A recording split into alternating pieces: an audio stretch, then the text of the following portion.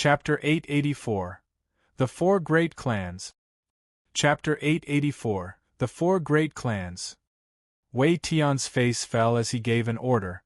Immediately cut the power supply to all the automatic units. Shut down the central computer. Go cut the supply to the Reapers as well. Understood. The soldier quickly left when he received that order.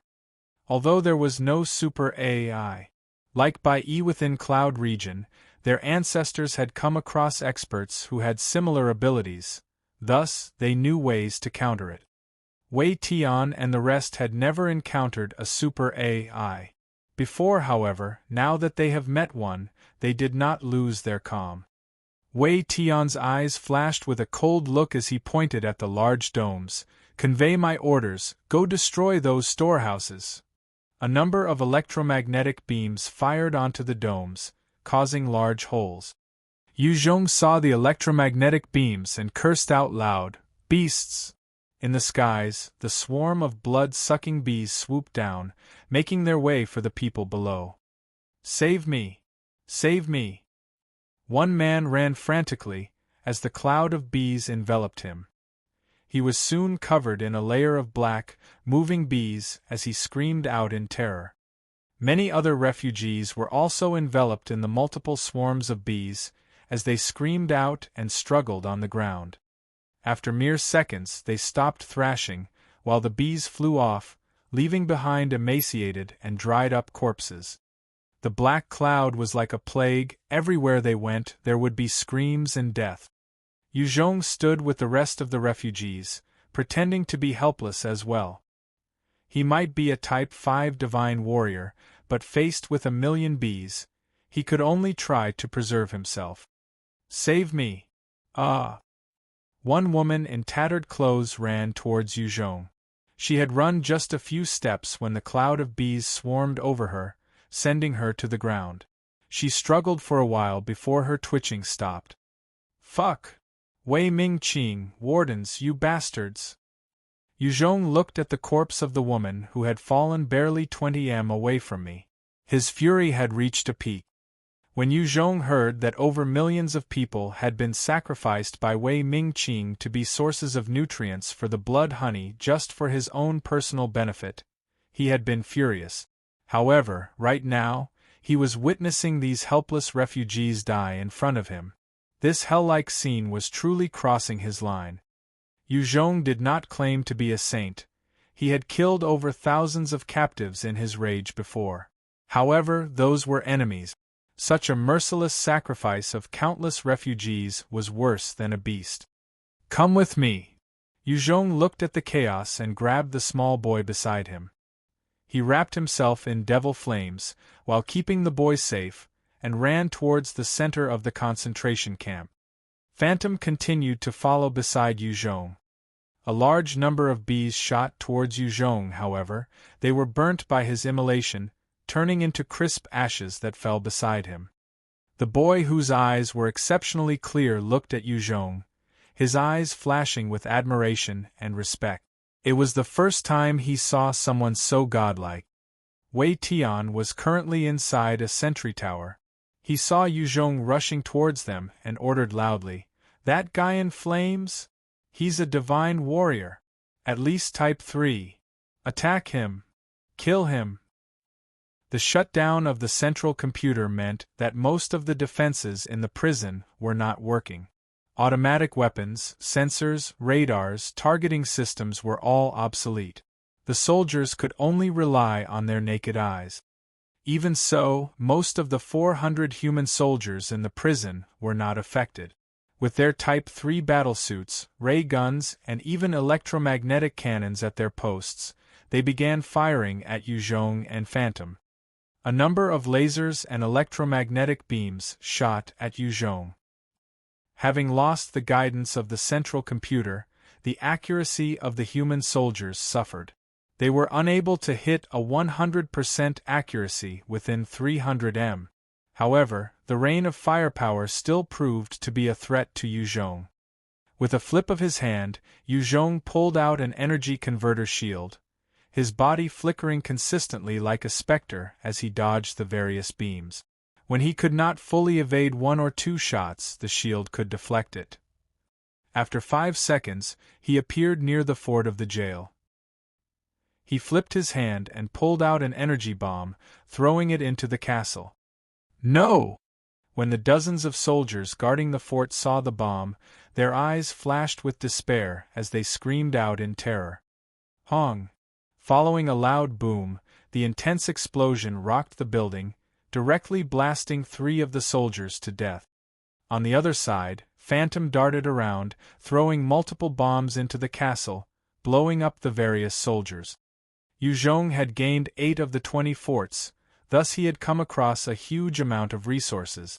He could basically afford to splurge on the energy bombs. Wei Tian, who had been hiding and observing, turned white upon seeing the destruction. He turned to his subordinates and hollered, "Go notify His Majesty and request for reinforcements. The enemies are 2 Type 5 divine warriors. If His Majesty does not send aid, the first prison is going to be destroyed. Hurry!" "Yes, Warden." The officer rushed out quickly, speaking to his own subordinate. Soon after, 12 warriors leaped onto their enhanced motorcycles and roared towards the direction of the capital. "Drag the time out. Before the reinforcements come, we need to impede those 2 assholes. If they break into the city, they will incite a rebellion among those not of good intent." After Wei Tian gave his order, he walked towards the deeper recesses of the jail. Wei Tian was just a Type 4 expert, and upon wearing the Type 4 battlesuit, under the enhancements, he could technically be at level 5. However, as he relied on an external source of power, he was still far from comparison against a proper Type 5 divine warrior. If he was not careful, he could easily be killed. He was not willing to die here. When that officer led his dozen subordinates about 1 kilometer away from the prison, they fired out a signal flare into the sky. As the bright light flashed, it soared over 100 meters before it exploded in a bright, red light, following by an intense rumble. Inside the capital, 20,000 city guards were eyeing the 12 flares in the sky, their eyes narrowing. The first prison is under attack. Those bastards actually dare attack out first prison, they must be tired of living. Wei Ye's face suddenly fell as he barked, "Not good. If the first prison did not use the central computer to send a message, this must mean that the enemy has a powerful AI. Not good, we definitely cannot let them succeed. Otherwise, half of our city will definitely fall. Li Jing, come over." One burly, bear-like general came over, wearing a Type 5 battlesuit as he saluted, "Commander." Wei Tian barked, "Bring 2,000 city guards with you immediately and make for the first prison. You must take out the enemies there without any mercy." Li Jing replied respectfully and left, "Yes." Soon after, a 2,000-strong unit of city guards, each of them wearing battle suits and armed to the teeth, charged out of the city, heading for the direction of the first prison. Inside the capital, there were many other eyes that had caught sight of the flare. Inside a luxurious villa, where surveillance and sensing equipment was scarce, there were 4 middle-aged men and 30 burly bodyguards standing and eyeing the distance. The 4 middle-aged men who were seated were the clan heads of the 4 strongest clans within the capital, beneath only the emperor. The head of the Dou family, Dou Meng, frowned slightly as he spoke. "That's the distress signal from the first prison. Why would they fire it? How come they didn't use the central computer to signal for help? Would Wei Tian make such a foolish mistake?" Zhao Xing, the head of the Zhao family, tried to assess. Wei Tian is one of the most talented people of the Wei family. He would definitely not have made such a mistake. If I'm not mistaken, he's likely pushed to the edge already. The people assaulting the prison is likely someone who has a super AI or some form of ability to control the machines and equipment inside. Other than that, they most likely have a Type 5 expert as well. Lu Yi, the head of the Lu family, had a glint in his eyes. AI, or an ability to control equipment. Isn't that what we sorely lack right now? What should we do? The head of the Chen family, Chen Mu, spoke slowly. Go dispatch some experts to welcome him. He must be invited here, otherwise, our plan would have to be shelved back again. Our time is running out. That lunatic Wei Mingqing is already insane. If he acts against us, we will all die without a burial ground. Chapter 885. Helpless. Chapter 885. Helpless. Chen Mu finished speaking, and everyone fell silent. Wei Mingqing had slaughtered over 1 million people without so much of an excuse. Such a vicious and tyrannical person had thoroughly frightened everyone within the city. Furthermore, he had eradicated those clans which opposed his position without mercy. Although this had shocked the rest of the clans, causing them not to speak up out of fear, in secret, many of them were filled with fear and hatred. They were unsure if they would be the next ones to be targeted. The undercurrents of a coup de grace was already brewing within the capital. If it wasn't for the mighty forces under Wei Mingqing's command, there would have been a rebellion long ago. Domeng continued solemnly, "Let's go rescue him. We must pull the person into our side. If we can control him, our success of taking down the inner city will increase by 30%.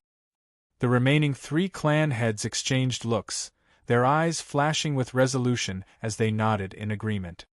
After the 4 clan heads made their decision, a small unit of 30 experts ran out towards the direction of the first prison. "I surrender! Don't kill me! I surrender!" Inside the first prison, a number of wardens had raised their hands in surrender, eyeing Yu Zhong and Phantom with fear as they walked out obediently. They were all human after all and were fearful of death. When Yu Zhong and Phantom killed over half the wardens in the first prison, it had crushed their morale instantly. Yu Zhong brought a gun coldly towards the head of one warden and spoke icily, "Where's the central computer?" The warden hesitated for a moment. The location of the central computer was classified. If he revealed it, it would mean his betrayal towards Wei Mingqing. A single electromagnetic beam directly pierced his head, causing white and red matter to ooze out from the hole. Seeing such a cruel scene, the little boy who had been standing quietly by Yu Zhong's left trembled a little. His face turned pale, yet he did not throw up. The refugees had come from afar, and due to the numerous deaths along the way, the little boy was already numb. After killing the warden, Yu Zhong pointed his electromagnetic gun towards another warden and barked, "Location." The warden was so frightened that he wet his pants as he cried out immediately, "Go along this tunnel, in another 50 m, then go downwards for another 30 m, you will see the central computer. Don't kill me. Please don't kill me. Better hope that you spoke the truth, otherwise only death will await." Yu Zhong eyed the warden coldly, before leaving the boy and White Bones behind. He then darted forwards, heading towards the central computer. Only by controlling the central computer of this prison, Yu Zhong could then gain control over all the weapons and equipment here. Retreat! Just as he was about to enter the basement, he felt a sense of danger arise, and he barked out loudly in alarm while stepping back explosively. Phantom was shocked as she activated her ability and flashed, disappearing from her location. Hong! With a loud bang, the entire entrance of the basement exploded, sending a powerful shockwave that billowed towards Yu Zhong. Yu Zhong's speed of retreat was quick, and he was able to get out of the epicenter. However, there were a few pieces of shrapnel that shot towards him. In response, he slapped out with his hands, knocking them away. After the dust settled, Yu Zhong's expression turned ugly when he discovered the rubble blocking the entrance. With his current abilities, it would take too much time to clear the debris. Yu Zhong eyed the tunnel and frowned slightly. "Seems like there are some intelligent people." Hong! Hong! Right at this time, there was an earth-shaking explosion somewhere in the first prison. The powerful blast traveled outwards, blowing many things away, shaking the entire place. Yu Zhong was also caught in the tremors, his balance affected. Bai Yi appeared on the handheld display, reporting, "Master, the backup energy generator of this prison has been blown up. If the enemy had cut off the power, then the entire prison is in a state of no power. There's no point in controlling the central computer then." This vicious move of Wei Tian had thwarted Yu Zhong's plans to control the first prison with Bai Yi. Purring! Yu Zhong slammed his fist furiously into a nearby wall, destroying totally. He was currently infuriated. Without the chance to control the first prison, then he could not make use of the facility to rescue the refugees. The millions of blood-seeking bees would soon suck the refugees dry. He forcefully suppressed his raging fury and ran towards the armory. Without the first prison, he would still sweep the armory clean. Inside the first prison, there were 2 Reapers, both their computer systems already destroyed. They were basically junk metal. Yu Zhong swept a glance across the area and decided to keep both the Reapers in his storage ring. That's a heavy assault helicopter. Yu Zhong had just left the armory when he saw a number of assault helicopters flying over. The total number was over 100, blotting out the skies. No good. Are they going to kill everyone here? Yu Zhong eyed the helicopters and felt a growing sense of unease. Yu Zhong rushed back to the room where they kept the captives and threw a watch to Phantom. "Phantom, bring the kid and go hide. Quickly leave this place. Those bastards have deployed huge numbers of assault helicopters. They're likely planning to level this whole place." Phantom's face turned pale as she asked, "What about you?" "I'll try my best to impede them, and buy you time to flee. Don't waste any more time, go now." Yu Zhong left immediately after speaking, disappearing from the place like a specter. "Don't go. Bring us along. Please, save us. Take us with you." When the captives heard that 100 assault helicopters were coming, their faces fell, and they began to beg. "Shut up, when those poor refugees were being sent here, you bastards did not even give them a chance. This is your retribution." Phantom shot them a cold look, before taking the boy as she ran out quickly. In a few breaths, she disappeared, leaving behind the wardens with looks of despair. Yu Zhong shot out like a bullet, coming to a small hill near the first prison. With a flip of his hand, he pulled out an electromagnetic sniper cannon. He then laid down on the ground before asking Bai Yi, "Are you able to gain control over them?" If Bai Yi could wrest control over all 100-odd assault helicopters, then Yu Zhong's military might would gain another huge boost once again. Bai Yi dashed his dreams. "Impossible! The enemy has already destroyed the computer systems and switched to manual. I have no way of establishing control. Guess we have to rely on ourselves." Yu Zhong then aimed his electromagnetic sniper cannon at the skies. After locking on to a target, he fired once. The electromagnetic beam flashed out, slamming into the rotor engine, directly destroying it. The moment the engine was lost, the helicopter lost control and began to wobble in the skies. When it descended to the ground, it exploded out with a loud bang. The region around it was consumed in flames. There were obviously terrifying energy bombs being transported on board. Taking out one helicopter with a single shot, Yu Zhong attracted the attention of the other helicopters as though he had struck a beehive, as 30 of them immediately changed directions towards him. Multiple electromagnetic beams began firing at Yu Zhong. Since they disabled their central computers, the accuracy of the soldiers all suffered. However, with their superior firepower, it was enough to suppress Yu Zhong, forcing him to evade constantly. The remaining 69 heavy assault helicopters continued towards the direction of the prison. In a camp of the first prison, one wall suddenly exploded, as the butcher-like Wu Huing walked out in tattered clothes, his eyes bloodshot. A large number of blood-sucking bees flew towards Wu Huing, however, the moment they got close, they would be enveloped by a mysterious force. Their bodies were then crushed by that unseen force, as the juices got squeezed out. Wu Heng laughed out madly, "Ha ha ha ha! I have awakened as a Type 5 divine warrior. I'm invincible! Ha ha! The world is my oyster now!" His arrogant and unbridled tone had shaken Phantom, who was fleeing. As she fled, she turned around to glance at Wu Heng, her eyes flashing with shock. Type 5 divine warrior? How did he awaken as one? During the journey to the prison, Phantom had assessed Wu Heng and did not discover anything off about him. Seeing him suddenly become a Type 5 divine warrior, her heart was full of shock.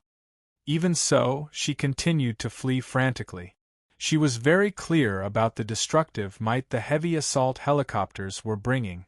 Even a Type 5 divine warrior would not be able to survive that kind of blast zone. Amidst Wu Heng's maniacal laughter, the fleet of heavy assault helicopters arrived above the first prison. Chapter 886. The Destruction of First Prison. Chapter 886. The Destruction of First Prison. The moment they entered the airspace above the first prison, the heavy assault helicopters began to unload all their energy bombs. Hong! Hong! Hong! Amidst the shattering explosions, the entire prison was bombarded by countless energy bombs. Everything inside was consumed, and the remaining 100 wardens inside died with despair and regret in their eyes, their bodies blasted to smithereens. Wu Heng watched the massive building crumble to the ground, his expression pale. Without any further antics, he turned around to flee. Although he had awakened as a Type 5 divine warrior, he did not think he could single-handedly crush the 20-m tall fortress. As he fled, there were still many blood-sucking bees chasing after him in a huge cloud. It allowed the helicopters to locate their target. Over 30 heavy assault helicopters turned towards him and flew after him. A number of electromagnetic beams shot down like rain, firing towards Wu Heng. Wu Heng might have awakened as a Type 5 divine warrior, but his combat experience was severely lacking. The air manipulation ability he had evolved was unable to reach its maximum potential. With the dense beams of electromagnetic beams, one slammed into his right shoulder, blasting it off instantly. A cloud of blood-seeking bees immediately swarmed over, sucking the entire right arm dry. Wu Heng tumbled twice on the ground before he got on his knees and kowtowed, pleading loudly, "It hurts! No! Please don't kill me! Please! I'm willing to serve you guys with all my life, spare me please!" In response, Wu Heng was showered with a multitude of laser beams, directly shredding him apart. At the same time, they flew over and let off a number of energy bombs. The moment the energy bombs landed, they exploded out with immense force, consuming everything around, including Wu Heng's corpse. The orders of the pilots were to eradicate all life of the first prison. They would definitely not allow someone like Wu Heng to survive. The powerful explosion caused a single shrapnel to shoot forward, penetrating the body of the boy beside Phantom. "Ah!" the boy screamed out as he crumpled to the floor. Phantom was shocked, and she hurried to carry him up. Placing her fingers on his nose, she discovered that he was still breathing, and she heaved a sigh of relief. She started to utilize her ability to flash through space, quickly escaping from the area. With her flash teleportation ability, which was an incredibly useful escape technique, even if she were to face a Type 6 divine warrior, as long as it was not a frontal confrontation, she would be able to flee. Having lost the help of the central computers, the heavy assault helicopters could not operate at their maximum efficiency. They did not discover the fleeing Phantom, instead, continuing to focus on the destruction of First Prison as per orders. Hong! Hong! Hong! Without anyone to stop them, the entire First Prison was turned into a burning land, as explosions rocked the place over and over again, blasting the various structures into smithereens. After a round of baptism through fire, the heavy assault helicopters in the air released one more volley of napalm fire. The blazing flames came to life, covering the entire place quickly, not leaving behind any chance for survival. Bai Yi's face suddenly appeared on the handheld device. The first prison has been thoroughly annihilated. Based on calculations, everyone within has died. Yu Zhong had set up a few surveillance equipment within the prison.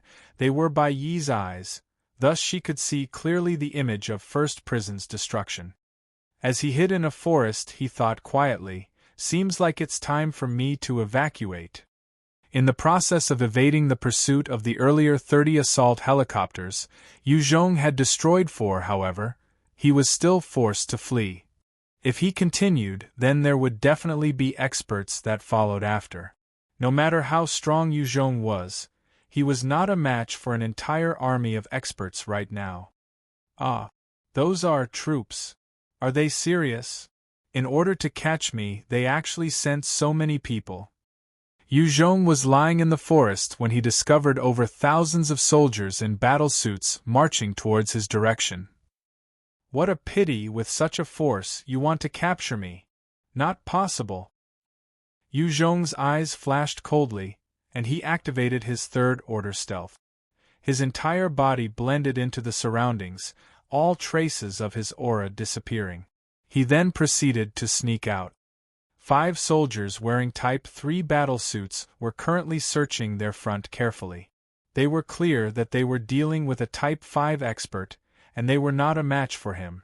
As long as they fought hard to survive and hold off the enemy, their friends would arrive with backup to eradicate the enemy. Atop a tree, Yu Zhong eyed the nearing 5 soldiers, and leaped lightly, landing on another tree.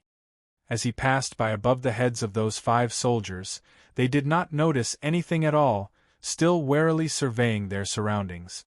With their acute senses, the rustling of grass and leaves would not escape their notice, but Yu Zhong managed to get past them with his third-order stealth. As he passed through the various teams, he finally arrived at the border of the forest.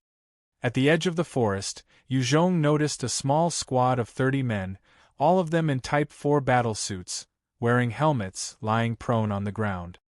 One of them asked softly, "Captain, the enemy has deployed 2,000 men to search the mountain.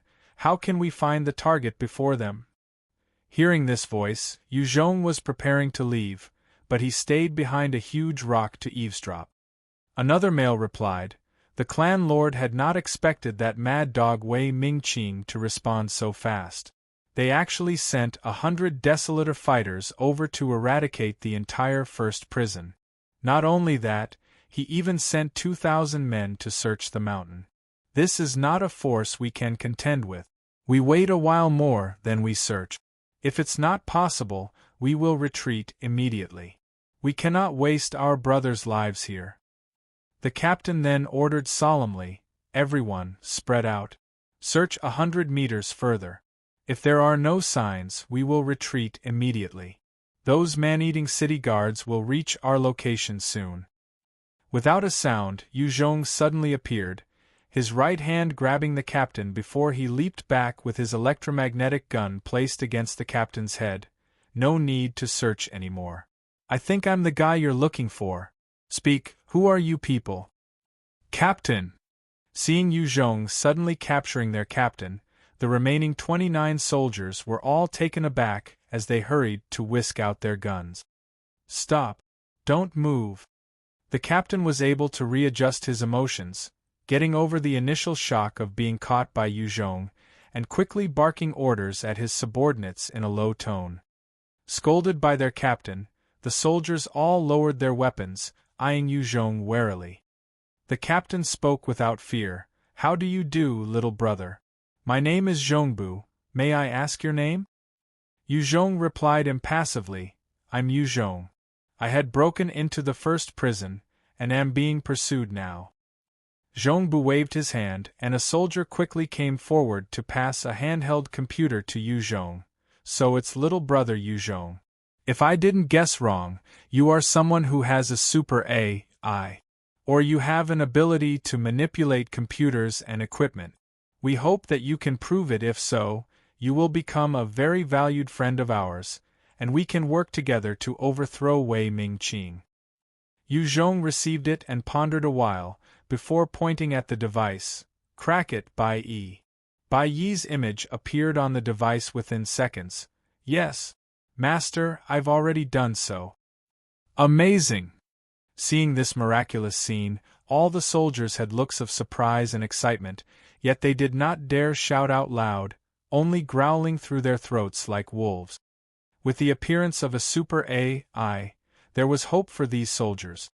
Wei Mingqing had controlled Cloud Region for years. With the control of the powerful central computer, no one had been able to resist his rule. All opposition had been entirely suppressed. Only with Yu Zhong and his super AI, there was a chance Wei Mingqing's central computer could be cracked. If Yu Zhong did succeed in bringing the central computer of the capital into his hands, he would possess 1/3 of the entire Cloud Region's force. Even if Wei Mingqing employed all sorts of methods to defend against the super AI, it would whittle away at his resources. Zhongbu then spoke respectfully, Sir Yu Zhong, we don't mean any offense. Please come with us, we assure you that you will receive the most fitting of service and hosting. In response, Yu Zhong asked, Who are you people? Zhongbu's eyes flashed with difficulty. Sir Yu Zhong, we cannot say. I can only tell you that we are opposing Wei Mingqing. When you see the clan heads, you will naturally know who we are. Please come with us. Yu Zhong thought for a moment before agreeing, fine. Chapter 887, Deployment. Chapter 887, Deployment. Deep in the forest, Phantom looked at the unconscious kid and frowned with worry. She did not like having a burden during missions. White Bones stood quietly by the side, its dark eyes flashing with demonic fire. Suddenly, the tall grass rattled beside her. Phantom's pupils narrowed, as she fixed her gaze over at the direction. A dagger appeared in her hands, and she was ready to pounce. Yu Zhong walked out from the grass, eyeing the kid. What's wrong with him? Phantom replied simply, He's in a coma and running a fever. At this time, a dozen other experts walked out from the grass. The moment Zhongbu came out and caught sight of Phantom, he stared right at her as he exclaimed, You're Phantom? Assassin Phantom! Hearing Phantom's name, everyone inside Zhongbu's unit faltered, their expressions full of fear and caution. Assassin Phantom was one of the sharpest daggers in Wei Mingqing's hands. She had killed many experts who had opposed Wei Mingqing before. Even a Type 5 expert of the rebels had been killed at her hands. She was a legend among the assassins. Phantom looked at them coldly, not saying anything. This was her character. Other than those she cared about, she held nothing else in her eyes. To other people, she was just an aloof beauty. Let's go. Yu Zhong took a look at the kid and left. White Bones took the kid into its arms and followed beside Yu Zhong. Phantom disappeared into the night. She was not used to being in a crowd, there was no sense of comfort. Compared to men, she trusted her dagger more. Zhongbu saw Phantom following Yu Zhong's instructions and was impressed, his valuation of Yu Zhong becoming higher. He could even subjugate the Queen of Assassins. This Yu Zhong is not simple. One soldier was licking his lips when he saw Phantom earlier, his eyes shining with lust. So that was the Queen of the Assassin world, Phantom? Truly beautiful. Let's go. With Zhongbu's command, all the soldiers quickly left. Since the 4 large clans had invited Yu Zhong, the moment they left the forest, they came to a clearing where a number of vehicles were long since prepared for them. The moment they came to a villa, a beautiful woman with long, black hair, a voluptuous body, and exquisite looks, came out to greet them. She was dressed in a white silk dress and her smile was radiant. Sir Yu Zhong, I'm Kai Wei, please come with me. Yu Zhong followed silently behind, as they came to a living hall. Inside the hall, there was a young man who was incredibly handsome. When he saw Yu Zhong and the rest, his expression immediately became professional as he welcomed them. How do you do, Yu Zhong? Welcome. I'm Zhang Huan, the leader of the largest Republican rebel group here in the city. Yu Zhong frowned, his mouth twitching as he shot a sarcastic look. Republican group? I have not heard of any such organizations within the capital. If you guys aren't sincere, then forget about it. Hiding the head while sending the tail, I'm not interested in cooperating with such riffraff. After that, Yu Zhong directly turned around to leave. Zhang Hui's face turned pale as he called out, "Wait, Mr. Yu Zhong, please stay behind, we can discuss this. We can discuss this." The 20 bodyguards who looked skilled stood in front of the door and shuffled to block his way. Yu Zhong eyed those 20 bodyguards, his gaze turning incredibly cold. A strong killing intent emitted from him as he declared, "Are you all seeking death?" The 20 bodyguards were thoroughly spooked by that oppressive killing intent, and their expressions flashed with fear. However, they gritted their teeth and remained where they were. Yu Zhong kept his gaze level as he spoke icily. "Fine, since you're looking to die, let me send you on your way." At his current realm, killing 20 Type 3 Divine Warriors was an easy feat. A wizened voice resounded from the side as 4 middle-aged men stepped out. "Stop, Yu Zhong.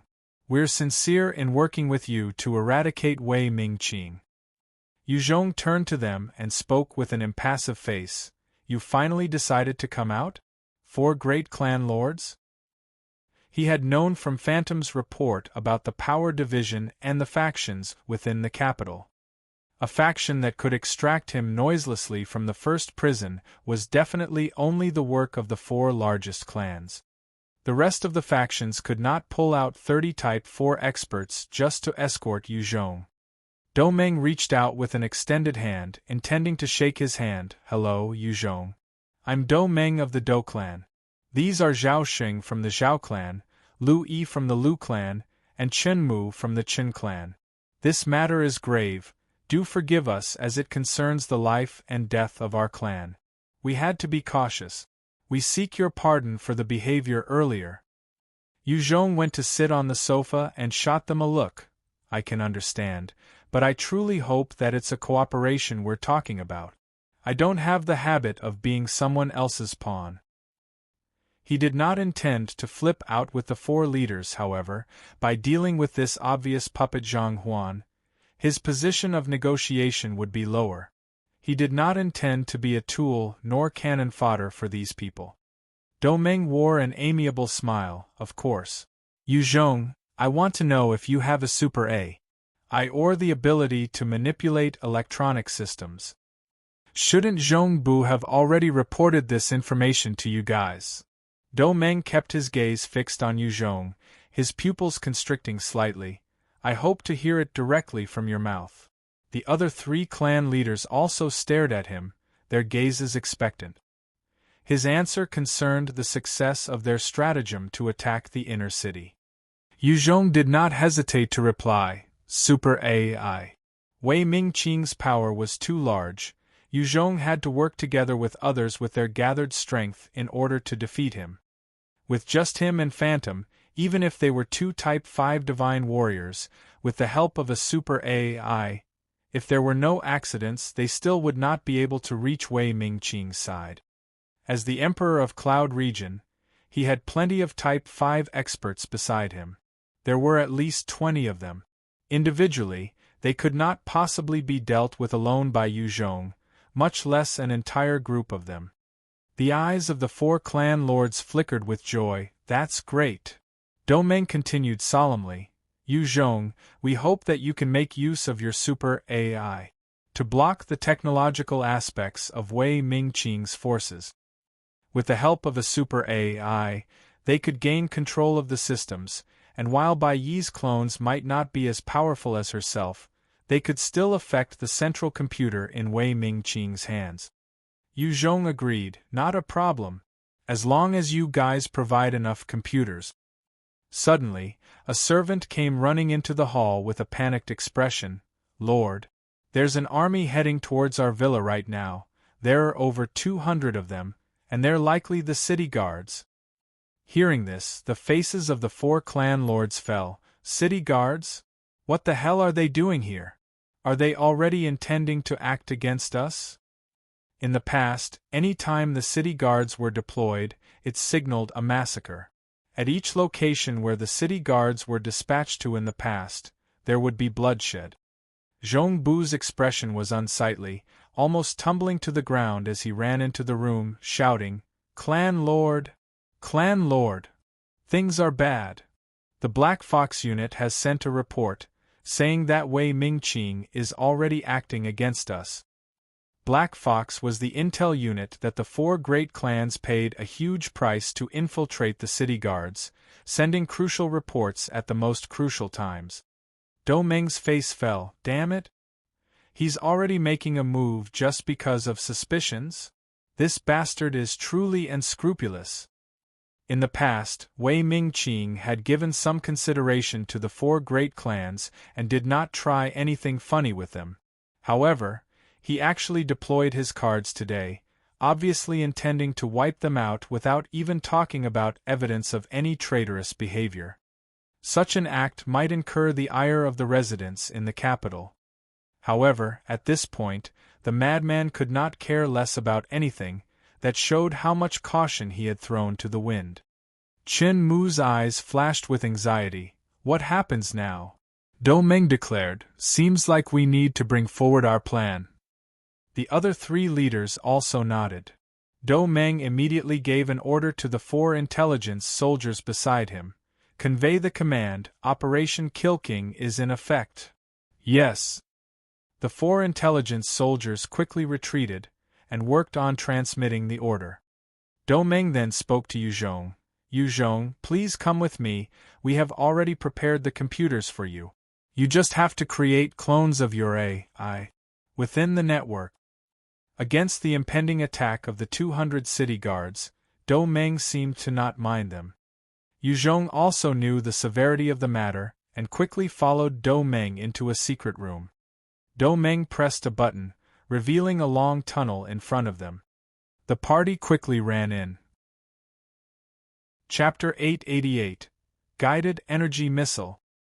Chapter 888 Guided Energy Missile. After venturing about hundreds of meters underground, Yu Zhong finally came across a room that had multiple handheld computers set up, with 20 humanoid robots standing guard as well. The 20 humanoid robots were special assistants sought by Do Meng especially for Bai Yi.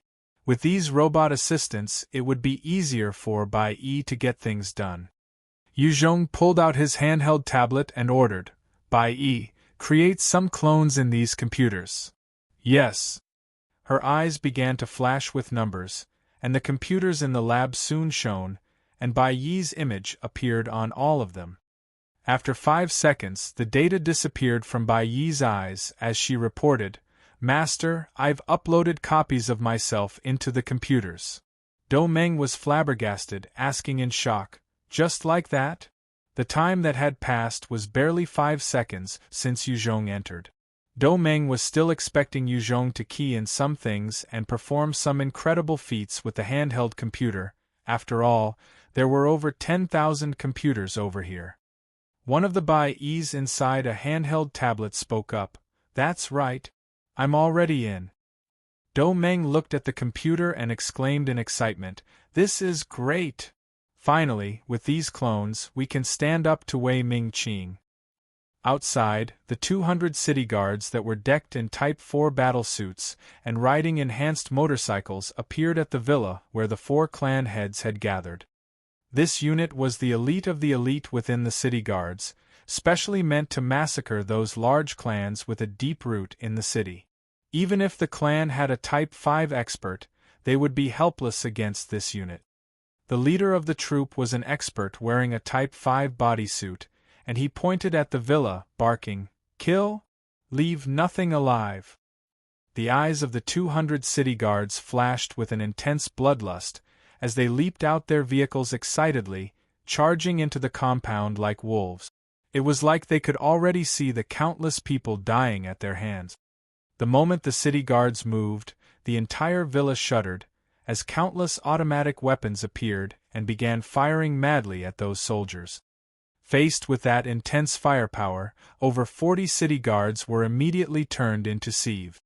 The rest of the 160 were able to maintain their reaction and quickly ducked behind cover the moment the defenses got to work. Humph! The 4 great clans really are planning to rebel.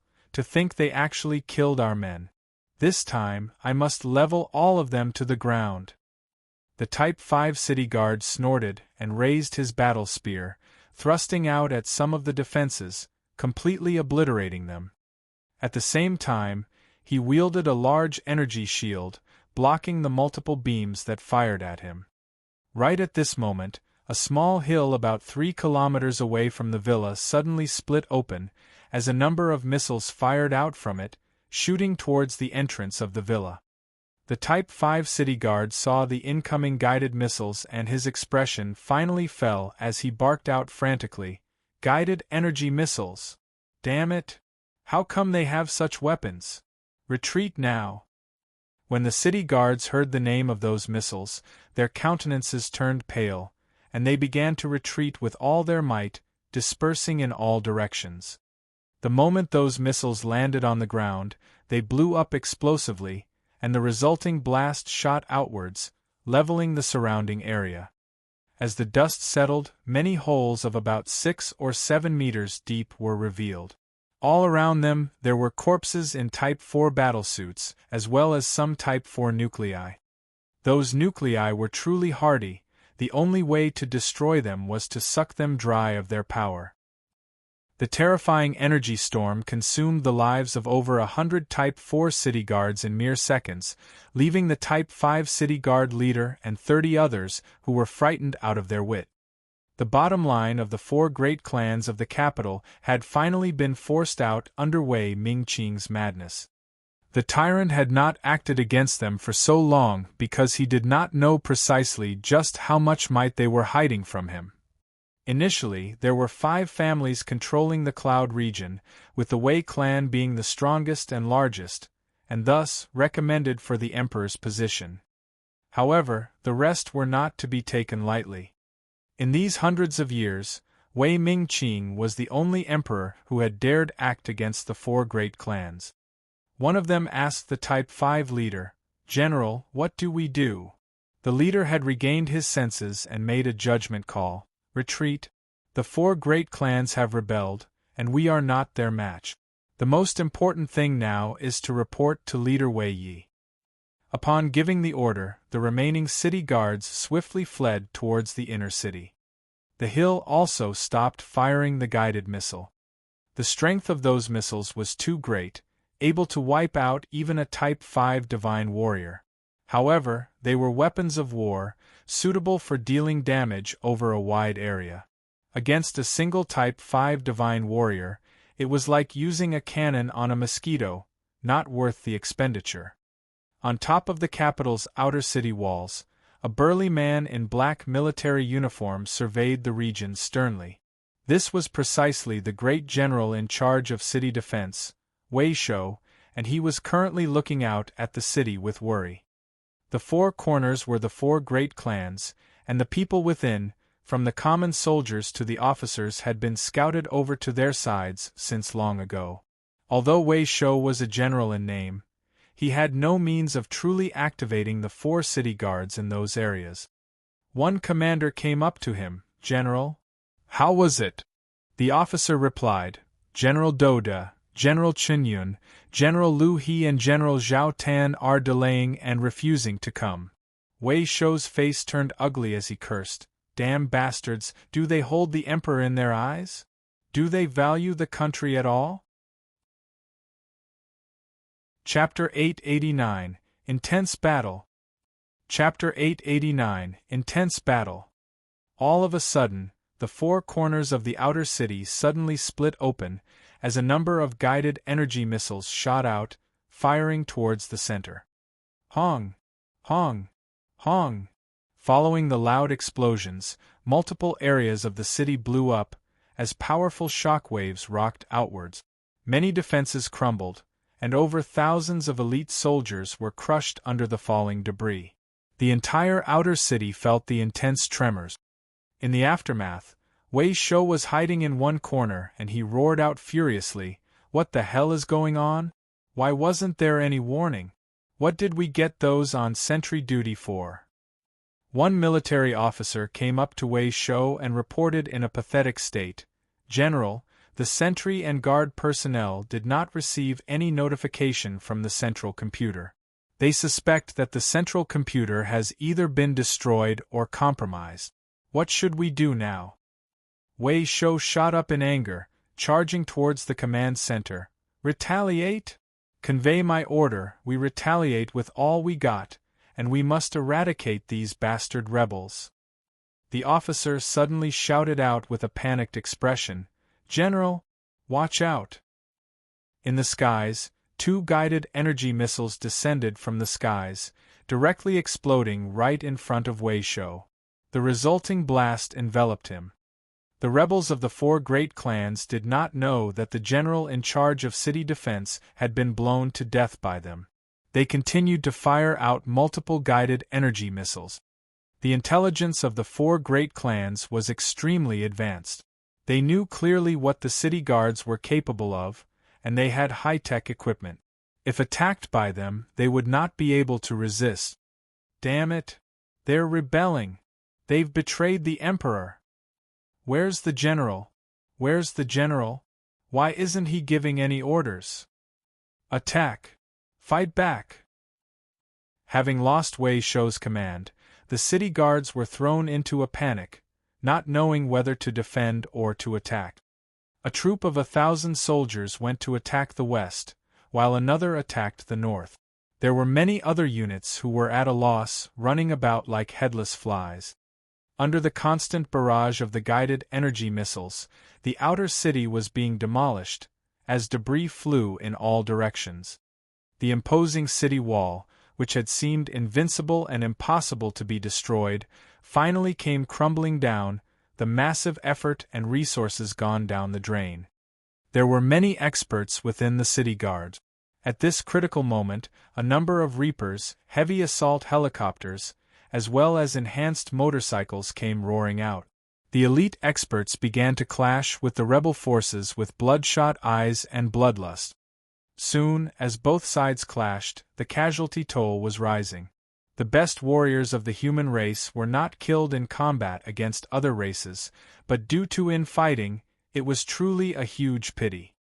Wei Mingqing wants to kill all of us to help himself break through to the Type 7 realm. Everyone, stand up against him, and wipe out this demon. Otherwise we will just be fodder for him. Wei Mingqing is no longer a human, he's a freak now. Let's revolt. The 4 great clans have begun to rise against Wei Mingqing's tyranny. Outside the capital, we have over 2 million allies. We will definitely win this battle. Everyone, join us and eradicate Wei Mingqing. Or else we'll only face death in this godforsaken land. The various pawns planted in the capital began to act. Those various upper clansmen who had trembled and stayed silent under Wei Mingqing's tyranny began to respond as well, leading their own clan to join the uprising. Wei Mingqing relied on slaughter to maintain his rule, especially massacring those that oppose him without any constraint. This has already caused alarm and fear in the rest of the clans. They were long since upset with his rule, they were just afraid of voicing it out. Now that the 4 great clans had taken the lead, their pent-up feelings exploded out. As the mob grew, those police and moles that belongs to Wei Mingqing were dragged out and killed. Those who were loyal to him were quickly captured and forced to make a choice: defect or be killed. The elite city guards were forced to retreat within the inner city. The rebel troops of the 4 great clans did not immediately launch an attack on the inner city. Instead, they swept through the entire outer city, ensuring no loose ends were left and that the city was thoroughly in their control. After that, they began to deploy the various troops to the battlefield between the city guards and rebels. The 4 great clans were clear about the might of the city guards. They were truly the most outstanding elites with advanced equipment, resources, and training. Other than the Shui Luo guards, no one could be a match for them. Furthermore, they had retreated into the inner city and were defending it, preventing the rebel troops from invading. While the four great clans could take down those in the outer city, it was because that was their turf, and they had many pawns set up everywhere. Each pawn that was activated could cause the death of a unit. They had to leave the tough city guards for the last. Once they have taken out the outer city troops and regathered all their forces, it would then be possible to launch an all-out attack and assault the inner city. As both parties were at a standstill, numerous guide energy missiles fell upon the inner city like rain. The various radar-like devices within the inner city got activated, firing out beams that formed a huge energy shield above them. When the guided missiles struck the shield, they exploded and caused ripples. There were guided energy missiles within the capital as well. The next moment, one could see the ground within the inner city splitting apart, as multiple missiles were fired in response, shooting out of the region. "They've fired! Fools! Go to hell!" The officers of the four great clans watched the retaliating firing of missiles with cold, sarcastic looks. When the missiles passed the energy shield, they suddenly turned around and slammed into the shield, causing more damage to it and whittling down the energy. At the same time, the rebel troops within the city began to attack the energy shield, firing their weapons at it, causing ripples and wearing it down. The energy shield of the inner city was truly hardy, but the energy consumption was likewise astounding. The more powerful the attack, its energy spent would be larger. As long as the threshold was met, the entire shield would collapse. However, before it crumbled, the inner city was still as protected and solid as a rock. The head of the inner city guards, Wei Meng, looked out into the distance, his expression steely. He was silent for a long while before speaking slowly. Jin Sheng, a subordinate wearing a Type 5 battlesuit, stepped forward. "Your subordinate reports." Wei Meng stared at him and spoke. "Go take 5,000 city guards to attack the rebel. They have a super AI with them. The firepower support I can provide is very little. Do you have the confidence to crush them?" Jin Sheng's tone was filled with pride as he replied, "Your subordinate promises to finish this task." Wei Meng waved his hand, set off. "Yes." Suddenly, the city gates opened, and 5,000 city guards wearing battlesuits charged out under the lead of their various commanders, swiftly attacking the rebel troops of the four great clans. Without any preparation, the rebel troops were only able to fire off 2 volleys before the 5,000 city guards sliced through them like knives. In this battle, the disparity in strength between both parties was highlighted. Many of the rebels were easily slaughtered in the clash. The intense battle went on for not long, and the rebel forces on the front lines were forced back. The 5,000 city guards continued to slaughter their way throughout the crowd, and the situation fell into a deadlock. Wei Meng looked at how easily the rebels were being killed with a condescending look. Bunch of riffraff. Even if you have a super AI, you can't beat our city guards." On the battlefield, Jin Sheng was like a rampaging tiger. He charged everywhere. The battle spear in his hands would pierce out and kill the rebel soldiers like it was nothing. He would laugh maniacally, his visage frightening and evil. Right at this time, there were sounds of whirring from the distance as a dozen assault helicopters flew over.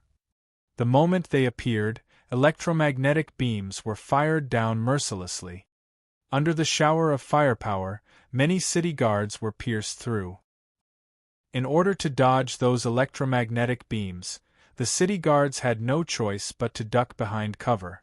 However, it was not enough, as the missiles fired were enough to blast their cover and the soldiers to smithereens. Wei Meng looked at the sudden appearance of the assault helicopters and lost control, slamming his fist into the wall, leaving a deep imprint. Beasts! If it were not for the Super AI, the capital could easily make use of their targeting missiles to take down these assault helicopters. Being unable to utilize those automatic targeting missiles meant that no matter how much the capital was firing laser beams, they were unable to hit them accurately.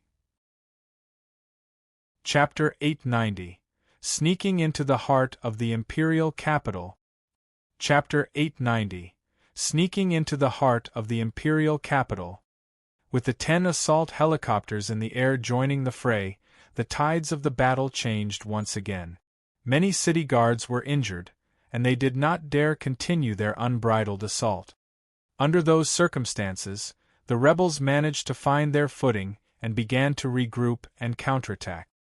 Soon, 100 heavy assault helicopters also flew out from the capital, flying towards those from the rebel side. It was just that when the capital's helicopters had just joined the fray, 40 Reapers that had been lying in wait suddenly appeared.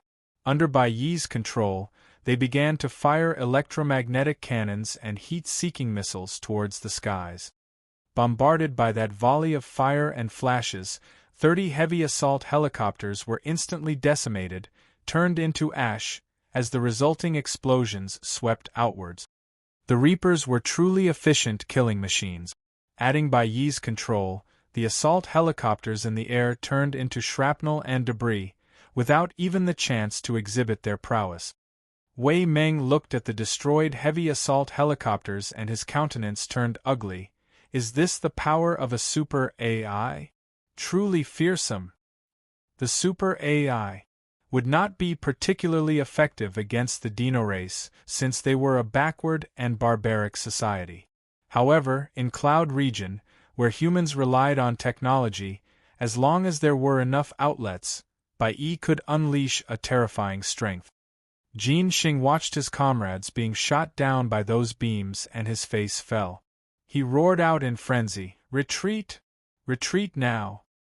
The assault of the 40 Reapers was too ferocious, easily slaughtering the city guards, who tried to put up a resistance but crumbled in the end. The remaining soldiers quickly retreated back towards the inner city under Jin Xing's lead. No one noticed that as the city guards were retreating, a certain figure wearing the city guard uniform had joined them noiselessly.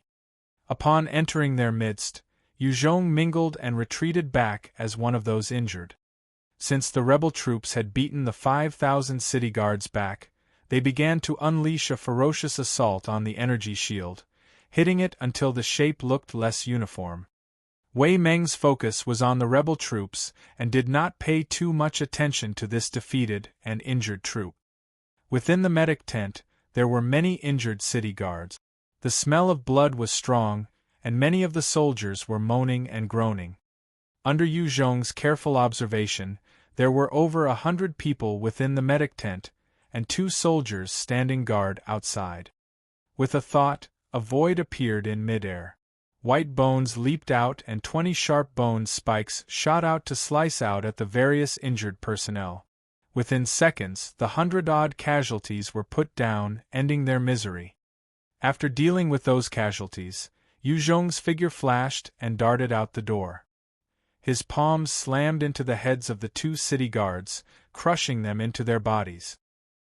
He then activated his third-order stealth, noiselessly traversing through the camp. His target was the central computer of the capital. As long as he could obtain the information from the capital's central computer, Yu Zhong's mission on the Third World would be complete. Without it, even killing Wei Mingqing would not be a satisfactory end. He passed through the various parts of the city. Many people were hiding within their own residences, eyeing the shield that was being broken down with fear. The moment the shield crumbled, hell would await the citizens of the inner city. There was nobody along the way, thus, he was able to infiltrate the most lavish-looking building within the city. The layout of the center was different from other places, as there were many elite soldiers standing guard, keeping an alert lookout for their surroundings. Even Yu Zhong would not be able to sneak in without a problem.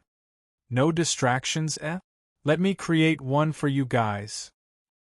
He observed the surroundings carefully, and with a thought, a Reaper appeared out of nowhere. The moment the Reaper appeared, it began to unleash carnage, as countless laser and electromagnetic beams were fired out like rain, aiming for the clueless city guards. Hong! Hong! Hong! With the explosions, many of the city guards were blown to bits by the intense firepower. Enemy attack! Enemy attack!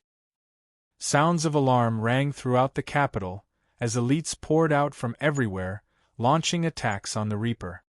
Initially, a single Reaper would be nothing to this inner city that was installed with countless automated defenses.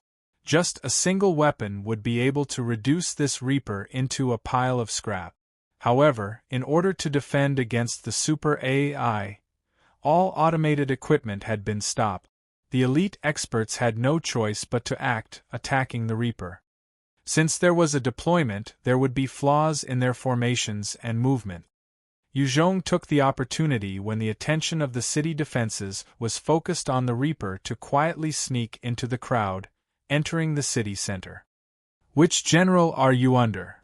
Barely moments after Yuzhong sneaked into the imperial capital, a Type 5 battle suit-wearing expert came over, flanked by 4 subordinates, as he barked out at Yuzhong. Yuzhong began to exclaim in urgency and panic, "Sir, I have something to report to the superiors.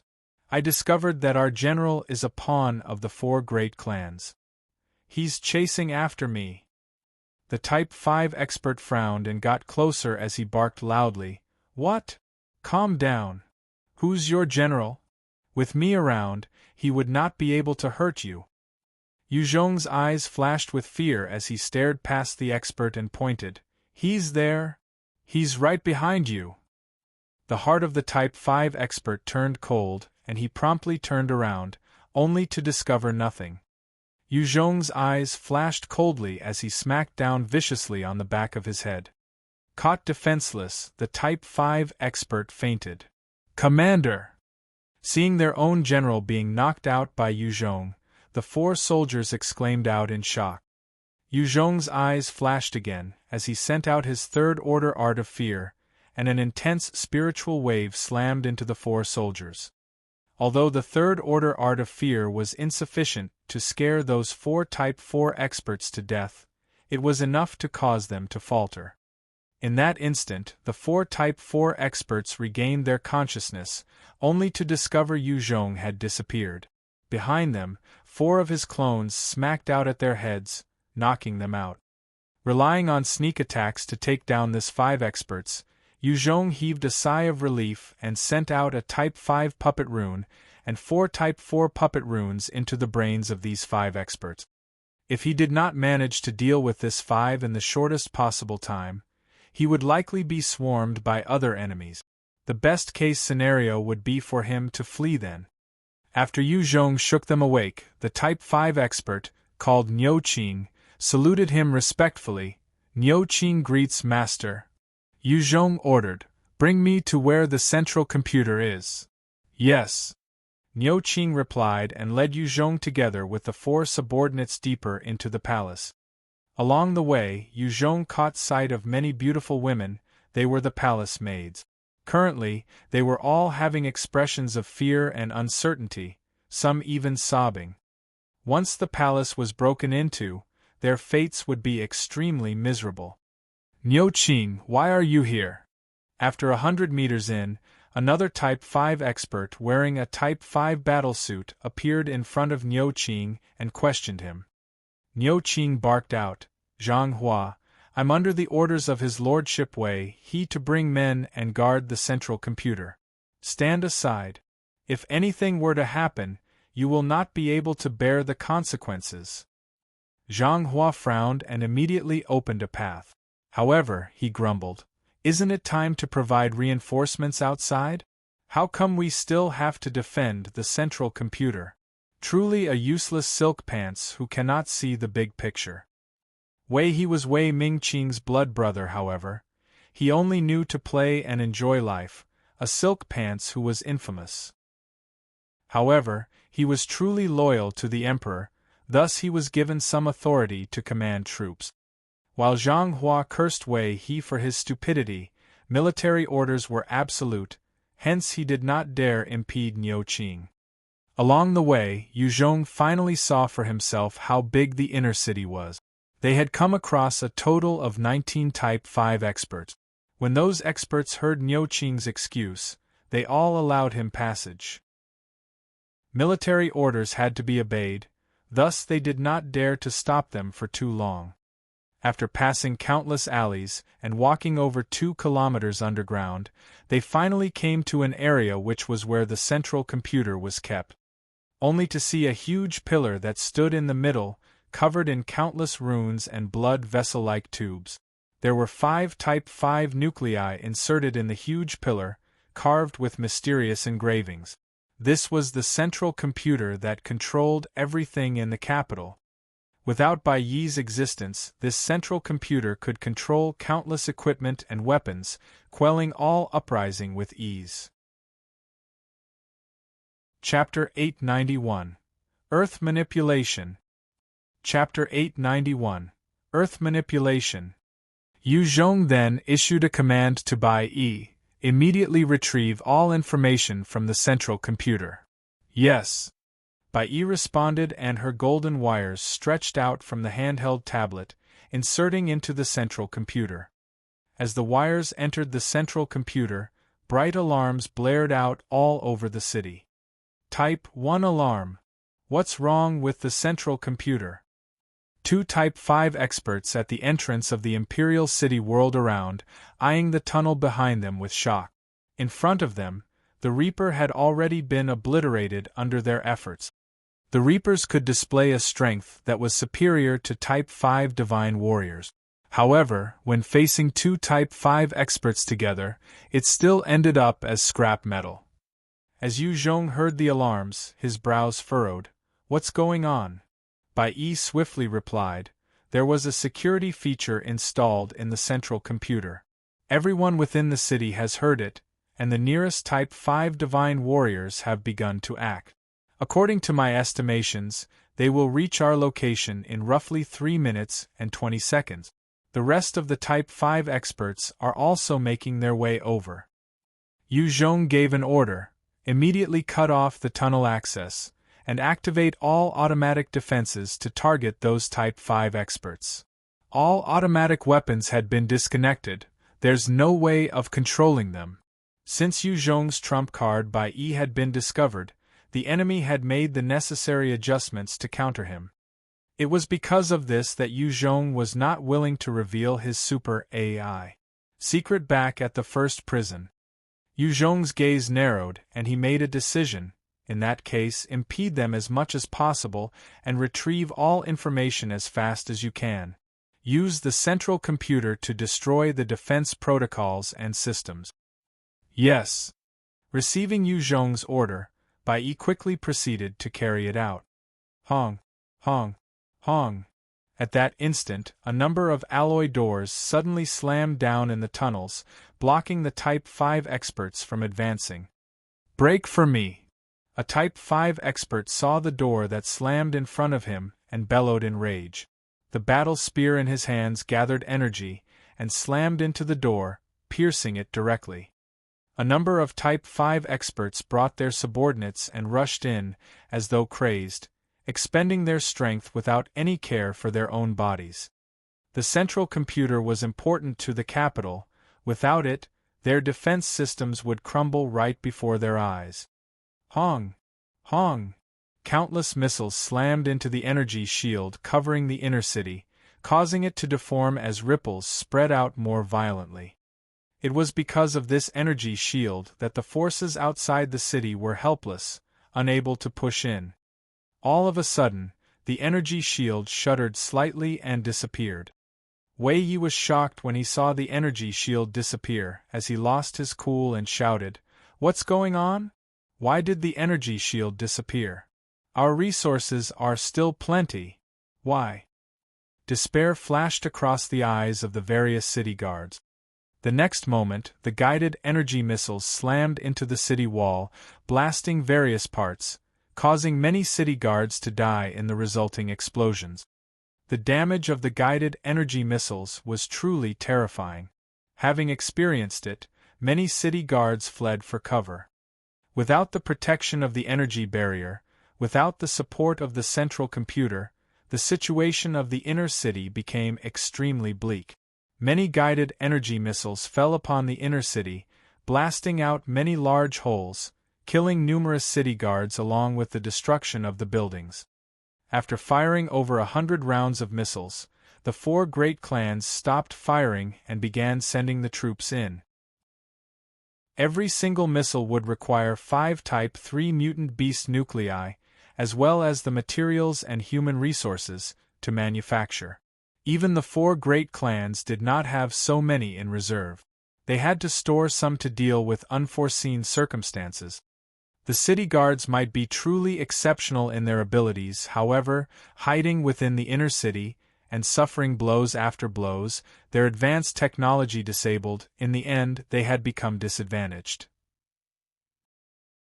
Under the cover of the Reapers and heavy assault helicopters, the rebels continued to surge in, advancing further in. However, inside the capital, there were many other powerful experts. They clashed with the rebel troops, slaughtering the rebels as best as they could. There were even some city guards that charged through the ranks of the rebel soldiers, causing carnage and mayhem.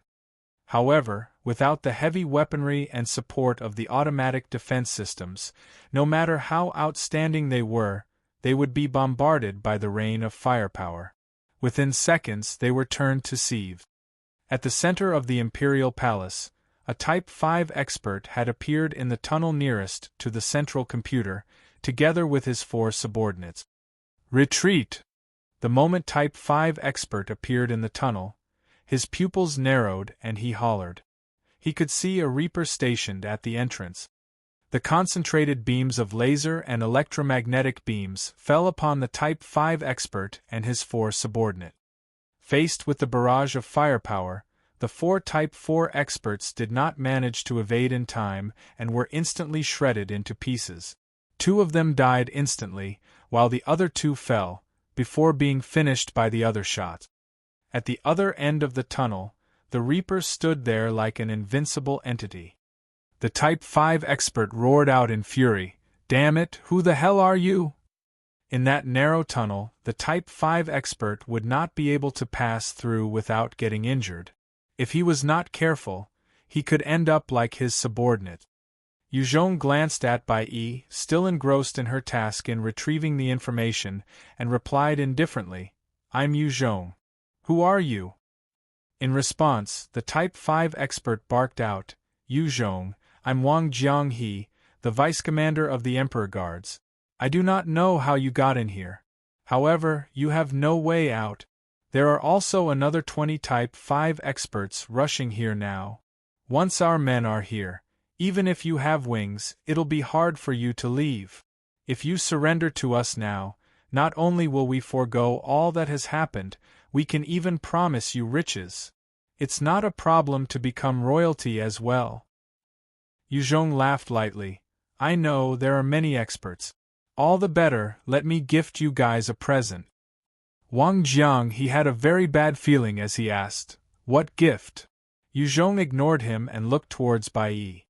The last streams of data flashed out of Bai Yi's eyes as she spoke up, "Download complete. All the information has been retrieved." "Good. Time for us to go." Yuzhong chuckled and pulled out a level 3 skill book, Earth Manipulation, as he tapped it on himself. With a bright flash, a new bronze rune appeared in his sea of knowledge. Yuzhong had come a long way back on Earth. He had plenty of skill books with him. He had a number of the Earth Manipulation skill book. It was just that he had never used them, hence he kept them in his storage. The moment the rune took form, a huge amount of life force surged into the rune, transforming it, causing more engravings to appear. Congratulations on learning the Earth Manipulation skill. Congratulations, your Earth Manipulation has been raised to the 2nd order. A number of notifications rang out. With the life force he absorbed from killing experts, the new skill had instantly reached the 2nd order stage. Yuzhong leaped up once, jumping on top of the huge pillar. He then sent a powerful fist smashing into the glass, destroying it. He then retrieved the 5 Type 5 nuclei and kept them in his storage ring. After taking them, he pulled out his electromagnetic cannon and fired twice into the ceiling, blasting 2 large holes. He then jumped lightly, grabbing onto one of them with his arm. Pushing the Earth Manipulation ability, the earth split apart, revealing a huge tunnel. He flipped and twirled into the crack, continuously pushing the ability to split the earth to create a tunnel for himself. The puppet Niu Qing also followed behind, as they both disappeared quickly. Hong! Following a loud explosion, the Reaper that Yu Zhong left behind was finally destroyed by 5 Type 5 experts working together. They hurried into the hall. Shit! We were late, he escaped. Seeing the large fissure, Wang Jianghe and the other 4 had ugly expressions. Not good. Evacuate. His gaze fell upon the numerous remote-controlled energy bombs and he cried out. Chapter 892 Invincible Wei Ming Qing. Chapter 892 Invincible Wei Ming Qing. Hong, Hong, Hong. The various remote-controlled bombs planted in the hall went off, consuming the 5 Type 5 experts. The high-tech, sci-fi pillar that was the central computer was also obliterated in an instant. Some distance away from the Imperial Palace, the ground suddenly split apart. Yu Zhong jumped out from within, his complexion pale as he gasped for breath. Casting the earth manipulation ability constantly had taken a toll on his spirit and stamina, causing him to be in an exhausted state. As he breathed hard, he thought to himself, "Thankfully I've become a Type 5 expert. Otherwise, I would have been buried within the earth." This time it was truly risky. It was not as easy to traverse underground as I thought. There was a limit to a person's strength. Even a Type 5 warrior was not omnipotent. After recovering, Yu Zhong dashed into a small and dark alley, eyeing the main part of the Imperial Palace. That was just an appetizer. The real present is about to be delivered. At the same time, the missile pads of the 4 great clans opened, firing multiple guided energy missiles, shooting for the center of the city. Hong! Hong! Without the energy shield to defend, the numerous missiles slammed into the city center, causing a devastating effect. The beautiful city center was blasted into pieces under the multiple explosions, buildings crumbling everywhere. Seeing this, Yu Zhong heaved a sigh of relief. There had been over 20 Type 5 experts within. Each of them was wearing a Type 5 battlesuits and were monstrous existences. If they took part in the battle, they would be able to slaughter thousands with ease. If they could all be wiped out with the energy missiles, that would be the best. Wei Mingqing's brother Wei he was too stupid, keeping the 20-odd Type 5 experts within the palace to ensure his safety. It was a waste of their abilities. These Type 5 experts were the best blades, not shields. Offense was their forte. If they had to defend, their flesh bodies could not possibly withstand the effects and damage of the missiles. Wei Mingqing is dead. Surrender and be spared. Wei Mingqing is dead. Surrender and be spared. Seeing the city center turn to dust, the rebels began to holler as they charged at the city guard. Surrender! I surrender! Seeing the city center being destroyed, many of the city guard lost their nerves, their countenances pale. Many of them abandoned their weapons and surrendered immediately. Without an object of idolization, they did not know what else to fight for. Your Majesty! Long live your Majesty! Many other city guards lost all rationality, and with despair in their eyes, they charged forth in a suicidal fashion, battling till they died. The tides of the battle were surging in the favor of the rebels. At this time, from a lake about 3 kilometers behind the city center, a large water pillar shot towards the skies. A powerful expert emerged from the water, his hair floating about, as his body emitted a powerful bloodlust. His features were extraordinary, his countenance overbearing. This middle-aged man took a look at the scenario in front of him. With a flash, he appeared on top of a building in the center of the battlefield in barely 5 seconds. He looked down with an aloof and disdainful gaze, declaring coldly, "This seat is here. You commoners dare to rebel. Aren't you afraid that this seat will eradicate all 9 generations of your families?" This person, who was covered in thick bloodlust, was the Emperor of Cloud Region, Wei Ming-Qing. Is that a Type 6 divine warrior? Yu Zhong hid in a corner, quietly assessing the Emperor of Cloud Region. His heart beat faster with alarm, as a strong sense of danger arose in his heart. The rebels saw Wei Ming-Qing, and their eyes were filled with fear, their fighting spirit sinking. Wei Ming-Qing had ruled Cloud Region for over 20 years. His rule struck deep in everyone's hearts. If it was not for this period of his insanity, in the past 20 years, he would still be referred to as a great emperor. Facing this emperor, many of the rebels were shaken. One Type 4 expert barked out in a clear voice, "Wei Ming-Qing, you've fallen to the dark side, killing innocents. Millions of people have died because of you. Today shall be the day you die." What a joke! The entire Cloud Region is mine. You are all my subjects. If this seat wants anyone to die, that person has to die. Those million refugees were just lowly peasants. Exchanging their lives for this seat's progress is an honor for them. You ants, you dare to revolt? This seat will eradicate all 9 generations of your families. Before that, all you traitors will be dealt with right now. Wei Ming-Qing's eyes flashed with a vicious light as he barked out in anger. In a flash, his entire body was covered in a thick fog of blood, and he charged right into the midst of the rebels. The moment he entered their ranks, the rebels were swept up in the blood mist, twisting and shrieking as they were sucked dry. The thick blood mist covered a region of over 100 m. With his speed of Mach 2, in a single pounce, there was a trail of human corpses. The Type 4 expert eyed the incoming blood mist, his body glowing brightly. He thrust out with his battle spear viciously, as a beam of energy shot into the blood mist. However, it was to no avail, as the blood mist continued to spread towards the expert, enveloping him. In a breath, the blood mist continued forward, while leaving behind a corpse with a look of despair on his face. The rebel forces continued to fire out lasers and electromagnetic beams at the blood mist. However, all they did was to pass through the mist, not doing anything to it. Each time the mist swept past the rebel troops, more soldiers would be sucked dry of their blood. "Flee! Help! Save me!" Seeing such a desolate scene, the originally low morale of the rebel forces crumbled. Many of the soldiers abandoned their equipment and were fleeing in all directions, escaping from the terrifying blood mist. Yu Zhong looked at the blood mist, his heart full of shock. What the hell? Is this the might of a Type 6 expert? This is too sick.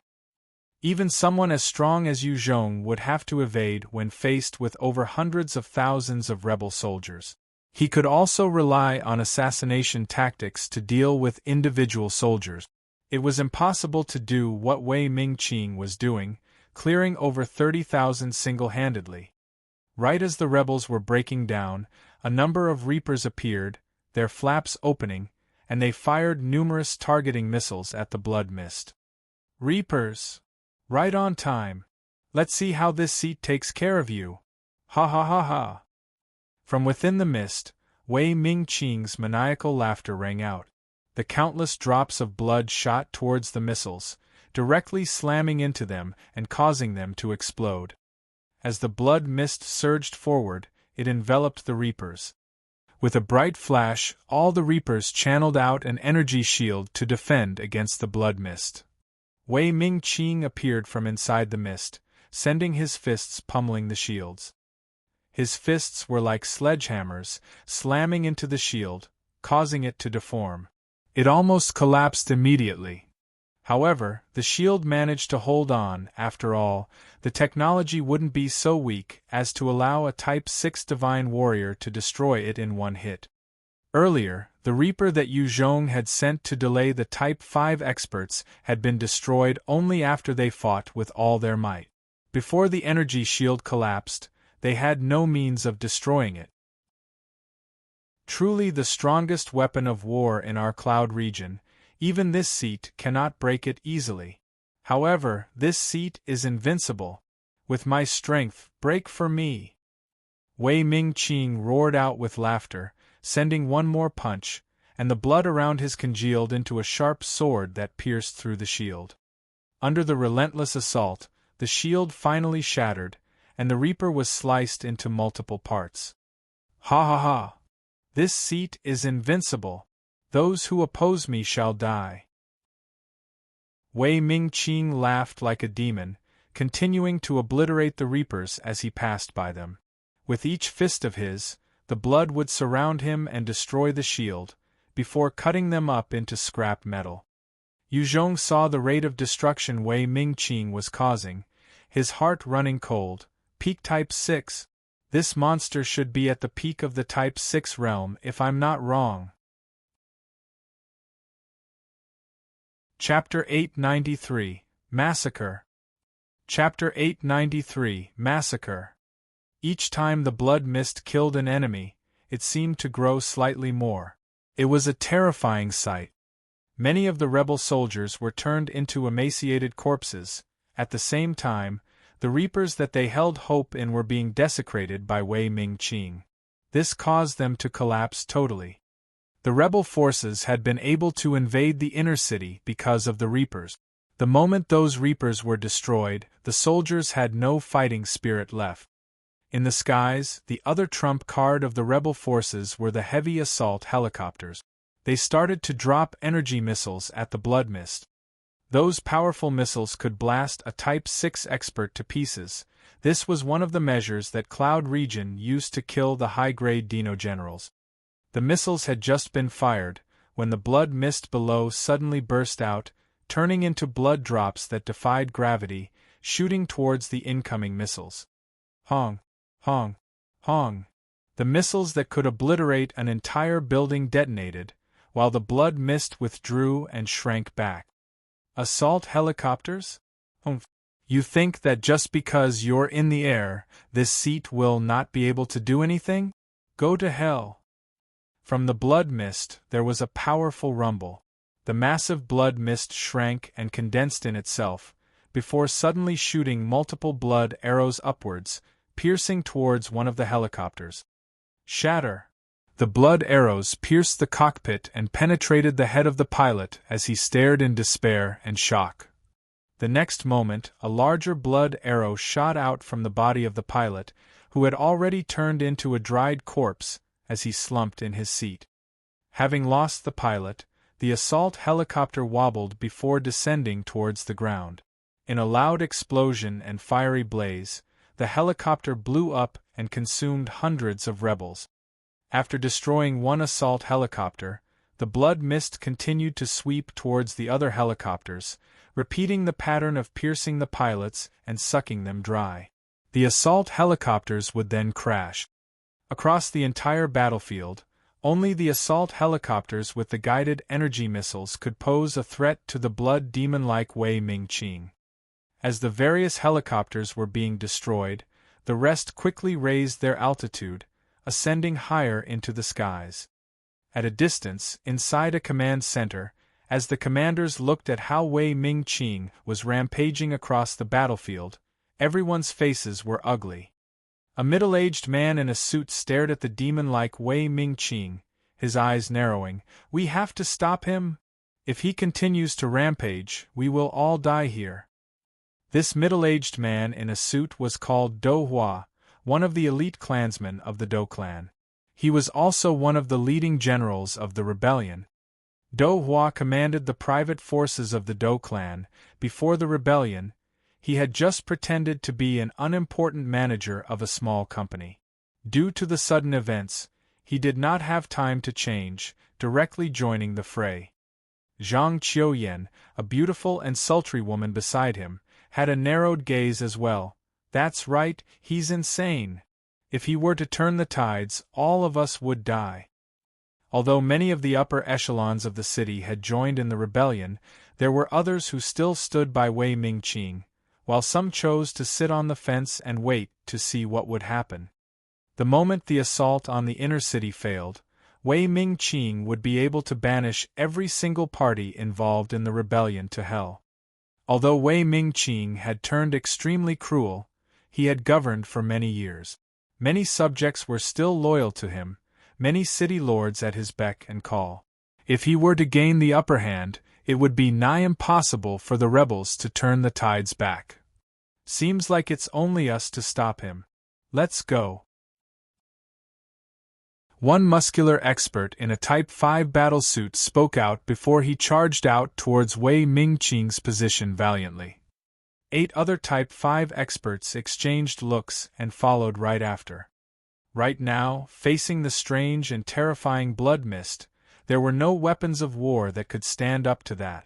The only way was to rely on those Type 5 experts who could utilize the Type 5 battlesuits. Ordinary people were basically like ants in front of Wei Mingqing's blood mist. The moment they were enveloped in it, they would lose their lives. The leader of the group of Type 5 experts appeared in front of Wei Mingqing in a few breaths. With a wave of his hand, a powerful freezing energy emitted out from his hands, freezing the drops of blood. As the frost met the blood, part of the blood mist turned to huge chunks of ice and fell to the ground. The seemingly endless blood mist began to shrink at a rate visible to the naked eye. Zhao Chun, it's you. Truly the one known as the top ice user. Impressive. However, in front of this seat, you're just a slightly stronger ant. This seat is the true invincible existence of this world. I have already broken through to the Type 6 Divine Warrior realm, soon to reach the Type 7 that no one in history has ever reached before. At that time, this world would be a toy in my hand. Why oppose me? How dare you guys oppose me? Following a bellow of rage, Wei Mingqing reformed and stepped out of the blood mist. His eyes were bloodshot, his entire body covered in the blood that seemed to have a life of its own. He truly looked like a demon, emitting an overbearing and terrifying aura. At that instant, Wei Mingqing seemed to break through the air, passing by the freezing field. He appeared right in front of Zhao Chun, his right hand like a claw. It was wrapped in a thick, bloody aura that aimed for Zhao Chun's head. That claw was simple, yet its might reached an unimaginable level. Zhao Chun could only stare wide-eyed at the incoming claw, unable to react.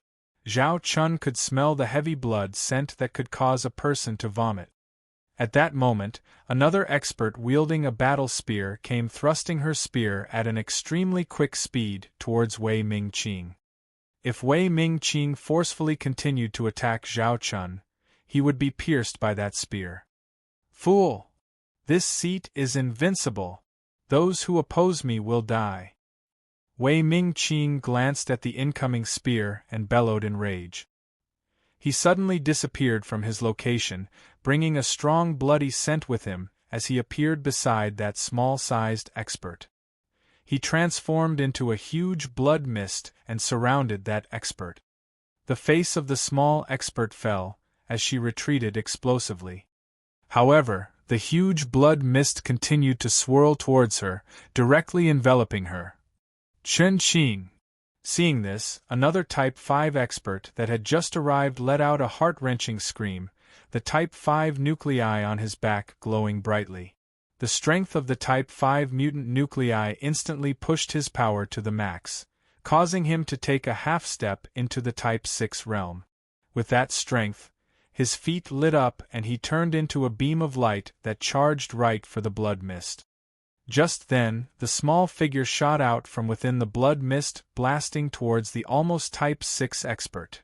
The expert faltered and grabbed the small figure with care, exclaiming in worry, "Qinger, are you all right?" The petite figure trembled slightly before suddenly exploding. A sharp blood arrow shot out, slicing the near Type 6 expert into multiple parts. Witnessing this gory scene, the remaining 7 Type 5 experts felt a chill in their hearts. The strength of Wei Mingqing was seriously too overpowered. In just a breath, he had killed 2 Type 5 divine warriors in succession. If he were to continue on like this, they would all likely turn into corpses. One of the Type 5 divine warriors turned pale, his entire body trembling. He shouted as he turned and fled. Not everyone was able to face death with courage. Many would crumble under the pressure. Wei Mingqing, you bastard, die! A Type 5 expert channeled his Type 5 nuclei, pushing his power to its limit. He then roared in fury and fired a bright yellow flame dragon towards the blood mist. Due to the blood mist occupying a large area, the flame dragon managed to burn parts of the blood mist. Bastard! You dare to act against this seat, go to hell! A loud bellow of rage resounded from within the blood mist. There was a surge of a bloody scent as the mist swarmed towards the Type 5 expert. In response, the Type 5 expert fired out countless flames in a frenzy, burning huge amounts of blood. Under the burning flames, the blood mist was getting reduced. If this Type 5 expert was given enough time, it was likely that he could incinerate all of the blood mist. Suddenly, a figure shot out from within the mist, grabbing the head of the Type 5 expert and wrenched with strength. The entire head and the connecting spine was dragged out and torn from the body, fresh blood splattering everywhere. Another Type 5 expert had died. Chapter 894. Killing Wei Mingqing. Chapter 894. Killing Wei Mingqing. At that moment when the flame attribute Type 5 expert was killed, another Type 5 expert had a cold glint in his eyes. He waved his hands and sent a powerful tornado out, forcefully separating Wei Mingqing and the blood mist that seemed to possess a life of its own.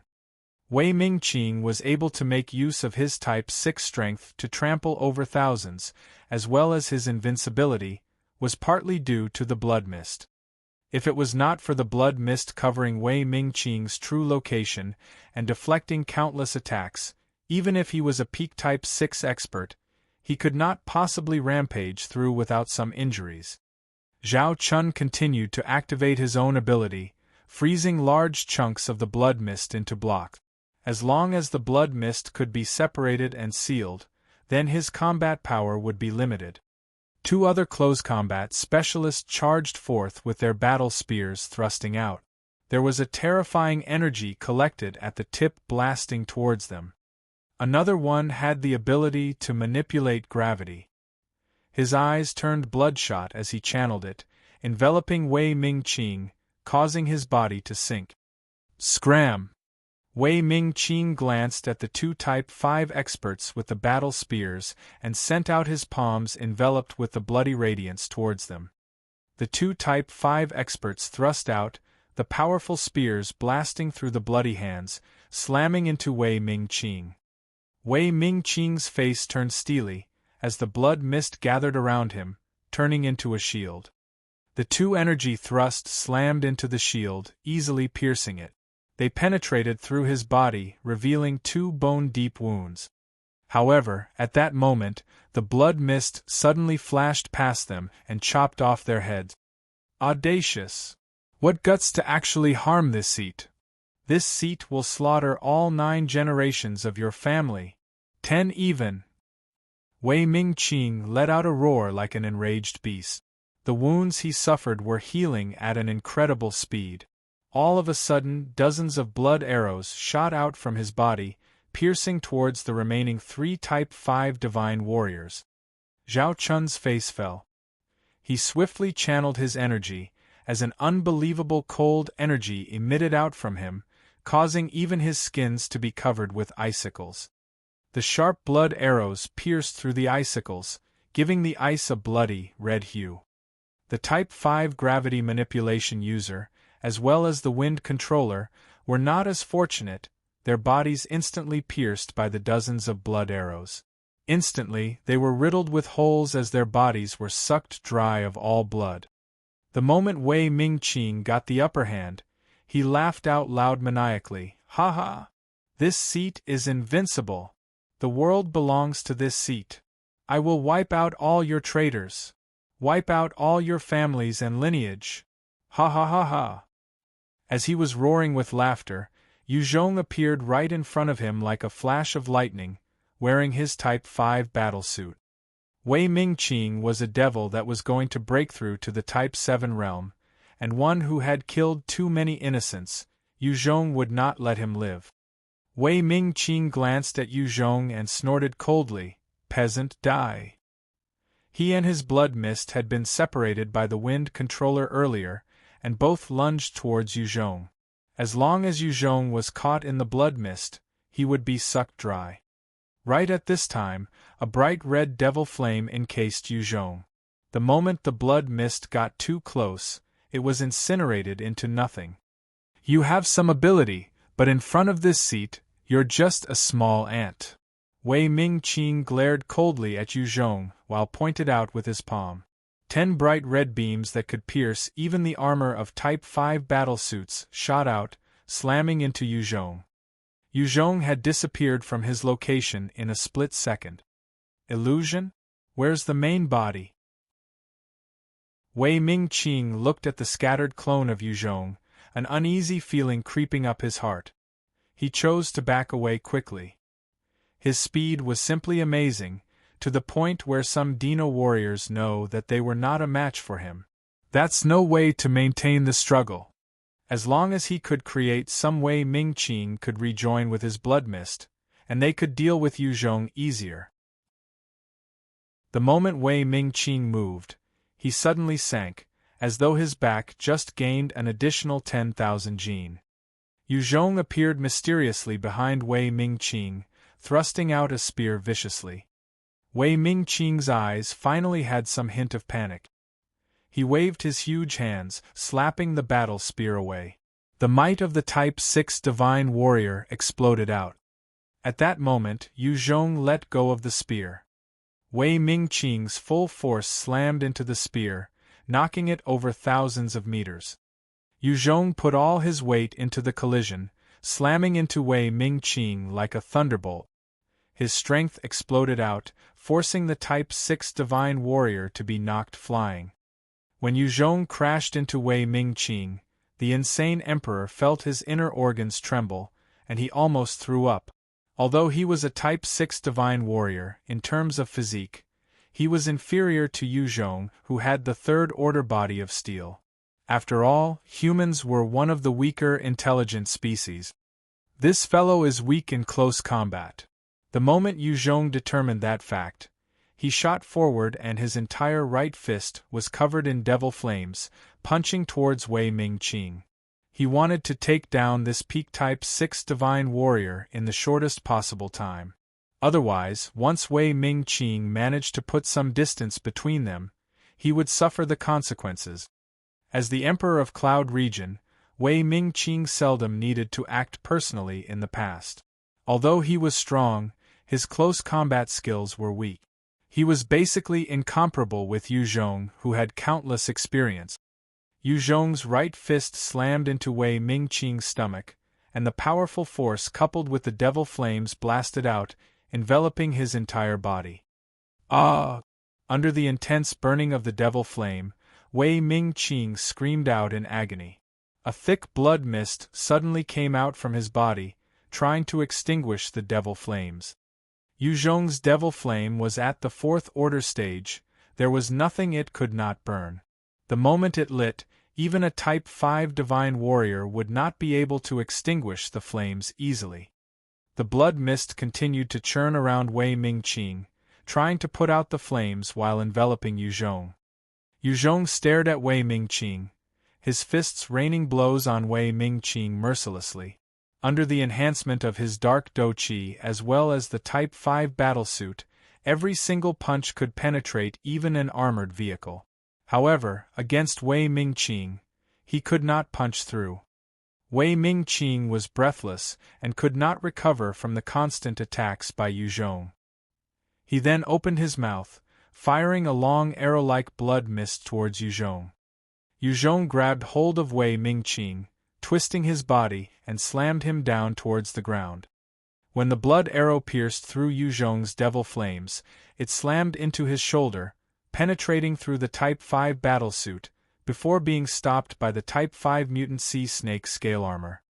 He grabbed hold of Wei Mingqing once more, kicking viciously at his waist. With his immense strength, the kick crushed the gonads of Wei Mingqing. "Ah! It hurts! It hurts!" Wei Mingqing screamed in pain, Even if he was a Type 6 expert, the precious family jewels of anybody would be a weak spot. Despite his strength, he could not help but scream. At this time, the separated blood mist swarmed over, enveloping the both of them. Yu Zhong's eyes flashed coldly, his devil flames blazing upwards in a pillar. The blood mist started to burn up in loud crackling sounds, without any means to get close. He then grabbed Wei Mingqing, and brought his knee up in a cruel fashion, slamming into Wei Mingqing's bloody waist. Being attacked at the same spot over and over again, Wei Mingqing's face was contorted in pain, his body trembling non-stop. Yu Zhong continued to rain blows on Wei Mingqing's head, his strength and devil flames exploding out. Another mass of blood mist seeped out of Wei Mingqing's body, congealing to block the devil flames. Yu Zhong seemed to ignore everything and just continued to slam his fists viciously, turning Wei Mingqing's head into a messy, bloody pulp. After dozens of blows, the blood mist suddenly dissipated, while Wei Mingqing's head was incinerated into ash by the devil flames. A huge orb of life force was absorbed into Yu Zhong's body.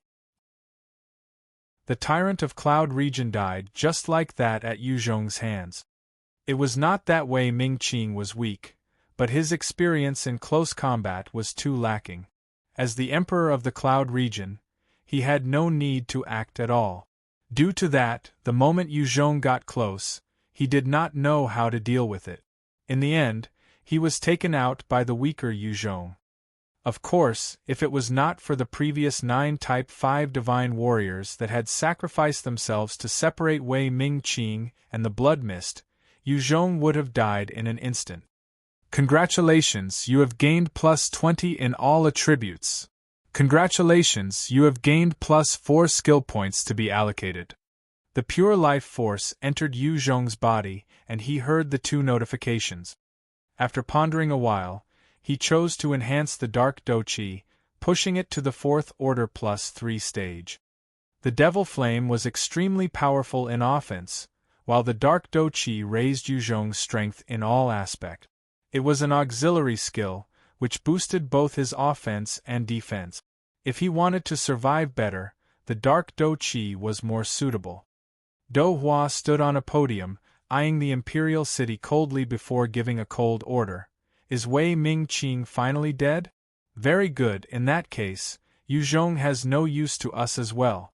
Convey my orders. Shut down all the electronics with clones.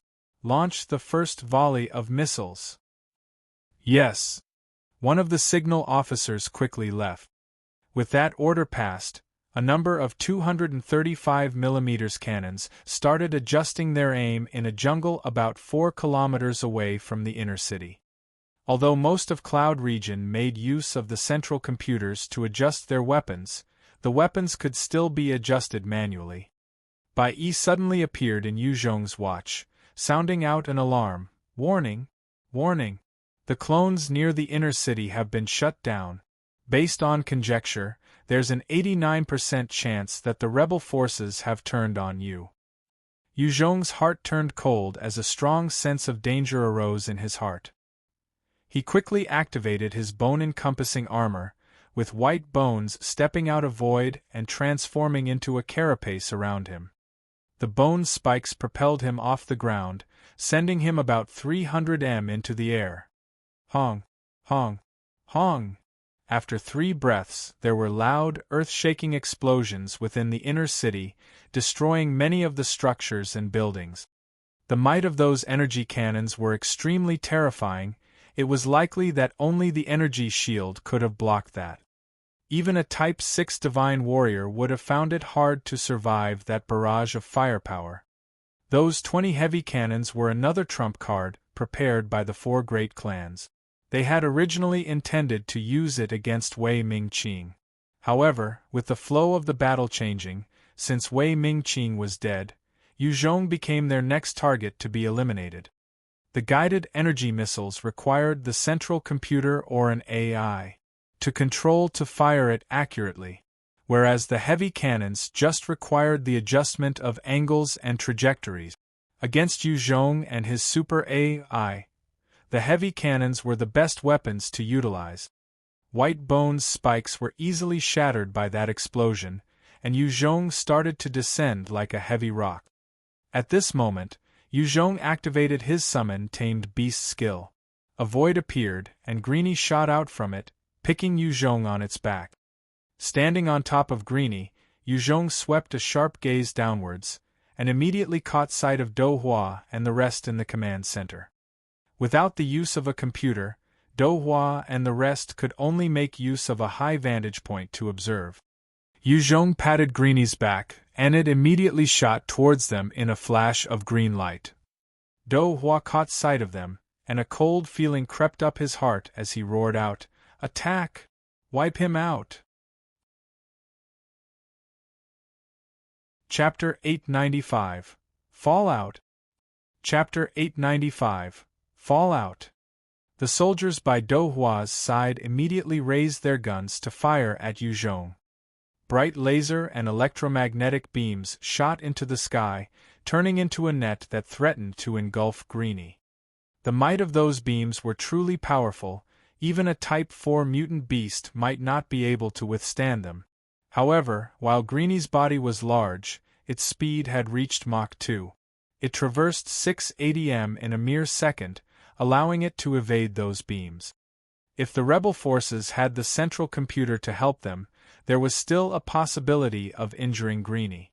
Without the calculation abilities, the ordinary soldiers had no way to catch Greenie's profound movements. In just 4 seconds, Greenie flew above the command center with a strong gust. It opened its huge wings and sent blades of winds at the rebel soldiers below. Under the torrent of wind blades, many of the rebel soldiers were sliced up in multiple parts, their limbs flying everywhere. It looked like hell. Yu Zhong leaped down lightly, appearing in front of Do Hua, who had a bitter look right now. He asked with a dark expression, "Why did you act against me?" Do Hua's face fell, gritting his teeth. He replied, "It's all a misunderstanding. We just wanted to make sure that Wei Mingqing was killed thoroughly. You know that a Type 6 divine warrior is terrifying. If he left here, we will all die. Let me apologize to you here. This was a decision made by myself. If you want to kill, just kill me." Yu Zhong looked at the stubborn Do Hua, who did not want to admit his mistake, and his eyes flashed coldly. The Type 4 flame blade appeared in his hands, and he swung it down in a flash, severing Do Hua's right arm. Blood splattered while Do Hua's face contorted in agony. Yu Zhong laughed coldly in response. "You think that I'll believe such an absurd lie? If I'm not wrong, you bastards had already been prepared against my AI, and was looking for a chance to kill me. Burning the bridge after crossing the waters, what a crude method used by politicians." Do Hua's face twisted. He knew that the lie had been exposed and roared out loud, "That's right. The super AI in your hands is too dangerous to us. As long as you're alive, and you possess that, our countless equipment and central computers would be ineffective. You're a cancer to the entire Cloud region. As long as you exist, the tech of Cloud region would never improve. Only by killing you will we be able to improve by leaps and bounds. Why don't you kill yourself? For the sake of humanity, someone like you should just die." Inside the Imperial capital, there were many guided energy bombs, reapers, and other terrifying superweapons. However, they all required the central computer to calculate the maximum effectiveness in firing them. Since Yu Zhong had by it was possible for him to gain control over everything in the capital. As long as he was still in the capital, the 4 great clans would not dare utilize any of the weapons. Their fates were basically in his hands. This time, the 4 great clans could attack Wei Mingqing because they had received Yu Zhong's help in controlling the Reapers and guided energy missiles, whereas Wei Mingqing's side had to suffer from the absence of a central computer. The 4 great clans would naturally not allow Yu Zhong to continue existing with them. As expected, "Since you guys want to kill me, I will not show any mercy either." With a cold look, Yu Zhong shot forward and knocked Do Hua unconscious. At the same time, his right hand glowed, as a single Type 2 puppet rune appeared and entered Do Hua's head. Do Hua was then slapped awake, his previous grim expression replaced with a respectful one. "Greetings, master." Yu Zhong pointed at him, handing several puppet runes over. "Set off with white bones, gather your subordinates, turn them into puppets."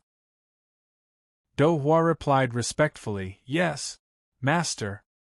After that, Do Hua retreated with white bones. Yu Zhong's killing intent did not subside. "Since you guys want to force my hand, don't blame me for being ruthless." He then asked Bai Yi, "Where are the 4 fogies?" Bai Yi responded, "Master, there's no information.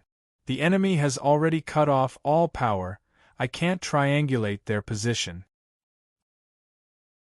Those clan lords were also slippery heads. Since they knew of Yu Zhong's power, they would not stay in a dangerous place. Yu Zhong frowned and asked, "What's the situation of the battle outside the city?" Bai Yi responded, "Before I lost connection with the copies, the 4 great clans was gaining the advantage. General Wei Shou had already died. The rest of the city guards were also surrendering, only a few are still resisting."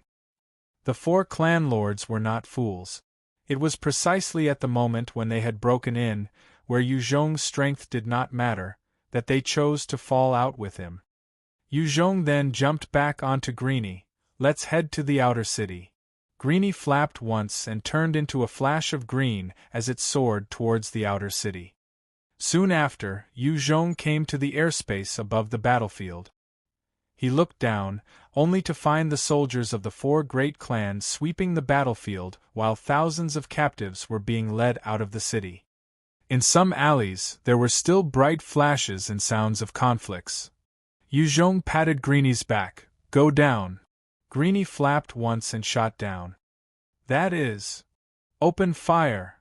Kill it." One officer belonging to the 4 great clans caught sight of Greenie and exclaimed loudly. However, it was much too late. Yu Zhong leaped down from Greenie's back, and with a cold glint, the black-toothed blade in his hands slashed out. He darted through the 40-man unit like a specter. The blade continued to dance, as blood splattered everywhere. In barely a few breaths, all of them had been killed. Strong! The surrendered city guards looked at Yu Zhong with shock. "I'm Yu Zhong. The 4 great clans would definitely not let you people off because of your loyalty to Wei Mingqing. If you want to live, grab your weapons and come with me. We shall attack their armory and wipe them out. If you don't mind dying, then just surrender." With a point, 2 reapers appeared out of thin air. Seeing this, their eyes widened in shock. Although Cloud Region's technology was advanced, it was not to the stage where spatial technology could be used in the way Yu Zhong did. It was beyond anything that they knew. A burly officer with a long scar across his face stood up and said, "Sir, those rebels have a super AI. If these 2 reapers were to meet their AI, there's a possibility of it being stolen." Yu Zhong stared at the officer and spoke coldly. "The AI was mine to begin with. From now on, they will be the ones unable to use their weapons." "What?" When they heard this, the faces of all the city guards changed. This time, the main reason why they had lost was that of the super AI, causing them to be helpless. If it was not for the super AI, then even if all the rebel forces joined hands, it was impossible to defeat the city guards with their superior technology and firepower. Yu Zhong continued to ask aggressively, "Wei Mingqing is already dead. Are you intending to continue to be loyal to a dead man? Or to fight for your own freedom and your comrades to wipe out the rebel troops?" The officer stared at Yu Zhong with bloodshot eyes. "Since you stood with the 4 great clans, why betray them now?" The gazes of the city guards fell upon Yu Zhong. They were obviously full of suspicion as well. Yu Zhong replied blandly, "They acted to kill me first. Don't tell me I can't defend myself and wait for them to kill me? Are you willing to join me or wait for them to kill you?" The officer stared at Yu Zhong and spoke, I'm Chen Tai. I'm willing to serve you, but you must promise me this. If you win, you must ensure the safety of my brothers, and you cannot make us slaves or refugees." The winner decided the rules, while the losers in Cloud Region suffered. They were either slaves or refugees, their descendants doomed to be the same.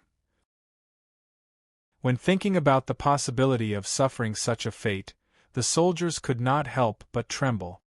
Yu Zhong replied solemnly, "If we win, I will definitely not mistreat you all. As long as you follow me, you will definitely not become slaves or refugees."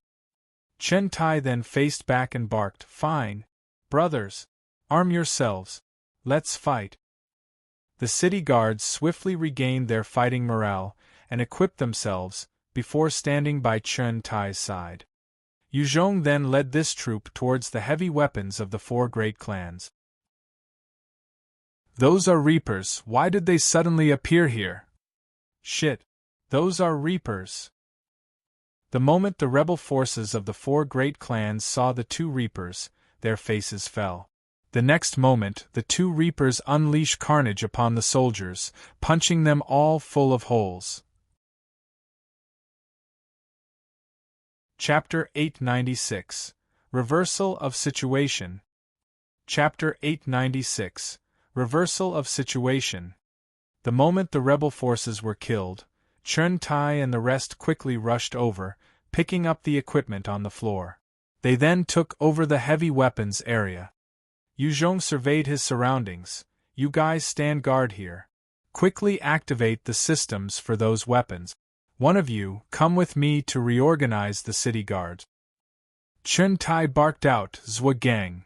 One soldier came up and reported, "Yes, Captain." Chen Tai then said, "You take some men to defend this location. I will follow Sir Yu Zhong to regroup those central city guards." Zhuo Gang responded, "Understood. Let's go." Yu Zhong grabbed Chen Tai, before channeling his dark Do Qi. He charged through the battlefield at a terrifying speed of Mach 2. In a few breaths, he disappeared from the view of everyone present. Zhuo Gang was filled with shock, strong. He reined his feelings in before ordering the rest, quickly activate the systems for the heavy cannons. The city guards had dealt with the heavy weapons before, and since most of their power supply was just cut, and not destroyed, they were quickly able to restart the systems. Yu Zhong quickly came to the front lines with Chen Tai in tow. Over 2,000 central city guards had surrendered by then, and they were being herded towards a large field. Many electromagnetic cannons were stationed, while over 200 rebel soldiers of the four great clans were eyeing the city guards coldly. The moment there was any strange movements from those city guards, the electromagnetic cannons would punch them full of holes. Hiding behind some cover, Chen Tai eyed the 2,000 city guards with his fists clenched tight. His breathing became ragged, as he eyed Yu Zhong with a pleading look. Yu Zhong looked back at him and nodded slightly. His pupils narrowing, the fourth order dark Do Qi enveloped his body. With a tap of his foot, Yu Zhong transformed into a black beam of light as he charged towards the 200 rebel forces. In a few breaths, Yu Zhong had already reached their midst. He immediately activated his third order art of fear, and a powerful spirit attack spread out with him at the center. The soldiers who were engulfed in the skill immediately passed out. To Chen Tai, all he saw was a flash of black, and the 200 rebel soldiers suddenly crumpled to the ground, causing him to feel shocked. After dealing with the 200 rebels, Yu Zhong reappeared. He then waved his hand casually, sending his puppet runes into each and every one of those fainted soldiers. In order to conquer the city, Yu Zhong alone was not enough. He needed a troop to support him. After these soldiers were turned into puppets, while their will and combat strength suffered, they could help maintain order and defend locations. They could even be used as cannon fodder. Chen Tai stood up and exclaimed at the top of his voice, "I'm Captain Chen Tai, from the Central City Guards. This is Sir Yu Zhong. We're here to save you. If you don't want to be killed by these rebels, nor have your family and loved ones become slaves, then stand. Take up your weapons and eradicate these damned rebels. He's Chen Tai. I recognize him. They have heavy firepower, how can we fight against them? Hearing Chen Tai's words, the 2,000 city guards fell into a state of panic, as many of them began to grumble and question. Yu Zhong patted Chen Tai's shoulder and ordered, I'll leave here to you. You'd better organize them properly. Chen Tai nodded with a grim but excited look. Yes, sir. He had just been a captain of a 100-man unit in this battle. Yet now, he was suddenly tasked to be the leader of a 2,000-strong troop. This showed how much power Yu Zhong was entrusting him. He was naturally excited. After handing the 2,000 city guards to Chen Tai, Yu Zhong brought the 200 rebel soldiers with him as he continued forward. The group advanced for a few hundred meters when they coincidentally came across a 500-man team. The leader of the other group looked towards Yu Zhong's puppets and asked with a frown, Which unit are you guys from? Yu Zhong did not waste any time with them. He shot into their midst like a specter, as a powerful spirit wave spread out, knocking out more than half of the soldiers. Enemy attack! Enemy attack! Amongst these soldiers, there was one outstanding one in terms of spirit that was not too badly affected by Yu Zhong's attack.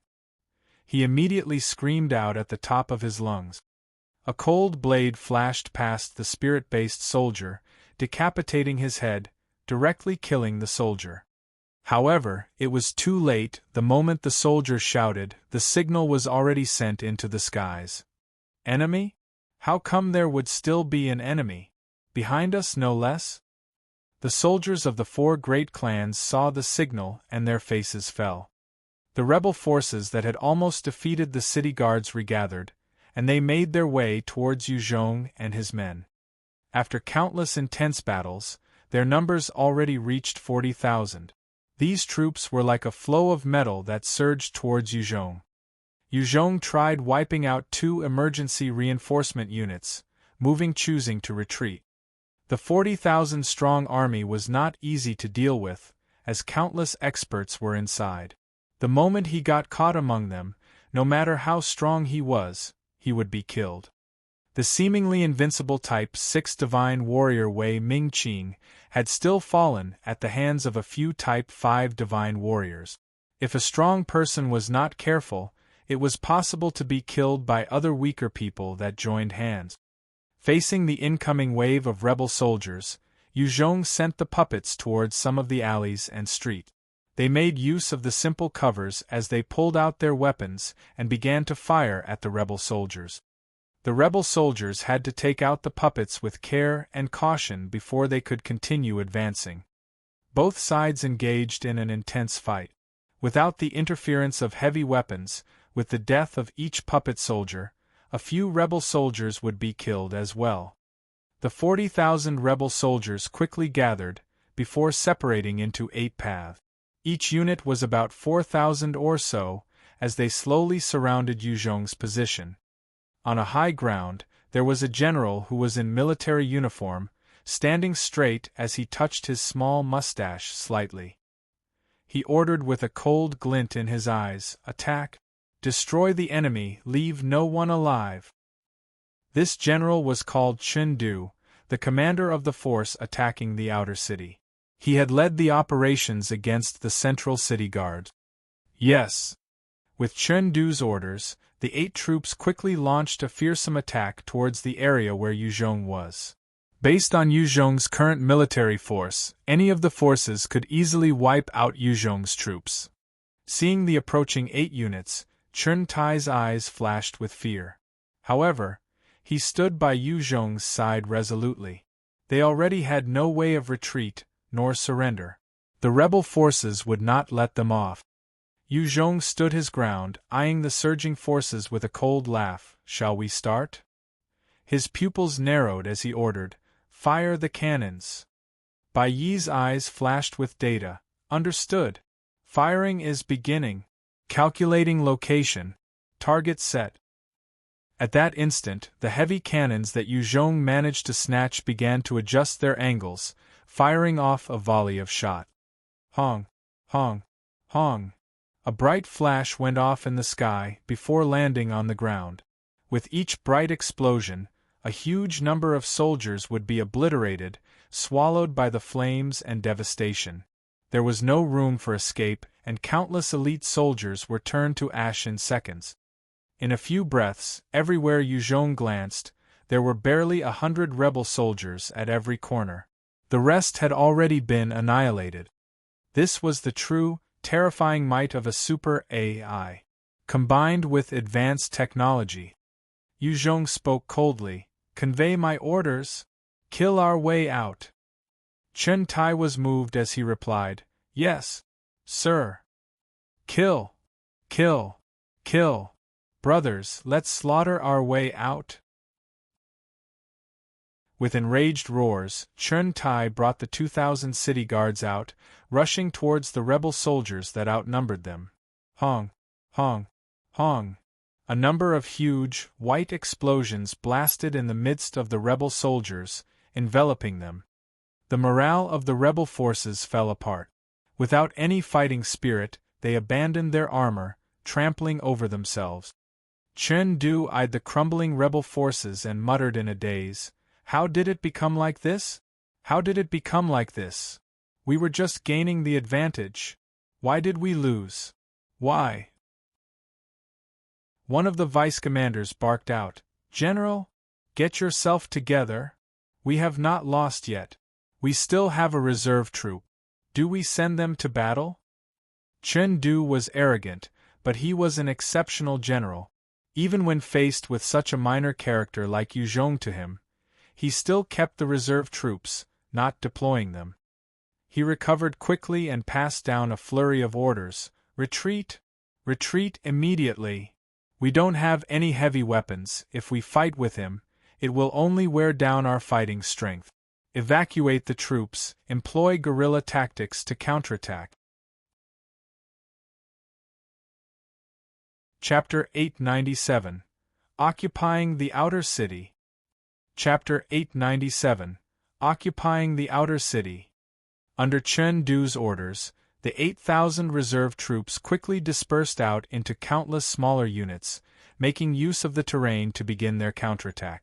These soldiers were made up of the most elite soldiers under Chen Du. With their resistance, Chen Tai's city guards were forced to slow their advance. Yu Zhong ordered, "Go, eradicate those who resist." "Yes, master." Under Yu Zhong's orders, 20 Reapers appeared, forming a unit under Bai Yi's control.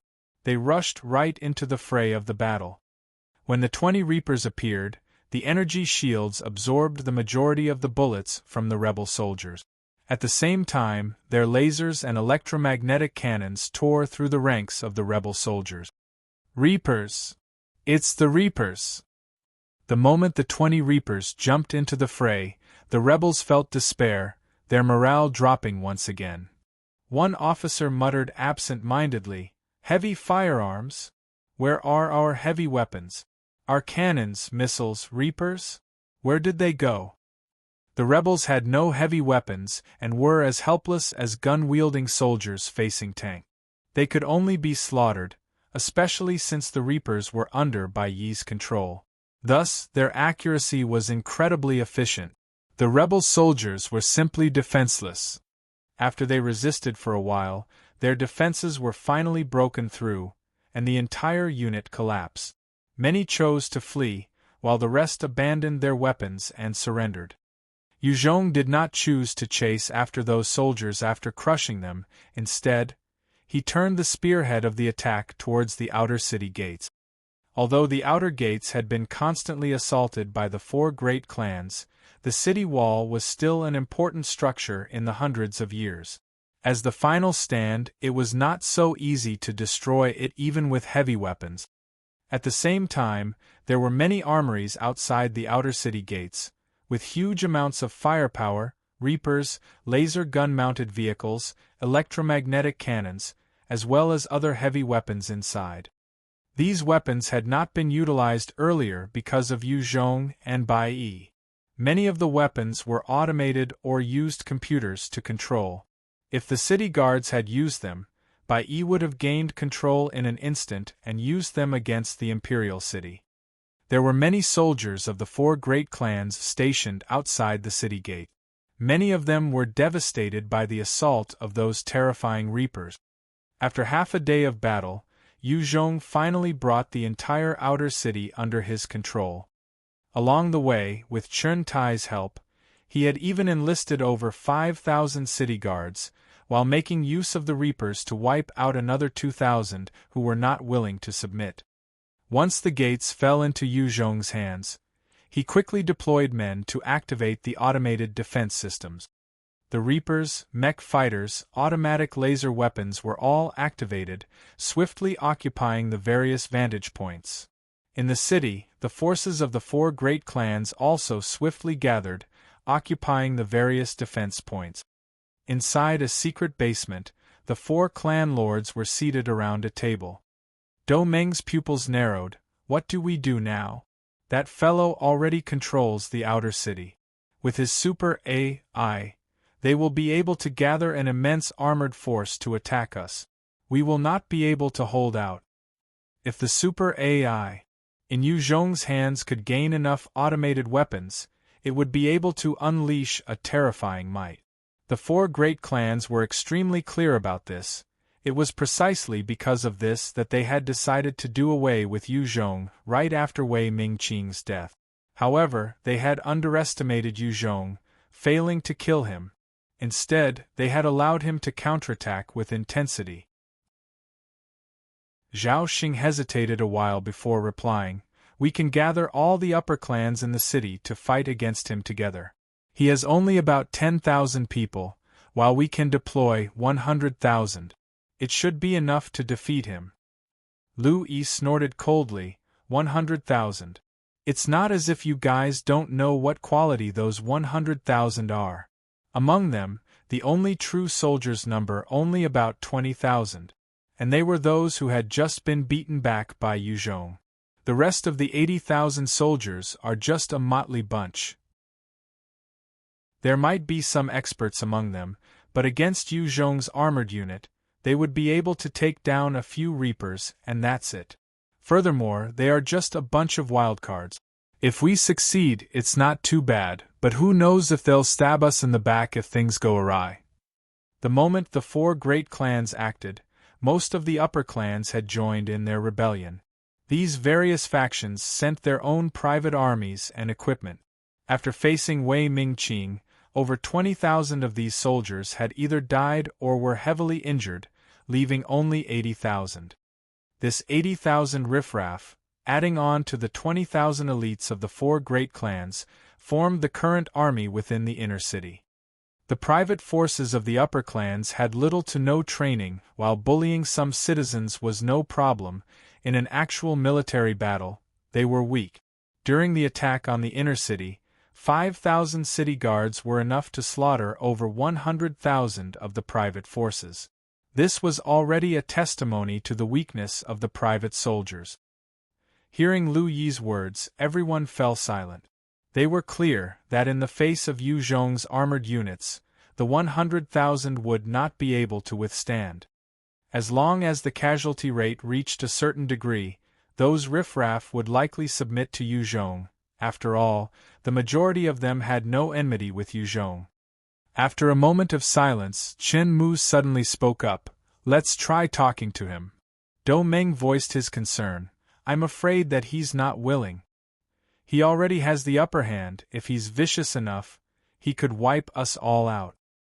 Chen Mu continued slowly. As long as he accepts us, we can crown him the Emperor of Cloud Region. Zhao Xing frowned and barked out. I object. It was enough with a single Wei Mingqing. If Yu Zhong really became the Emperor, with his super AI, we do not have a shred of bargaining power against him. Chen Mu replied coldly. When Wei Mingqing was around, was there anything our 4 great clans could do? If it was not for Yu Zhong and his super AI, we could not have overthrown Wei Mingqing at all. And now, are we able to stop him from ascending the throne? Lu Yi retorted. Even if we don't have the strength to stop him, without us, he can forget about ascension being an easy feat. Qin Mu nodded. That's right, and that's the only bargaining chip we have, that we must take out. Controlling a city was not an easy matter. Yu Zhong did not have a foothold at all. If he wanted to control the city, he would need a lot of energy. If he was to become king, many of the upper clans might proclaim their loyalty and obedience, but there would still be undercurrents. Inside the room, silence fell upon them once more. After a long while, Doming spoke slowly. Let's send Lu Hua over now. Soon, an enhanced motorcycle shot towards the outer city gates like the gust of a wind. On the city walls, a number of city guards were standing at various vantage points, while Yu Zhong observed the surroundings while pacing up and down the place. Phantom was following behind him, eyeing this man with a complicated gaze. This person had actually pulled out a troop from within the mayhem and took control of the most important city walls. Currently, with the help of his super AI, he had already become the person with the strongest military might within a day. Chen Tai, who was beside Yu Zhong, suddenly asked, "Sir, may I ask, why aren't we attacking the inner city? With my troop strength, it is definitely enough to crush the rebels." Chen Tai had just submitted to Yu Zhong not too long ago. He hoped to use the various battles to prove his loyalty and gain merit. With the various heavy firepower, Chen Tai had the confidence that with 500 men, they could annihilate the 100,000 men in the inner city. Yu Zhong had the weapons and the super AI. It was practically a fully armed U.S. troop against knife-wielding backward barbarians. There was simply no comparison between both parties. Yu Zhong eyed the inner city and spoke slowly. "I'm waiting for some people. If they're smart, they would send some people over today. I will wait until tomorrow the latest. If those rebel heads are still stubborn, then no mercy to them." One soldier came running over at that time. "Sir, there's an envoy requesting your audience." Yu Zhong replied indifferently, "Bring him over." "Yes." Soon, a smart-looking man with decent features appeared. He was wearing a suit and had short, black hair. He saluted as he saw Yu Zhong. "Zhou Xen greets Sir Yu Zhong." Yu Zhong turned around and had an indifferent expression. "Speak your mind." Zhou Xen looked at him and spoke. "Sir, your talents are heaven-defying, and you have eradicated the evil demon Wei Mingqing, saving the lives of millions here in Cloud Region, and you're the savior of Cloud Region. Our Zhou clan is representing the entire Cloud Region and hopes that you, sir, can ascend the throne and become the new emperor." Chapter 898, Seeking Peace. Chapter 898, Seeking Peace. New Emperor. Yu Zhong laughed blandly when he heard it. He had never intended to become an emperor. It was a position that was thrown into the various corners of history. Right now, China was in turmoil, with zombies and mutant beasts roaming everywhere. Should Yu Zhong declare himself as emperor, even his subordinates would give up on him. Yuan Shikai had suffered greatly due to his obsession of being emperor. In the end, he had died helplessly. It did not matter who the emperor was through the ages, power changed hands constantly. If Yu Zhong really wanted to be the emperor, he would have to slaughter many people, only then could he truly become one. When he had started establishing his cabinets, he was very clear about this from the get-go. It was meant to emulate the governments of prior to the apocalypse, without too much innovation. He just wanted to possess the most power and authority, dictating over everyone else. He was not interested in being an emperor. Yu Zhong continued, "Forget about being an emperor. Zhou Xian, I hope that your Zhou family can assist me in controlling the situation in the city. As long as you can accomplish this, I will not mistreat your Zhou family." Zhou Xian's face fell slightly as he raised his voice just a bit. "Your Majesty, you are the heavens chosen, the king of the people. Please ascend the throne and give the citizens a peace of mind." Regardless of whoever the emperor was, before he ascended, they would usually pretend to push off the ascension. At that point, the subjects had to act their part and coax the emperor to be constantly. Zhou Xian had assumed that Yu Zhong was just going through the formalities, and did not expect Yu Zhong to be disinterested in being the emperor. Hearing Zhou Xian's words, Yu Zhong frowned. Just then, a soldier came up to Yu Zhong and reported, "Sir, the 4 great clans had sent an envoy." Zhou Xian's face fell when he heard that. It had not been easy for their Zhou clan to get this opportunity. He was not willing to give the opportunity to someone else.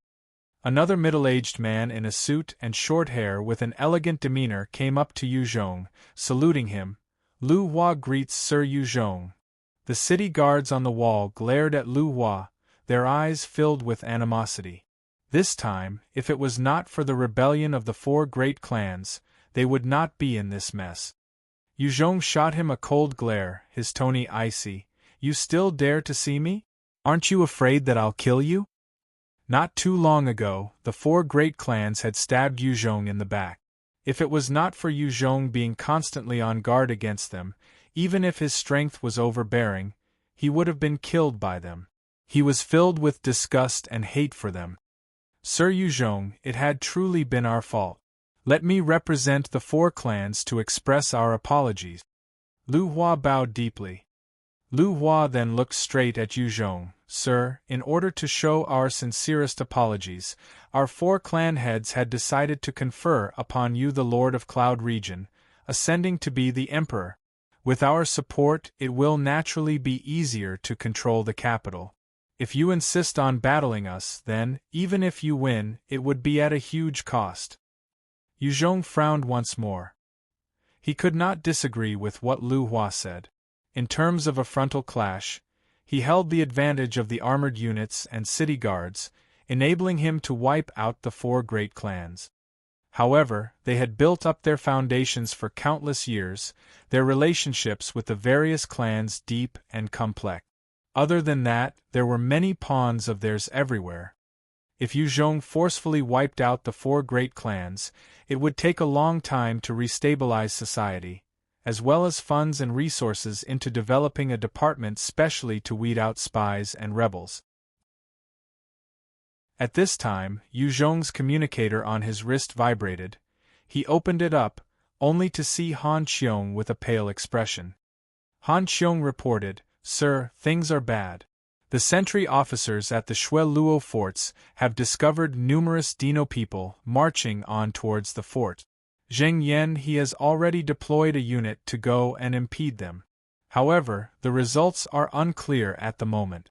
Based on his judgment, this time, there seem to be at least 2 Dino kingdoms that join forces. He is requesting aid."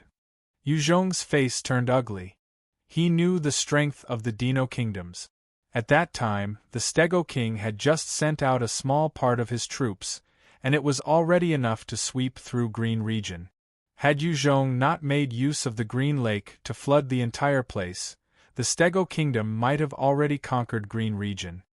If 2 kingdoms joined hands, then no matter how strong the Shui Luo fort was, it would be hard to hold their ground. Yu Zhong continued gravely, "Has our men verified it?" Han Qiong's face was serious. Lai Wei had already taken some men to go scout. "It is as Zheng Yan he said, there are countless Dino warriors marching towards us. As to whether it is 2 kingdoms or not, she isn't too clear." Yu Zhong declared, "Hand the 3,000 soldiers that we had captured previously over to Zheng Yan he, together with their equipment. Once things happen, support him as best as you can. If the lips are gone, the teeth will be cold. Should anything happen to the Shui Luo forts, the entire Cloud region would be at the mercy of the Dino race. They will farm the humans just as Wei Mingqing did, producing blood honey for their own sake. Cloud region would become hell then." Han Qiong responded, "Understood." After ending the conversation, Yu Zhong went over to Lu Hua and spoke coldly, "I can forgive the mistakes of the 4 clans. However, I want you guys to hand over all your troops now. Otherwise, if it comes down to me having to break you guys, I will not leave a single soul alive. Is that clear? Right now, Cloud Region was about to enter its most dangerous period. If the humans within could not be united, then once the Dino warriors arrived, humans would perish. If all the elites could be commanded by Yu Zhong, he could produce another unit that would be fully equipped.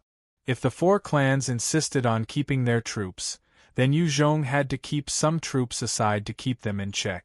It was not acceptable to him. Lu Hua's face turned incredibly ugly. Sir, I don't have that authority.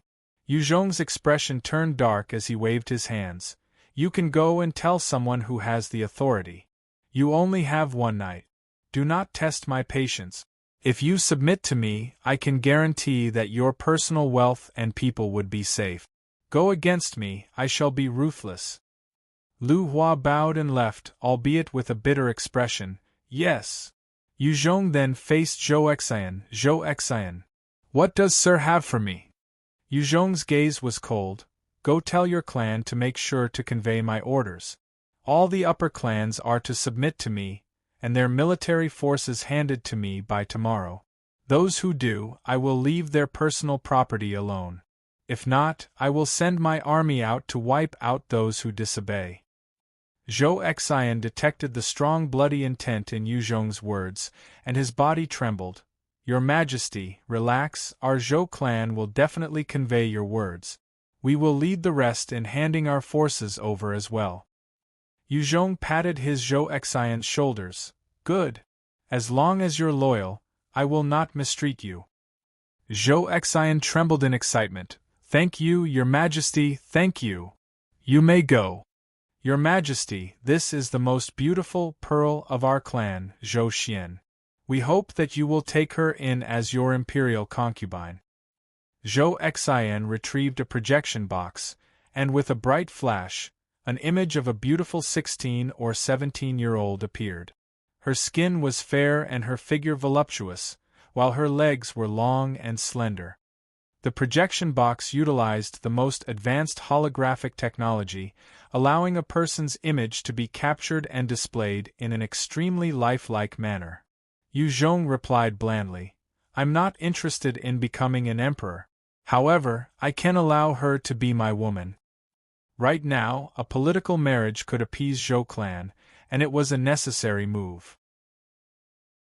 Although Yu Zhong was not a politician, as he grew and matured, he learned some things as well. Zhou Xian was excited as he grinned. Thank you, Your Majesty? Thank you. If they could join the future Lord of Cloud Region through marriage, the Zhou clan would definitely have a bright future. As long as they were careful, riches and power would be theirs. The Zhou clan knew that Yu Zhong had the super AI. By Ian he had already gained the loyalty of the Central City Guards. With the weapons in the outer city, it was not impossible for him to reign with an iron fist. By relying on such strength, as long as he did not make a stupid mistake, it would be soon when the whole Cloud region was his to command.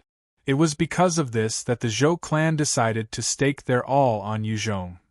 Within a basement inside the city, Lu Hua conveyed Yu Zhong's words to the four leaders. Domeng asked in a sullen voice, What do you guys think? Qin Mu replied, Agree. As long as our people can be spared, everything can be restarted. Lu Yi spoke up after a while, We can agree. He needs our help in maintaining order right now. That way we definitely have cards for our comeback. Their gazes fell on Zhao Xing. Zhao Xing fell silent for a while before sighing, Looks like we can only agree now. Chapter 899. Government. Chapter 899. Government. After the four great clans chose to submit, the control of the forces was quickly handed over to Yu Zhong. With their current military might and weapons, it was impossible to contend with Yu Zhong and his super AI. If they insisted on battling, their blood would flow, and to Yu Zhong, he just had to spend more time to gain total control over the capital. When they had passed the authority of the forces to Yu Zhong, The rest of the upper clans were convinced by the Zhou clan to also hand over their forces. There were some clans that were not willing to submit, but they were quickly taken care of with some deployed troop. Since blood was shed, the rest began to cooperate obediently. Those hooligans and thugs seeking to take advantage of the mayhem to rob, rape, and pillage were all rounded up and executed swiftly. The four great clans and Zhou clan also kept their word, activating their forces to help maintain peace in the capital. With their help, the chaos in the capital was quickly quelled. Inside the capital, a military vehicle stopped right outside of the Zhou clan. The doors opened and Yu Zhong got out quickly, dressed in a black outfit. In front of the Zhou manor, the people of the Zhou clan were all gathered and awaiting Yu Zhong's arrival. Seeing Yu Zhong get down from the vehicle, Zhou Wang came forward and announced with respect, "Your Majesty has graced us with your presence. Your subject Zhou Wang is lacking in manners. Please pardon your subject." The rest of the Zhou manor also chimed in unison, "Greetings, Your Majesty." Although Yu Zhong did not officially ascend to the throne, within the capital, everyone had taken him to be the emperor already. After he had gained his authority, he did not mistreat his subjects nor indulge in pretty women and luxury. Instead, he enforced strict military training, implementing laws for the better of the people, carrying out his duties diligently. This led everyone to feel more assured. With his current strength, unless he committed something as crazy as Wei Mingqing, it was not impossible for him to consolidate and unite the whole Cloud region. Yu Zhong swiftly replied, "Zhou clan head, enough with the formalities. This time, it was mainly due to your family's contributions. I will not forget this." Zhou Wang's heart was elated, but he continued to wear a respectful expression, "Thank you, Your Majesty." Within the crowd, a little girl who had extremely adorable looks shot a gaze over at Yu Zhong. He returned the look, and the girl lowered her head flusteredly as her face flushed. Yu Zhong chuckled and went into the manor. Zhou Wang, who had been observing carefully, smiled till his eyes were shut, keeping this little exchange between Yu Zhong and the girl in mind. In the hall, Yu Zhong sat on the main seat, while Zhou Wang sat beside him. Yu Zhong immediately went straight to the point, "Zhou clan head, this time, I'm here hoping that you'll join the government that I'm setting up and work for me." Zhou Wang frowned when he heard that. "Why a government?" Yu Zhong chuckled and explained to him the structure and responsibilities that came with it. When Zhou Wang heard it all, his face glowered in excitement, replying, "Thank you, Your Majesty. Your subject Zhou Wang will not let your expectations of me down." The government or cabinet held most of the authority and power over the citizens, with every single member owning a voice or vote. When the past system of Cloud region was the imperialistic rule with a single emperor, all the power belonged to Wei Mingqing alone. He made the decisions for a vast majority of things. However, Yu Zhong was now willing to place that authority in the hands of a cabinet. This was naturally good news to Zhou Wang. After he calmed himself down, he asked, "Your Majesty, how many people will the cabinet be made up of?" Yu Zhong replied, 11. Currently, there are 5 people confirmed. The 4 clan heads as well as yourself. I'll gather the rest in time to come. With the 4 clan heads delivering the private troops to Yu Zhong, taking the initiative to help Yu Zhong calm the chaos within the capital, he had to give them something back too. Zhou Wang nodded. He could not help but admire this move of Yu Zhong. Right now, the capital needed stability the most. By allowing the 4 great clans to be in the cabinet, they know that they possess some authority, and hence, it would help stroke their ego. At the same time, with 11 people in the cabinet, the 4 of them would not possess too much of a power, overriding anyone else. The 6 empty seats would thus provide an opportunity for the other upper clans to submit to Yu Zhong. Yu Zhong then looked at Zhou Wang directly. "Zhou family head, this time, I'm here for another matter as well. I heard that your ancestor helped to design and construct the imperial palace. I would like to know where the armory is?" The imperial city was where the Emperor's Wei clan resided in. Yu Zhong had already sent men to comb the area over and discovered many mutant beast nuclei and weapon storage facilities. They even discovered an underground missile base, and yet, there was no treasury that belonged to Wei Mingqing alone. Due to the intelligence from some insiders, Yu Zhong knew that Wei Mingqing possessed a Type 6 mutant beast nuclei. It was the energy source that could power the ultimate weapon Raytheon cannon. The Type 6 mutant beast nucleus was extremely important to Yu Zhong. If he could gain it, any of his Type 4 mutant beasts could directly evolve to the Type 5 stage. He could also create a Type 6 puppet rune, then seek an opportunity to bring a Type 6 mutant beast or Type 6 divine warrior under his control. Other than the Type 6 nucleus, there was likely various strange stones that the Wei clan had accumulated over the years. Once Yu Zhong gained them, his strength would undergo another transformation again. Zhou Wang thought deep, his brows furrowing as he went through the various rooms mentally. His eyes suddenly brightened. The Bai Tao Lake. If Wei Mingqing had hidden anything, it will most likely be there. Once Yu Zhong obtained his information, he immediately turned to leave. Bai Tao Lake? Okay, thanks. Yu Zhong had seen Wei Mingqing emerge from the lake and originally thought that Wei Mingqing had been cultivating at the bottom of the lake. Now, it seemed that it was likely that Wei Mingqing was training in his secret room within the lake. After Yu Zhong left, Zhou Wang's eyes scrunched up in a smile as he ordered, "Get Zhou Xian over here." Zhou Xian came quickly. "Clan head, what's the matter?" Zhou Wang spoke lowly. "Go arrange for Zhou Xian to be sent to the imperial palace."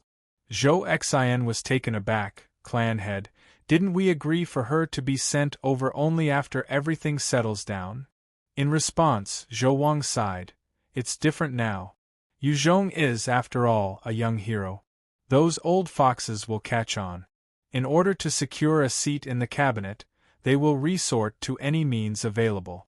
If Xianer goes too late, I'm afraid she might not stand a chance with Yu Zhong. I think that he took a liking to her, so we'd better strike while the iron's hot." It was not too long ago where the upper clans were still maintaining wariness against Yu Zhong. They wanted to see what kind of a leader he was. A person with strength might not necessarily be a good leader. If he had turned out to be some brawn with no brain, they would not bet on him. However, once they ascertain that he was someone capable of great things, they will fight to offer their daughters out, to make him a family member through marriage. Although Zhou Xian was cute, it was unlikely that she could win the other females. If she could first leave an impression on Yu Zhong, then it will help her future. Yes. Zhou Xian responded respectfully and dismissed himself. When Yu Zhong left the Zhou clan, he went directly straight to the palace. After the rebellion, many of the structures within the palace had been damaged. Holes could be seen everywhere, but even so, the entire place still looked remarkable. Yu Zhong did not seem to mind those holes and chose to stay reside within the palace. After all, it was the center of the capital, and there was nowhere else like it. As he passed through the corridors, he finally came to the Bai Tao Lake. The lake was vast, almost twice as large as China's West Lake. The surface of the lake was somewhat green in color, as though it harbored some terrifying monster underneath. Yu Zhong eyed the lake and could feel that there was some threat from the lake, although he was not too sure what it was. It was precisely because he felt that danger that he did not immediately jump into the lake to investigate. After a moment's hesitation, Yu Zhong put on the sea mask, channeling his dark doqi, and jumped into the lake. It was unclear how deep the lake was, and underwater, the scenery was almost entirely black. There was no light and it seemed extremely insidious. However, to Yu Zhong, who had night vision, he could peer deep through the waters, noticing that there were plenty of mutant beasts at the bottom of the lake. They were like snakes, about 10 m long, and were covered with black scales. Most importantly, they had no eyes. Yu Zhong's eye of perception kicked in and revealed information on these beasts. Type 4 mutant beast, eyeless beast. Incredibly ferocious water-based mutant beast. Their speed is extremely fast and live in swarms. Their teeth are sharp and can tear through the scales of Type 6 mutant beasts. He stared at them and felt his scalp go numb. Chapter 900, Eyeless Beast. Chapter 900, Eyeless Beasts. The bodies of these eyeless beasts seemed no different from ordinary mutant beasts. However, they were Type 4 existences, and that meant there was definitely something terrifying about them. What caused Yu Zhong's scalp to go numb was that, from what he could observe, there were more than 100 of them in his line of sight. The lake was extremely vast, and if he were to estimate the number based on the proximity that he was seeing, it was likely that there were over 1,000 of them. If 1,000 of these monsters were to be unleashed, even a Type 5 mutant beast would be consumed till only the bones were left. Although Yu Zhong was strong, facing 1,000 of these freaks would spell his death. When he saw these eyeless beasts resting, he twisted around and swam towards the shore. At this moment, a mutant blackfish of about 10 m swam near the bottom of the lake. One of the eyeless beasts about 100 meters away from it suddenly sprang into action. It reached the mutant blackfish in seconds and opened its jaws to chomp down on that unsuspecting mutant blackfish. With a loud crack, the mutant blackfish could not even react, and its head was directly crushed by the jaws of the Type 4 eyeless beast. Fresh blood spread out in the water. The blood immediately attracted the rest of the eyeless beasts, each of them shooting towards the corpse of the mutant blackfish like lightning bolt. In a matter of seconds, the entire mutant blackfish was consumed. Yu Zhong saw this and his heart turned cold. In the waters, his combat strength would not even reach such a terrifying level. The mutant blackfish was so easily taken out by those eyeless beasts. If it were him there, facing those eyeless beasts, he would likely be destroyed in a second as well. Yu Zhong swam to the shore and frowned while pondering, "What do I do?" Yu Zhong did not know how Wei Mingqing got in and out freely. This was a lake where even a Type 6 expert could be torn to pieces. Now that Wei Mingqing was dead, finding out how to reach the bottom of the lake had become a difficult thing. "Drain the water out." Yu Zhong continued to stare at the lake with a vexed expression. If he drained the waters, he could deploy the army to clear up all the beasts in the water. However, it would take an indeterminate amount of time, and what he lacked now was time.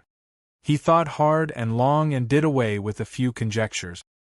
He suddenly thought of the scene where the mutant black fish was torn to bits, and his eyes brightened up. With a communicator device, he issued an order to Bai Yi. Soon, under Bai Yi's deployment, all the battle personnel were in place. Having made his preparations, Yu Zhong came to the side of the lake, pulling out a bottle full of Type 5 mutant beast blood, and poured it slowly into the lake. The blood of a Type 5 mutant beast was a huge boon to most mutant beasts, helping to push their evolution. The moment the blood entered the water, the lake started to churn. Many mutant prawns, mutant crabs, and mutant lice swam over, fighting to take in the blood of the Type 5 mutant beast. One particular Type 3 mutant water centipede charged out with its sharp pincers and sucked in deep.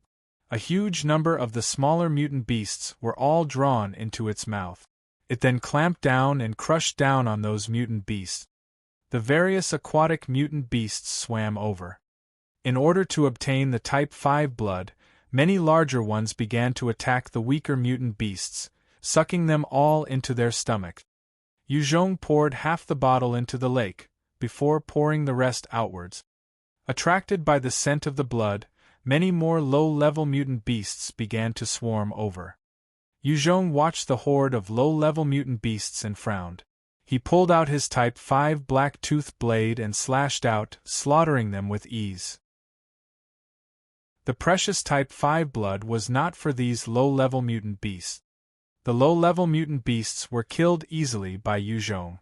With his Type 5 divine warrior strength, It was not tiring to deal 1,000 of them. After killing 100 of them, the water suddenly churned violently. At that instant, one of the eyeless beasts shot out from the water, opening its huge jaws to bite down on the Type 3 mutant water centipede. The jaws of the eyeless beast crushed the head of the mutant water centipede like it was nothing. The water churned even more, as numerous eyeless beasts shot out from the water, pouncing on the various large aquatic mutant beasts. They opened their jaws and clamped down on those defenseless beasts.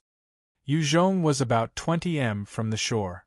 He saw one Type 3 mutant black fish that was over 30 m in length, the size of a house, being pounced on by one of the eyeless beasts. The monster bit out a hole in the head and burrowed in. The gigantic Type 3 black fish struggled for a while, before floating lifelessly. The eyeless beast emerged from another part of the body, covered in blood, looking extremely terrifying. These eyeless beasts were obviously the overlords of this Bai Tao Lake. The moment they appeared, the rest of the mutant beasts began to flee. Yu Zhong saw the rest of the mutant beasts disappearing, and hurried to scatter the remaining Type 5 mutant beast blood. At the same time, he took out some slabs of Type 5 beast meat and threw them to the ground. The moment the blood splattered, the eyeless beasts swarmed over like flies, pouncing towards Yu Zhong as well. When they got on land, their speed was still as terrifying, slithering on the ground viciously. It was a horrifying scene that caused people to fear. Yu Zhong dodged and continued to throw out slabs of Type 5 beast meat, attracting those eyeless beasts. In just a few breaths, Yu Zhong had lured over dozens of those beasts to leave the lake. At that moment, numerous mech fighters and 20 reapers appeared, firing their lasers and electromagnetic beams at the eyeless beasts. With Bai Yi's accurate calculations, the beams rained down on the eyeless beasts, punching them full of holes. Immediately, 7 of them writhed in pools of blood, struggling violently. In retaliation, some of them lunged towards the reapers that had appeared in front of them.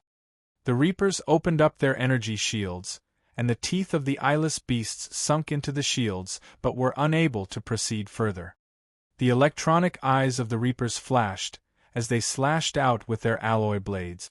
The large blades came slashing down with immense force, slicing up the eyeless beasts, leaving them writhing in agony. A Type 4 mutant beast nucleus was a rare resource in places like the Green region. However, in Cloud region, with the existences of the powerful reapers, it was not uncommon to obtain Type 4 nuclei. At the same time, due to the abundant resources and technology, Cloud region was able to produce many experts, thus there were a decent number of Type 5 experts. With Yu Zhong's specially set up ambush, the battle lasted for about 4 minutes, and 30 eyeless beasts were either killed or heavily injured. When the remaining 7 eyeless beasts saw that things were not going well, they swiftly fled towards the lake. Although Type 4 mutant beasts were generally still low on the intelligence quotient, when they meet an existence they could not defeat, they would flee as it was in their nature to survive. As the 7 eyeless beasts were fleeing, Yu Zhong swiftly turned around, activating his summon tamed beasts technique. Turtle climbed out from the void and opened its huge mouth, blasting cold air and freezing one of the eyeless beasts. The moment Turtle appeared, it channeled its innate ability. The freezing field spread out and caused 4 of them to freeze instantly. Yu Zhong channeled the dark Do Qi, wielding his black tooth blade as he charged towards the remaining 3 eyeless beasts. In a flash, Yu Zhong had already appeared in front of one of the eyeless beasts. The eyeless beast snarled and opened its huge mouth, lunging towards Yu Zhong with its jaws opened. Its speed was extremely quick, and a Type 5 divine warrior might not be able to evade.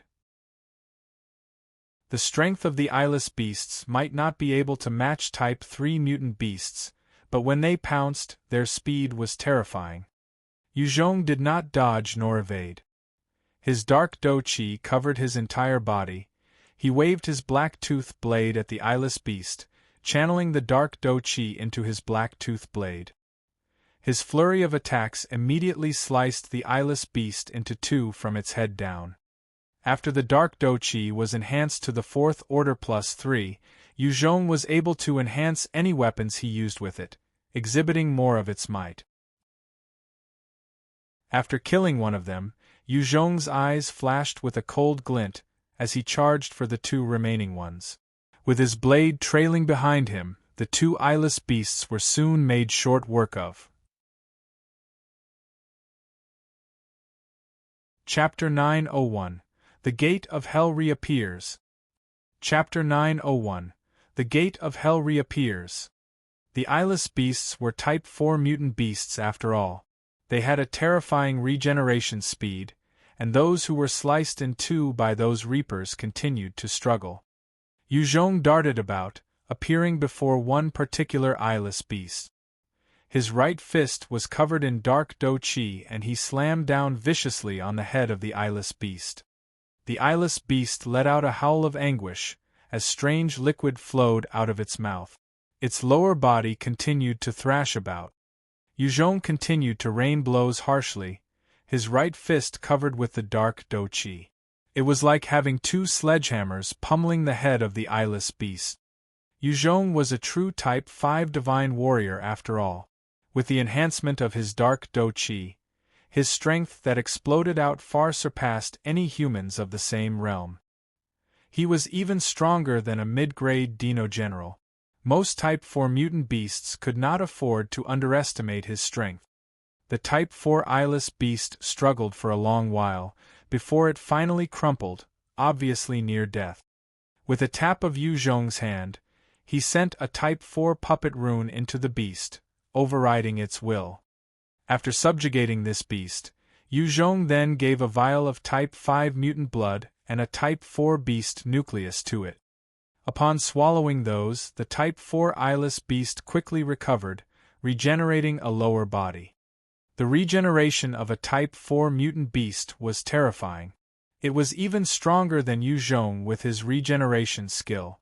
With enough energy, a beast could swiftly regain limbs and lost body parts. Having controlled it, Yu Zhong dashed towards the various Type 4 eyeless beasts. Under his assault, they were heavily injured, before made into his puppets.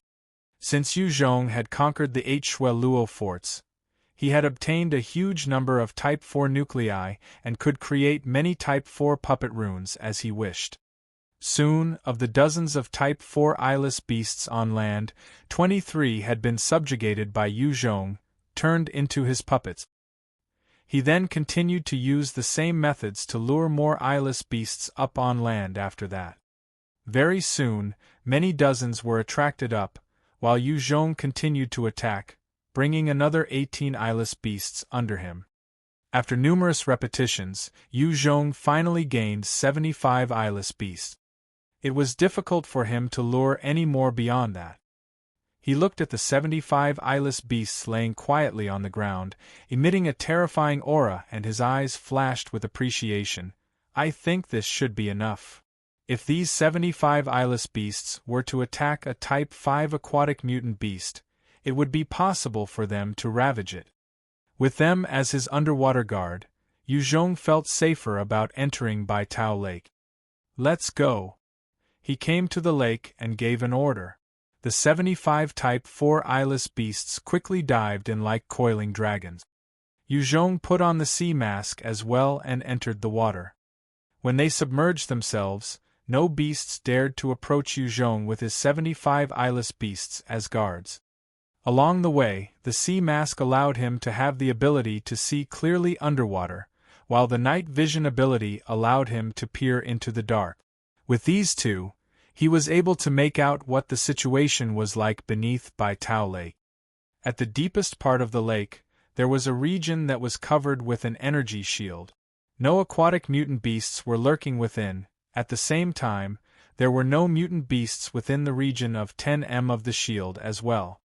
Yu Zhong had not dived in for long, but two eyeless beasts suddenly stirred about 300 m away, as though they had caught the scent of humans, and darted towards him. The moment those two eyeless beasts moved, Yu Zhong commanded his troop of eyeless beasts to attack them as well. In an instant, his team of eyeless beasts tore into the two poor monsters, their sharp teeth sinking into their flesh. Within seconds, the two of them were torn to shreds. With the protection of the 75 eyeless beasts, Yu Zhong quickly arrived at the location of the energy shield. He passed through it without any problems. It seemed that the energy shield could not prevent humans from entering or leaving. One of the eyeless beasts touched the shield and was instantly electrocuted and shuddered, before crumpling to one side. Yu Zhong swiftly ordered, "Disperse, guard the area." With that order, the remaining eyeless beasts spread out right outside of the energy shield. They covered a large area, standing guard for Yu Zhong. As for Yu Zhong, he came up to an alloy door and noticed that there was a palm-shaped box right outside the door. It was evidently a fingerprint scanner of some sort. Since Yu Zhong did not have Wei Mingqing's prints, he pulled out the tablet with Bai Yi and spoke, "Open the door." "Yes."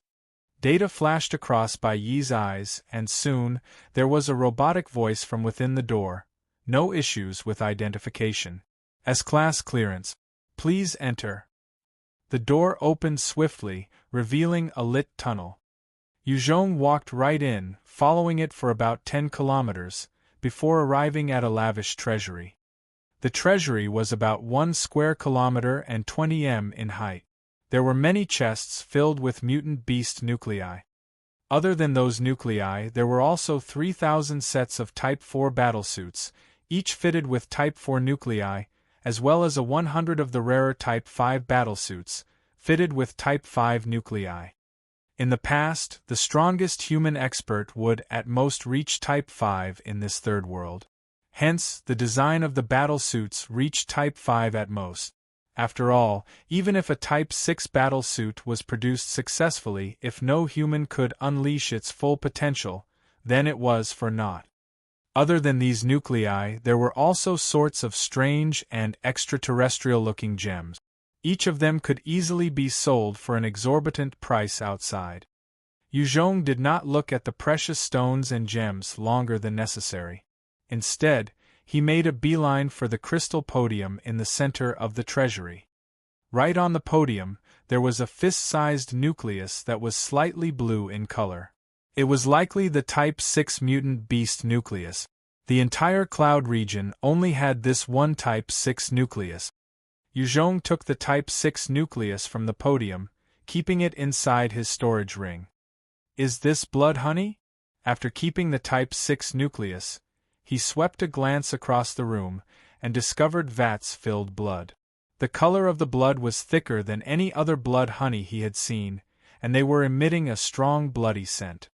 Yu Zhong stared at the blood honey, thinking about the millions of people sacrificed by Wei Mingqing to obtain this. He felt uncomfortable but still kept them in his storage ring with a wave of his hands. "Ah, there's another secret passage."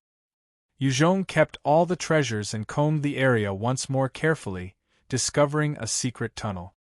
He followed the passage, and after some time, he walked right out into a valley. That's the gate of hell. It's actually the gate of hell. The moment Yu Zhong walked out of the tunnel, he saw the distinctive gate of hell about 100 m away from him. It had countless engravings of skeletons, monsters, mutant beasts, emitting an ancient, archaic aura.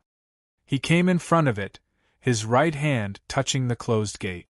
Suddenly, there was a notification: "You've already accomplished the mission to open the gate of hell. Do you want to open this gate that leads to the second world? Once you do, the gate will not be closed, until you complete the gate-closing mission." Yu Zhong's heart turned cold and made a decision immediately. "No, don't open it yet." It was not the time to open the gate of hells yet.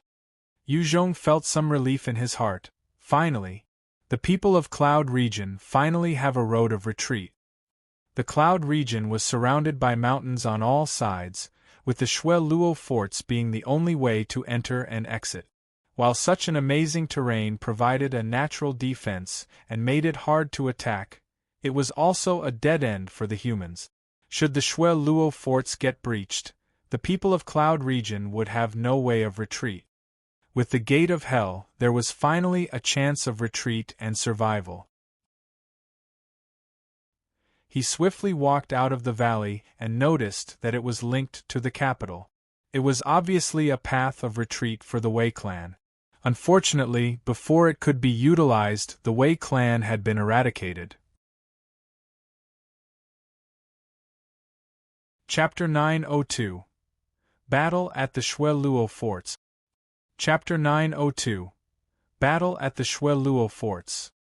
About 5 kilometers away from the Shui-Luo guards, there were many tents set up, the entire patch of the forest looking like a huge army camp. The Dino warriors were thick-skinned and were not particular. There were no problems for them to sleep on the ground. However, if they could sleep in even more comfortable options, they would not choose the floor as well. Other than these Dino warriors, there were various other vassal races, and they needed their own space as well. In the huge camp, there was a clear distinction among the various races and warriors, including about 6 or 7 different humanoid species. At the center of the army camp, there was a huge tent, with over 100 commanders of the various races gathered, waiting quietly.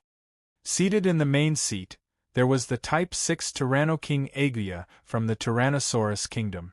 This Tyranno King was 3 m tall, his body covered in black scales. His entire frame was bulky and muscular, and he had a thick, long tail wrapped around his waist.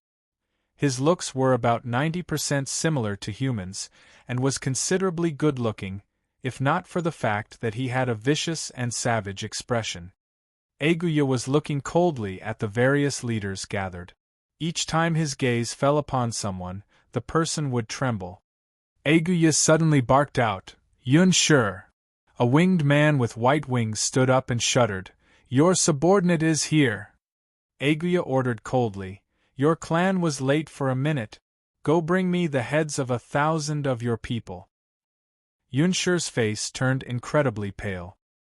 He wanted to argue, but under that intense gaze, he lowered his head and responded bitterly, "Yes, Your Majesty."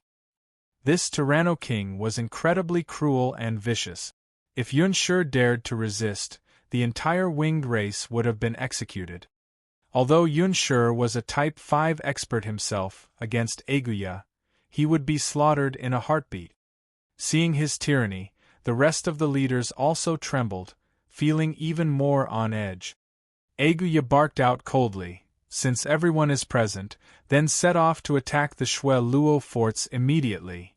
With his order, the rest of the leaders immediately went into action, deploying their troops according to plan. "They're here." Due to the many satellites, the moment the Dino warriors acted, Zheng Yan he discovered them and quickly came to the wall to observe. Sometimes it was hard to make an accurate judgment just from the satellite. In comparison, Zheng Yan he trusted his senses and gut more. Because of this, he was able to defend and lead the first fort for so many years. Not long after, a number of human-like pig warriors with boar heads and human physique burst out from the forests, wielding large wooden bats. They grunted in fury as they charged towards the fort. Zheng Yan he saw the incoming surge of pig warriors and frowned. "What are these? Damn it, this time, it's going to be hard to survive this." In the past battles between Cloud Region and the Tyranno Kingdom, the strength of the Tyranno warriors had been shocking. Their vassals were also powerful races. However, it was the first time that Zheng Yan he had seen this pig warriors, and he came to the conclusion that there must be at least 2 Dino kingdoms colluding together. Even if Cloud Region was stable, fighting against 2 Dino kingdoms was hard. Right now, Cloud Region was still recovering from a state of panic. It was even more vulnerable. Hong, Hong, Hong. The pig warriors charged right into the landmine area, detonating the explosives planted earlier. Many of them were blasted apart and their casualties rose. When Zheng Yan he saw this, he was not happy. These pig warriors were obviously cannon fodder. Fire! The moment those pig warriors got to a range of about 300 m away from the first fort, the commanders gave their orders, and countless beams of laser and electromagnetic shots fired out, penetrating the heads of many pig warriors. Inside the first fort, the central computers began to whir, and with the help of the satellites in the sky, the data was quickly transmitted to all the soldiers with multi-purpose helmets. The soldiers had undergone strict training and were able to follow the targeting functions of the helmet, easily taking out enemies at about a distance of 300 m. Without the calculations of the central computer, then the accuracy of these soldiers would decrease greatly. The horde of pig warriors seemed to have encountered some wall, unable to proceed beyond 300 m. They fell to the ground, with varying levels of injuries, and the death toll was still climbing. After 1,000 of the pig warriors had died, their morale finally crumbled, and they turned around to flee. The one weakness of intelligent species was that, when the casualty count was too high, they would lose morale and spirit. Right at this time, a number of bloodthirsty dragon warriors came charging out, beating some war drums to incite morale and valor. Each of them was at least 3 m tall and were muscular. A strange drumbeat echoed out across the battlefield. The pig warriors heard these drumbeats, and their eyes turned bloodshot, turning around once more and launched an assault on the first fort. This was the innate ability of the bloodthirsty dragon warriors, bloodlust. They could make use of any music instruments to incite a battle-crazed state in any warrior. In that state, the soldiers would not fear death and only sought to eradicate their enemies. The beams continued to rain upon the pig warriors from the first fort, tearing them apart mercilessly. The pig warriors had lost all rationality, advancing forward as much as they can as corpses formed closer and closer to the walls of the first fort. From the Dino warriors' camp, the Type 5 leader of the pig warrior clan watched his own elite soldiers being slaughtered with a pale countenance. Although his body was trembling with grief and rage, he continued to send his troops forward. If he dared to resist Aiguilla, the entire pig warrior race would be wiped out. The intense battle continued all the way till noon, and over 12,000 pig warrior corpses laid strewn across the ground near the Xueluo forts. There were piles and piles of them, giving off a desolate vibe. The first fort had not suffered a single casualty yet. Chapter 903 Mountain of Corpses and Sea of Blood. Chapter 903 Mountain of Corpses and Sea of Blood. There was no break after the countless pig warriors were killed. Under the effects of the war drums, a new army of lamb warriors came rushing out with bloodshot eyes. Zheng Yan he stood on the city wall and looked down at the horde of incoming lamb warriors, speaking softly, changed to the automatic defenses. With his order, the soldiers that had been fighting with all their might stopped and began to rest. Having fought non-stop, their stamina and spirit were depleted. If they continued like this, they would collapse. The countless beams from the electromagnetic and laser weapons fired out. With the adjustments from the central computer, the intense firepower formed a net that slaughtered the incoming lamb warriors.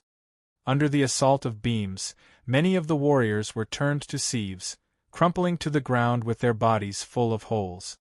With the advanced weaponry, the advantages of the humans were displayed to the fullest. In a field battle, human troops would have to consider logistics and support, allowing for enemies to launch assassinations or sneak attack. However, in a fort defense situation, with their superior technology, the other races would have to sacrifice many of their lives to even get close. Amidst the lamb warriors, many of them were grabbing huge boulders of many tons. These warriors had Type 3 divine warrior strength, and as they came to about 300 m from the city wall, they flung it at the fort.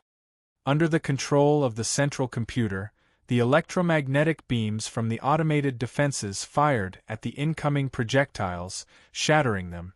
However, many others managed to slam into the wall, causing some of the defense weapons to be damaged or destroyed. If the first fort were to activate the energy shield, they would be able to deflect these projectiles. However, the energy consumption of that was too huge.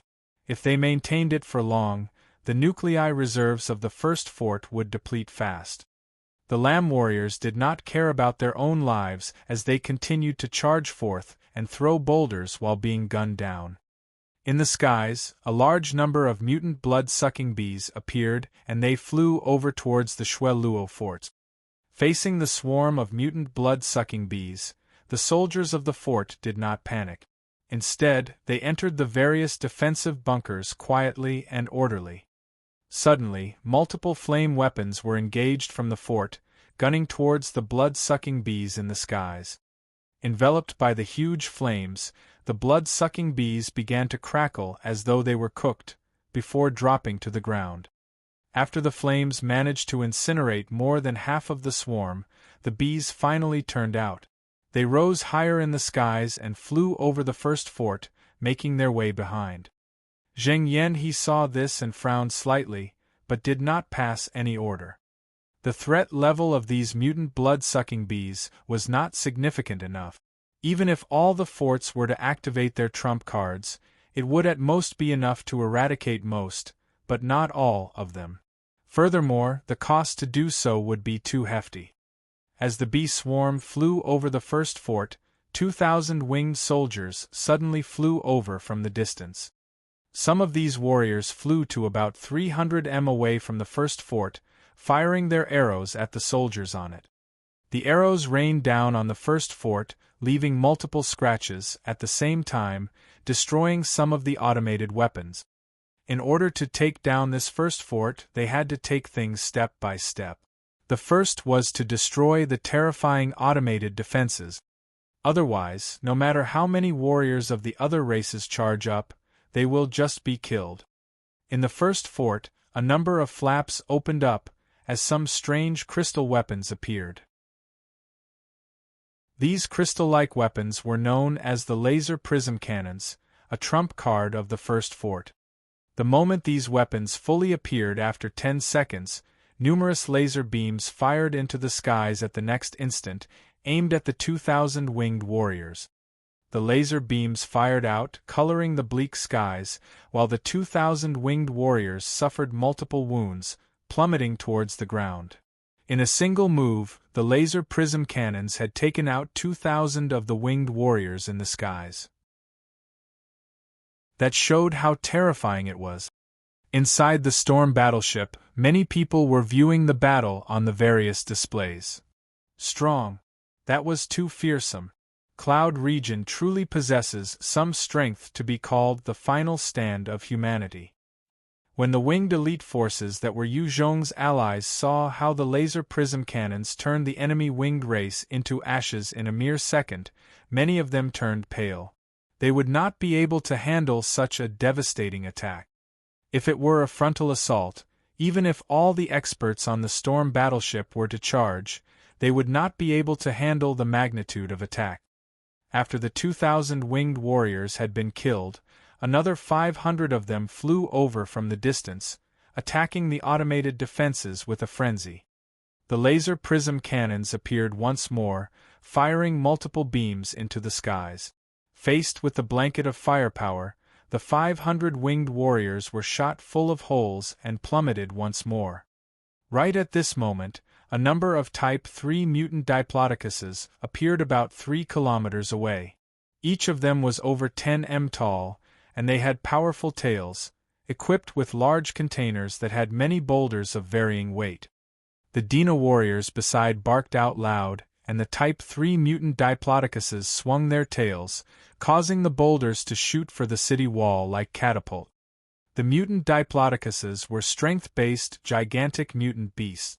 Even a Type 2 mutant Diplodocus could lift stones and boulders that were tons with ease. A Type 3 Diplodocus could fling such rocks easily over a 3 kilometers distance. The huge boulders hurtled across the skies, slamming into the fort wall.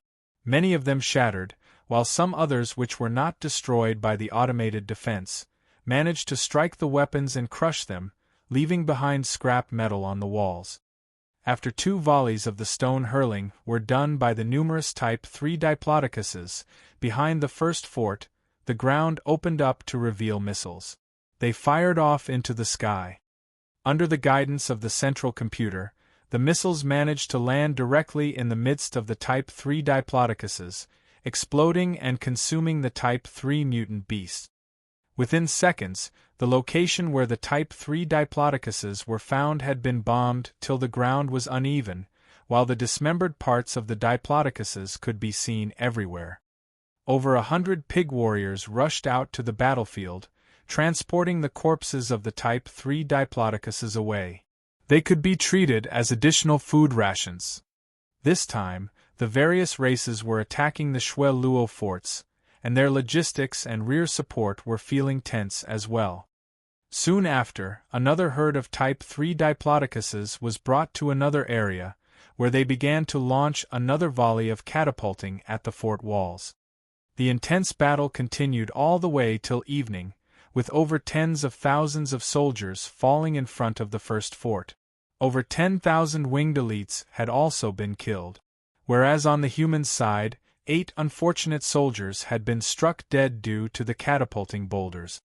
Zheng Yan he looked at the death toll of the enemy, but could not find it in himself to be happy.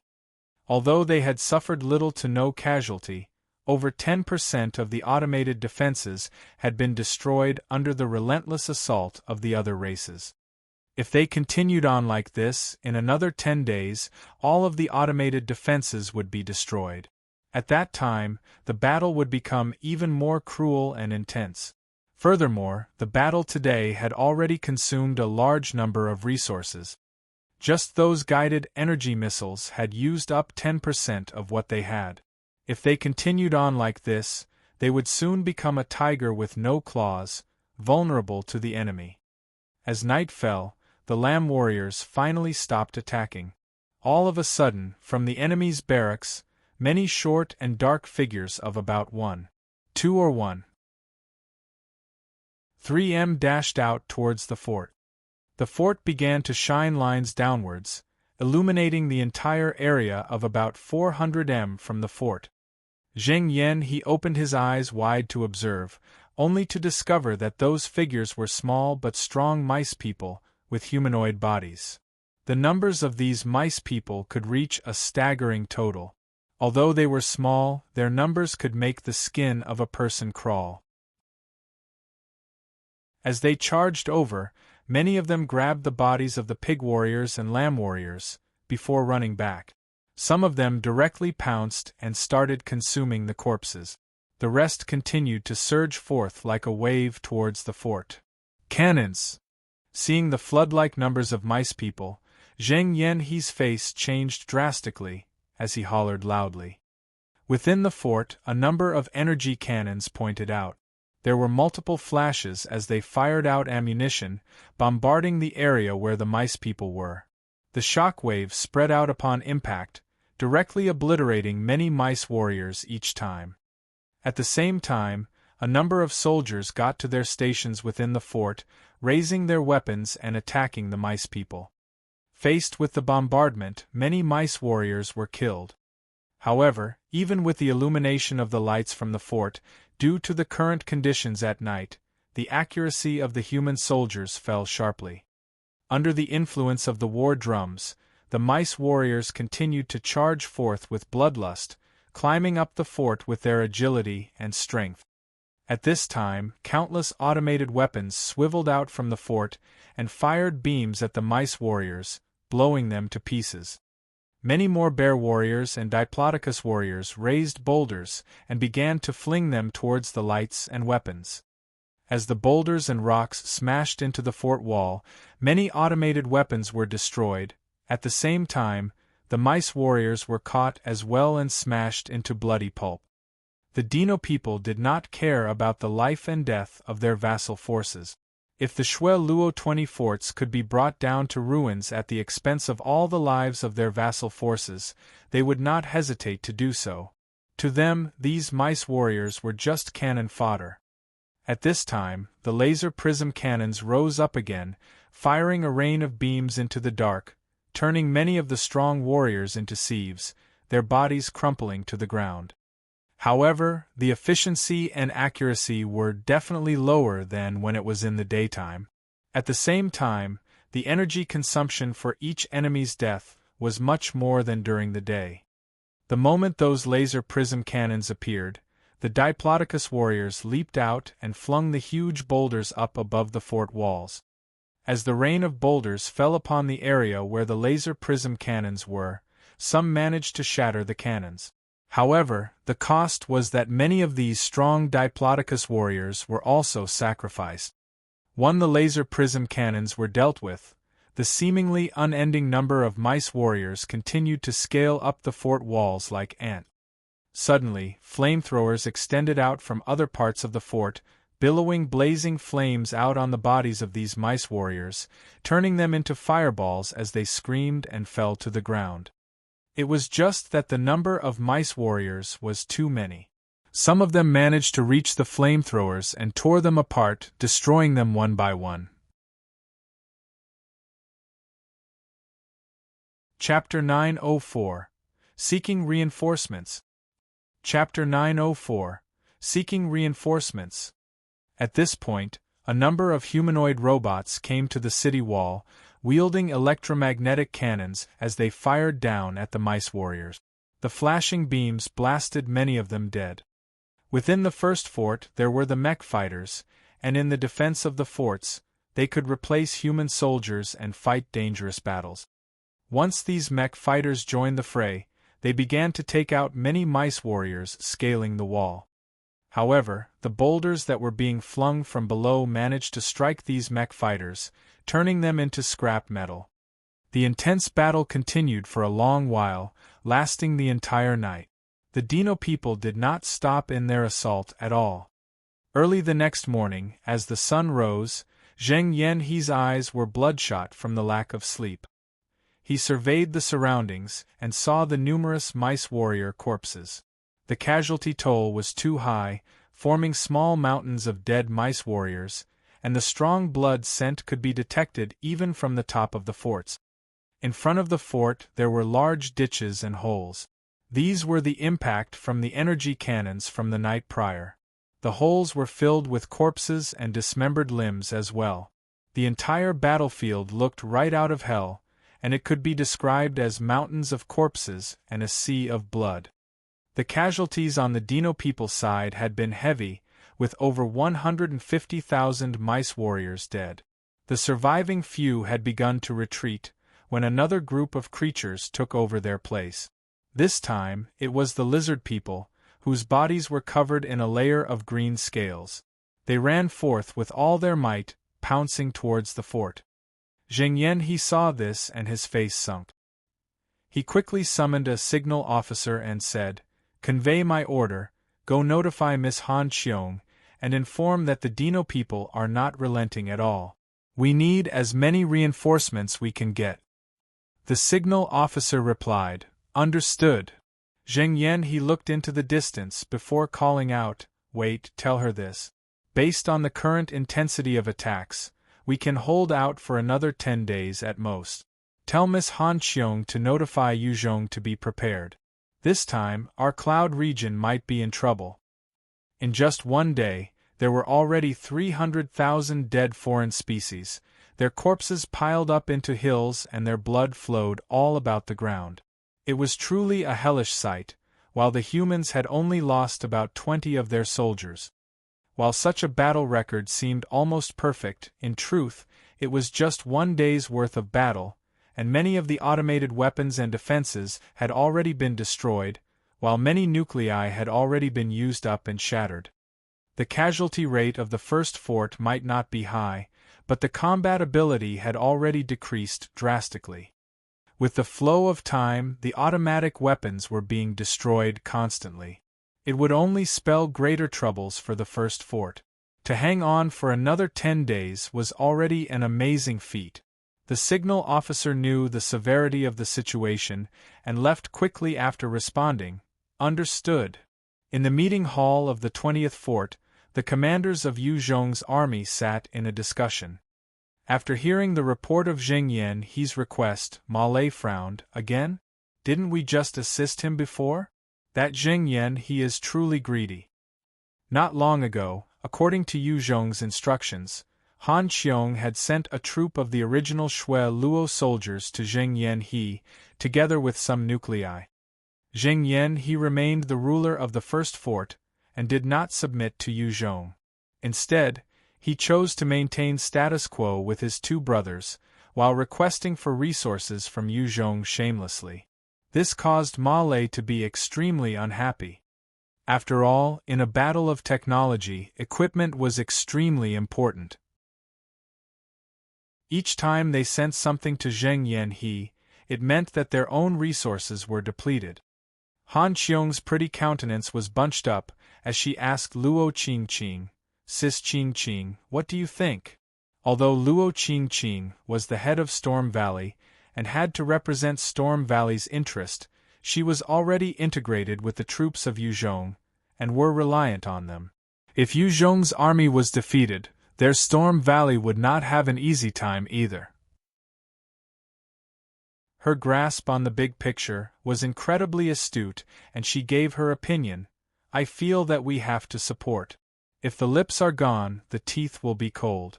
Every additional day that the first fort can hold out, we will gain an additional day for preparations." Han Qiong nodded and her gaze fell upon Xiao Yun. He spoke solemnly. "Since the matter at hand is important, I feel we should leave the decision to leader. That's the most appropriate." There were many talents under Yu Zhong. Xiao Yun from the Xiao village was already an expert, however. He was just a fighter. His only good point was that he chose to follow Yu Zhong from an early point, and thus could become a general. Ma Lei also nodded and agreed. "Right, it's too important, we need leader to give his decision." Although Ma Lei recognized and acknowledged Han Qiong and Sun Lan Lan as a man, he was still slightly sour about his position being beneath two women. He preferred to listen to Yu Zhong. Without any change in expression, Han Qiong pulled out the communicator and soon, Yu Zhong's image was projected out. Han Qiong looked at him and spoke. "Leader, Zheng Yanhe has requested our aid once more. He said if he doesn't receive aid, he can hold out for another 10 days at most. Do we proceed or not?" Yu Zhong declared, "Help him. We need to provide our support. Send another batch of resources, and hand a clone of Bai Yi over. If he isn't willing, don't force him. I will assign another batch of resources to you guys soon." Zheng Yanhe had ruled the first fort for so long, and knew every single nook and cranny of the place. He had fought against the Tyranno Kingdom for so long as well. Even if Yu Zhong were to be placed in his shoes, he might not do a great enough job. All he could do was to provide the logistics and gather the people behind to leave Cloud Region. Yu Zhong knew clearly how terrifying the Dino race was. If it were just a Tyranno Kingdom, he still had the confidence to beat them back. However, if there were an alliance between two or more kingdoms, Cloud Region was a lost cause. Han Qiong asked curiously, "Resources? Leader, where are you getting resources?" Due to Yu Zhong's busy schedule of settling the capital and establishing the cabinet, Han Qiong and the rest had not been updated about his conquering of the capital. Yu Zhong replied mildly, "I've already taken the capital. I'm now the lord here. I can naturally send resources." Han Qiong, patch me to Diaojin, Luyu, Chao Xuanjing, Gai Long, Yi Qinxiu, Hai Yongbai Yanlong. What? Has the capital already been conquered by him? How is that possible? Hearing this news, Luo Qingqing's face turned, her heart filled with shock. Han Qiong, Xiao Yun and Ma Lei were the same, their eyes flashing with disbelief. They were sure that the defenses of the capital was no weaker than the forts. No matter how strong Yu Zhong was, they could not imagine how he had single-handedly gained the capital. Xiao Yun sighed in his heart, his admiration for Yu Zhong growing again. He truly is exceptional. Han Qiong suppressed the waves of shock and quickly notified the 9 generals of the other forts. Soon, the projection device flashed, and a number of beams shone to reveal the projections of the generals.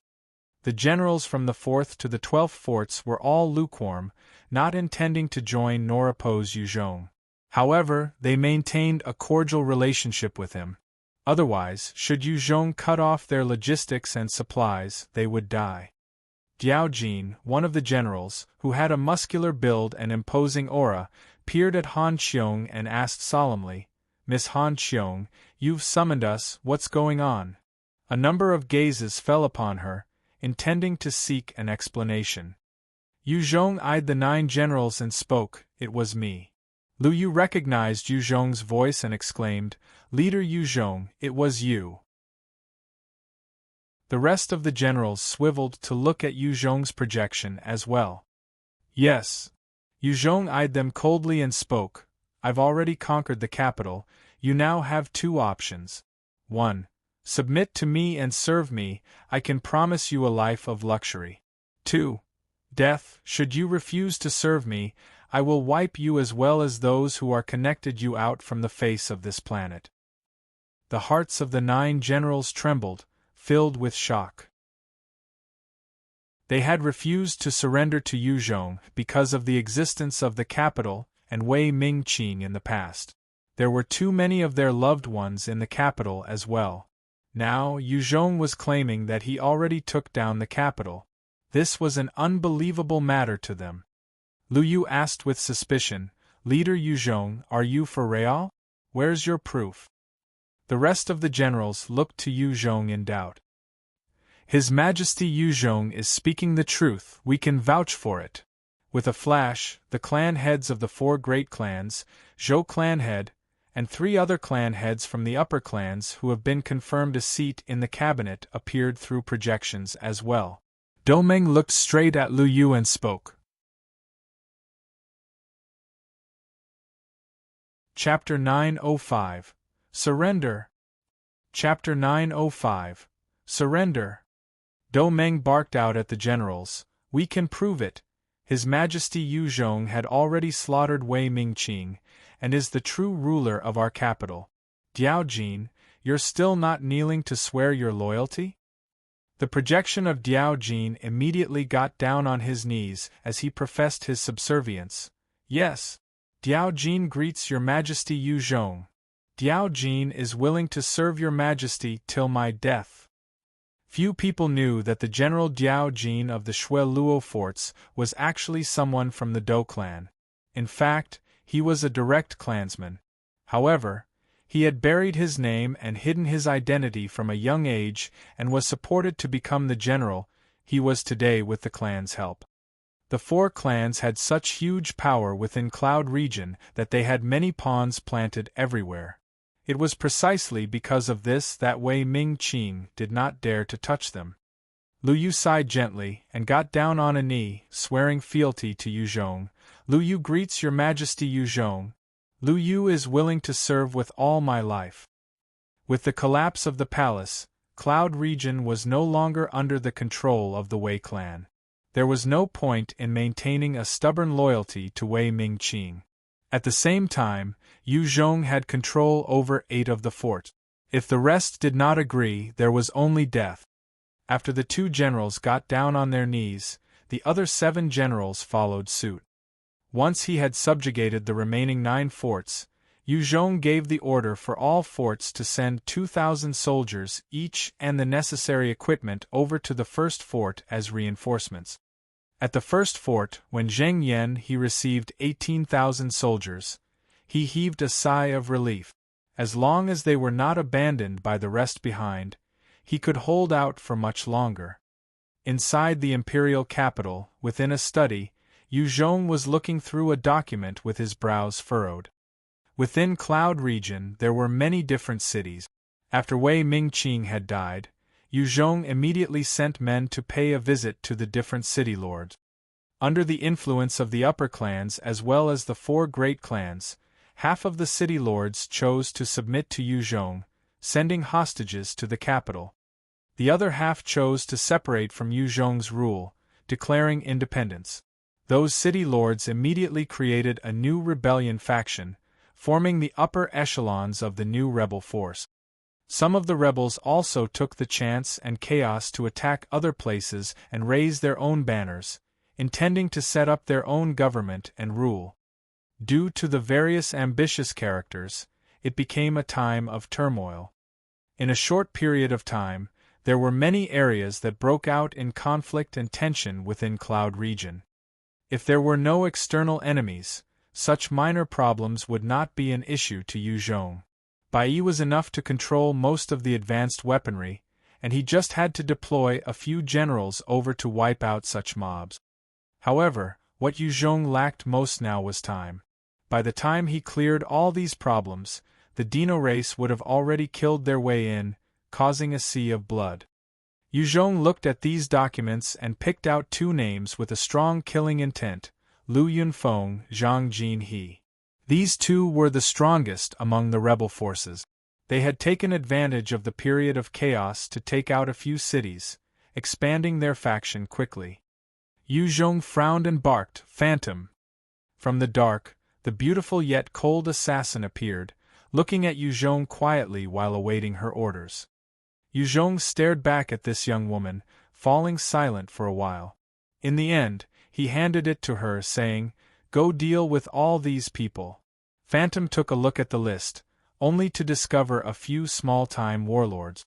They were just lording over a few hundred or thousands of people. With Phantom's Type 5 strength, it was going to be an easy job for her. Phantom kept the list and spoke, "Your Majesty, it's not difficult to take these people down. But once they're dead, those places would have no one to maintain order. I fear more chaos will ensue." Although Phantom was a peak assassin, she was not some airhead. Killing those leaders was not a problem, it was what comes after. Yu Zhong had thought of this and replied, "Go take 500 shadow guards with you. Each time you take out a leader, leave 10 of them to bring the people back here." Phantom was more assured this time and replied, "Understood." The shadow guards were soldiers that Yu Zhong had controlled with the puppet runes. They were loyal to him and could easily quell any small factions. After Phantom left, Yu Zhong summoned Lu Tai, Lu Du, and many other generals. Each of them was assigned a mechanized infantry battalion as well as 20 handheld computers with Bai Yi's copies to go and suppress the rebels. A short while later, many vehicles left the capital in a cloud of smoke, making their way towards the various places of rebellion. Long Leaf City was a city about 200 li away from the capital. The city lord was called Lu Shang, one of Wei Mingqing's trusted aide in the past. After Wei Mingqing was dead, Lu Shang declared his independence and brought his 2,000 city guards to control the city. Inside the manor, there were many beautiful women dancing passionately, while Lu Shang and a few of his subordinates were seated around with their arms around ladies. They drank as they enjoyed the dance in front of them. As they were indulging themselves, one of them spoke in a drunken stupor, "King, are you sure there's no problem with declaring our independence? Yu Zhong must be capable to be able to take down the capital. If we try to take him on with our strength, I fear that it's useless." The capital was not only the government of the Cloud region, it was also the place where culture, economy and many industrial and manufacturing industries were at. Weapons, ammunitions and high-tech equipment were produced there. Since Yu Zhong controlled the capital, as long as he had the resources, he could continually push out weapons. While these warlords were all pig-brained, they at least knew that those high-tech weapons were not something they could handle. Yu Zhong just had to deploy a unit with such weapons, and they would all die. Lu Shang reached out to grab the breasts of the woman in his arms, while he laughed. I do not know how Yu Zhong came to control the capital. However, the 4 great clans are not just for display. If Yu Zhong really wants to control the entire capital, he will have to spend more than 2 years. Within this time, we will sit back and observe, joining the stronger party. Even if Yu Zhong really gained control, don't we just have to surrender at the right time and join him? Since we already have Long Leaf City, we already hold some bargaining chip. The various generals all praised while roaring with laughter, "The king is wise." Lu Shang continued to laugh in an unbridled manner. Ha ha. Drink. Everyone drink. At this time, 5 flies flew into the hall, their eyes fixed on Lu Shang, while data flashed in their eyes. On top of a tall skyscraper 6 kilometers away from the city manor, 20 mech fighters wielding sniper cannons were aiming at the cannon. These 3M tall humanoid robots were cheaper to manufacture, unlike the Reapers, and only required ordinary mutant nuclei or Type II nuclei to operate. Hence, they were widely used throughout Cloud region. Within the capital alone, there were over 200,000 of them. During the siege on the palace, these mech fighters were not deployed, because they would just be controlled by Bai Yi. Inside a command vehicle outside of Long Leaf City, Chengdu had his hands behind his back, eyeing a display as he ordered coldly, "Attack." At that instant, the 20 mech fighters fired their weapons, and the powerful electromagnetic cannons shot through the distance, directly penetrating the heads of Lu Shang and his few generals within the manor accurately. The heads of these low-lives disappeared suddenly, and fresh blood splattered from where their heads used to be. The dancers screamed as the corpses slumped to the ground. Through the monitor, Lu Du's eyes flashed with a complicated expression as he witnessed how powerful the combination of Bai Yi, the mech fighters, and the surveillance flies was. It was a truly strange feeling. He held Yu Zhong in higher regard, at the same time there was more fear. He fell silent for a moment before ordering once more coldly, "Storm the city." 500 warriors in Type III battle suits rushed out, attacking the city. Chapter 906. Flowers Blooming Everywhere. Chapter 906. Flowers Blooming Everywhere. The leader of Long Leaf City was killed in the assassination carried out by those mech fighters. The entire city was now without a leader, and they lacked heavy firepower. Lu Du's 500 soldiers in Type III battle suits charged into the city, very quickly slaughtering those who tried to take advantage of the chaos to create trouble. At the same time, with Bai Yi's help, 200 mech fighters became terrifying snipers. As long as any of the city guards were discovered, electromagnetic beams would fire out, blasting the heads of these poor soldiers.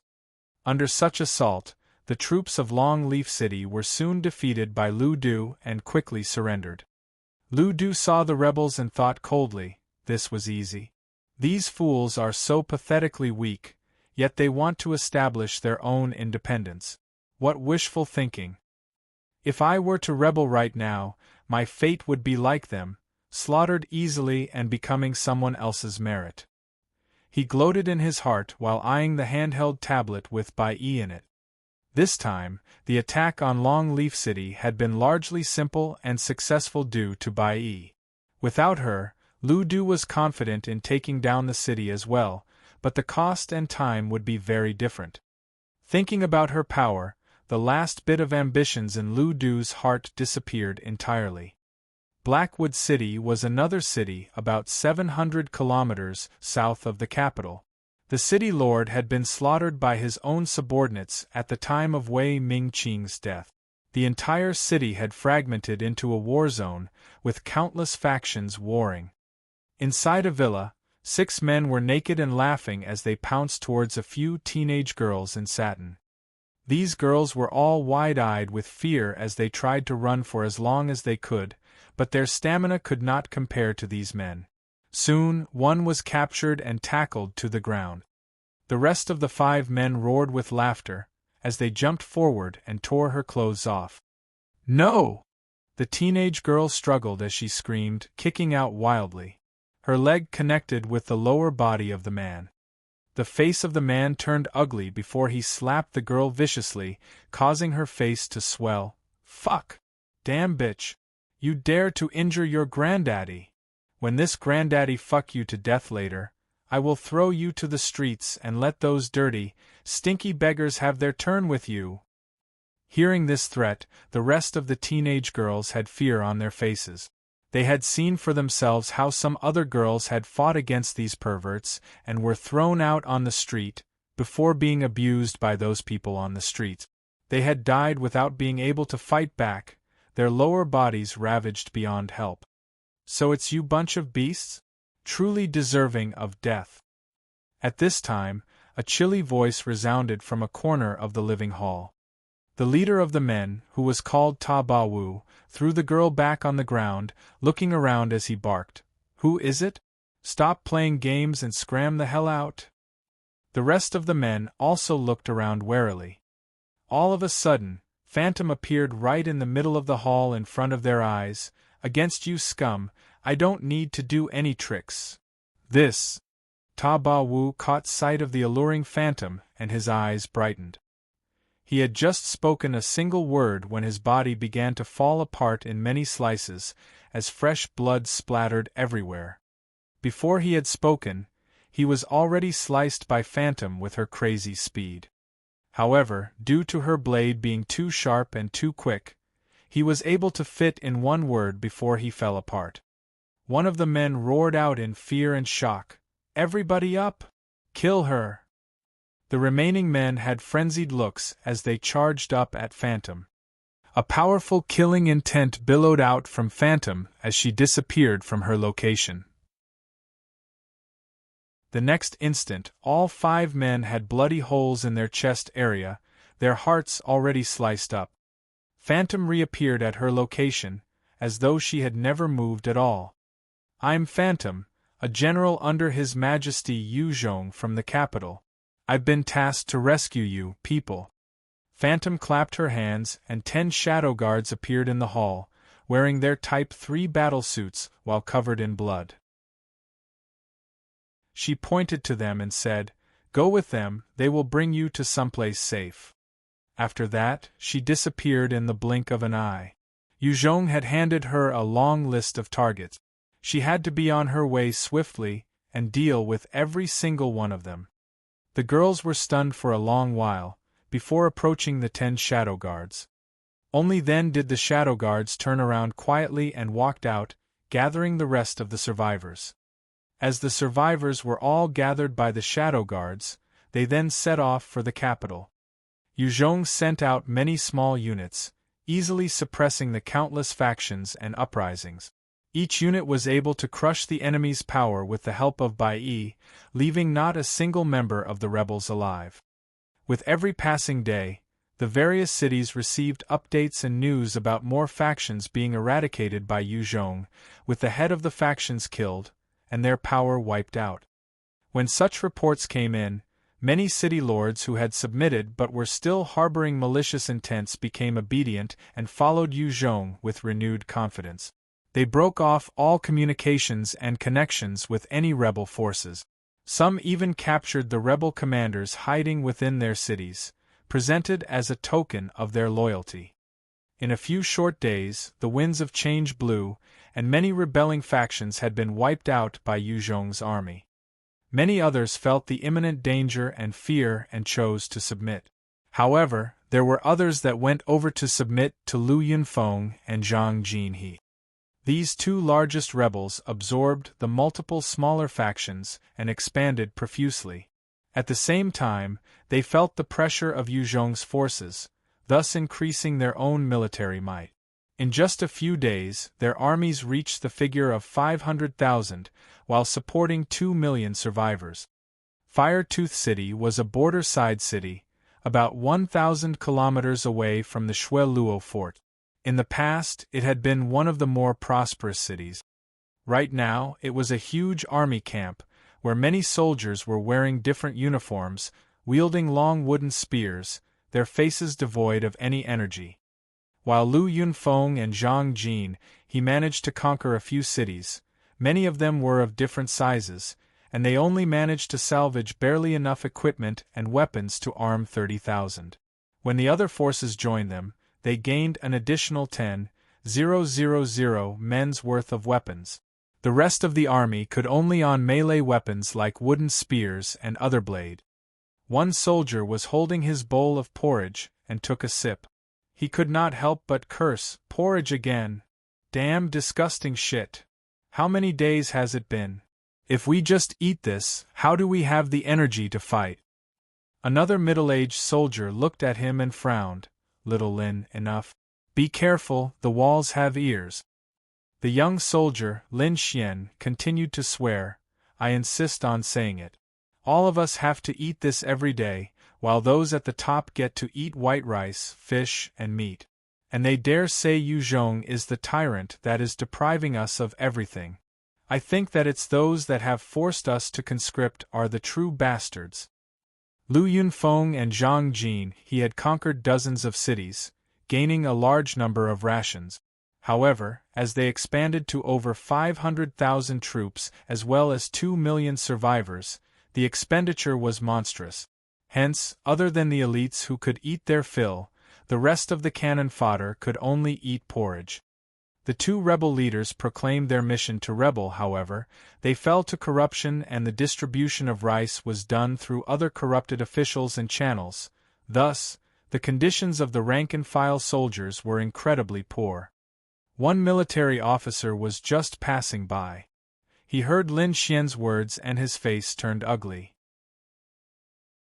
Walking over, he kicked out viciously at the young soldier before cursing, "Shitty bastard, what did you say? We are the People's Army. We're fighting for the sake of liberating Cloud Region. You can't handle this little hardship? Can you still count yourself as a people's soldier? Men, drag him out. Give him 30 lashes." Two soldiers quickly walked over and dragged Lin Xian out. Lin Xian stared at the officer with hatred in his eyes, but lowered his head eventually. Not good. Enemy attack! Enemy attack! All of a sudden, one signal officer shouted out in panic. The officer turned to look out, only to discover a scene that caused his heart to run cold. Chapter 907 The Terrifying Might of the Mechanized Battalion. Chapter 907 The Terrifying Might of the Mechanized Battalion. Right outside of Firetooth City, there were many mech fighters of about 3M each clustered together, as well as 20 Reapers in the middle of them. Some distance away, one could see many mechanized vehicles and cannons pointed at the city. There were even heavy assault helicopters in the skies. Such a troop immediately brought about a stifling and oppressive pressure on the people within the city. Facing such a terrifying force, no one could maintain their calm. The moment they saw this huge mechanized unit making its way towards them, the rebels turned pale and lost all fighting spirit. Especially since they knew they were just cannon fodder. Those soldiers had no armor and were only wielding wooden spears. Pitting their fleshy bodies against these steel behemoths was practically suicide. Inside the city, atop a very secretive skyscraper, two middle-aged men looked out at the scene outside of the city, their expressions ugly. One of them had a valiant look, and he turned to his comrade, whose height was about 2m, and his frame bulky and muscular, and asked, "Jin He, what do you think?" The first man was one of the two leaders, Lu Yunfeng, while the muscular one was Zhang Jin He. The two leaders were initially foes, often backstabbing each other. For the sake of controlling the different cities they had conquered, they had come to blows oftentimes. However, when faced with Yu Zhong's crushing of the various rebel factions, they felt a sense of crisis and had no choice but to join together. Zhang Jin He eyed the mechanized infantry, his scalp turning numb. Our troops are no match for this unit. Lu Yunfeng gritted his teeth. The capital truly has unfathomable resources. How the hell did Yu Zhong take down Wei Mingqing and even take over all these so smoothly? Damn it! When Yu Zhong came to power, he quickly sealed all information from getting out, thus, the riffraff rebels did not know about the battle. They only managed to glean some superficial information from what Yu Zhong actually disseminate. Zhang Jin He asked slowly, "What do we do now?" Lu Yunfeng had a crazed look. "Let them in, we will fight it out with them. We have 500,000 soldiers, if they are all united and do not fear death, we definitely can take them down." Zhang Jin He frowned and felt that this Lu Yunfeng was crazy. he had trained up some of the soldiers and knew fully well what they were capable of. Even if they were pitted against a 3,000-strong unit with decent weapons, they would likely lose. Zhang Jin he started to despise Lu Yunfeng for his lack of foresight and clarity. However, while Lu Yunfeng was hopeless in the military, he was charismatic and motivating in his words. He could pull people together, and in that sense, he was mightier than Zhang Jin he. Zhang Jin he did not engage in any further discussion with Lu Yunfeng. Instead, he turned to look at the mechanized unit outside and frowned. What are they waiting for? At this moment, a number of robot flies had flown to different parts of the city, their eyes fixed on the various city guards. That is not good. Hide. Zhang Jin he was a Type 5 expert, and with his powerful physique, he managed to catch sight of the robotic fly loitering about the region a 100-meter away from him. His expression changed and he yelled, "Attack!" At that moment, following Yu Zhong's cold order, the metal robots outside immediately pulled their triggers. The electromagnetic beams shot through the air, directly piercing the heads of the various city guards, blasting their heads apart. The area where the two leaders were at was the main focus, with dozens of beams firing upon them. Lu Yunfeng and dozens of his bodyguards were instantly pulverized. Zhang Jin he's response was frightening. The moment he discovered the electronic fly, he already knew that things were bad. With a twist of his body, he swiftly disappeared from his location while the incoming electromagnetic beams blasted the location where he had stood.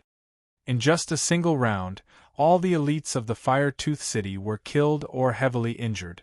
Yu Zhong's troops continued to march onward into the city. Lin Xian grabbed a ray gun and roared, firing at the nearby rebel soldier, "To hell with it! All of us, let's fight back! Kill these damn rebels and use their heads to seek pardon! Those who want riches, follow me! Fight back! Fight! Kill these damn rebel dogs!" Many soldiers grabbed their wooden spears and charged right into the rebel troops, attacking them. "What are you guys doing? Bunch of fools, we're liberating you. You dare to act against us, repaying our kindness with evil." When the rebel soldiers received the sudden attack from their own ranks, they were accosted on both sides. Yu Zhong saw the chaos within and did not pay too much attention. Inner conflict. In this battle, Yu Zhong had deployed 5,000 mech fighters to assault Fire-Tooth City. It would be no issue to take them down. What he worried was not if he could defeat them, but rather those that flee. The 5,000 mech fighters continued straight into the city like a hot knife through butter. The moment those 5,000 mech fighters entered the fray, the rebel forces could not withstand the uprising nor the concentrated attack. Thus, they fell apart, fleeing and stampeding over themselves. "It's over." Zhang Jin he watched the chaos spreading among the troops and immediately turned to flee. Right now, the defeat of the rebels was imminent.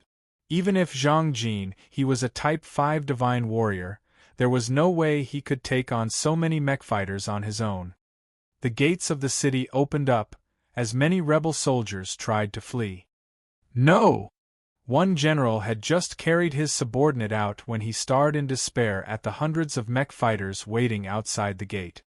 At the next moment, hundreds of beams of electromagnetic beams rained down upon the despairing rebels, obliterating them. "What a vicious guy! He's not showing any mercy at all." Zhang Jin he was following the rebel forces out, and when he saw the hundreds of soldiers being annihilated in a single breath, his heart nearly stopped and he was filled with fear. Obviously, Yu Zhong had no plans of throwing all his forces into attacking. Instead, he had sent some to surround the entire place. He wanted to catch them all. A number of rebels tried fleeing from other locations as well, only to be shot dead by the various mech fighters situated at every single exit. "Throw down your weapons, we'll spare those who surrender. Throw down your weapons, we'll spare those who surrender." At this moment, there were sounds of persuasion played from the mech fighters, leaving those rebel soldiers who intended to fight to the death, to throw their weapons and surrender. Zhang Jinhe's eyes flashed coldly as he sucked in a deep breath and pushed his speed to the maximum, leaping over the city wall. He had just leaped over when he was met with dozens of electromagnetic beams. Zhang Jinhe activated his ability, speed manipulation, and his speed of descent shot up explosively, bringing him to the ground. The beams shot at empty air. Bai Yi's eyes started to churn with data as she reported, "Enemy strength is being re-evaluated. Based on the analysis, 30% chance that enemy is peak Type 4 expert, 70% chance that he's a Type 5 expert. Adjusting firing rate and aim." 60 vehicles that were equipped with high-tech weapons adjusted their cannons, and at the next moment, 2,400 beams of lasers that became an entire pillar shot at Zhang Jinhe. A sense of crisis filled his heart as he channeled his ability once more, pushing his speed to the Mach 2 realm, trying his best to flee. Such a speed was enough to escape the lock-on from a majority of weapons. However, the speed of sound could not fight the speed of light. The moment the pillar of lasers swept past him, his entire body was punched with multiple holes, as blood flowed from every single one of them.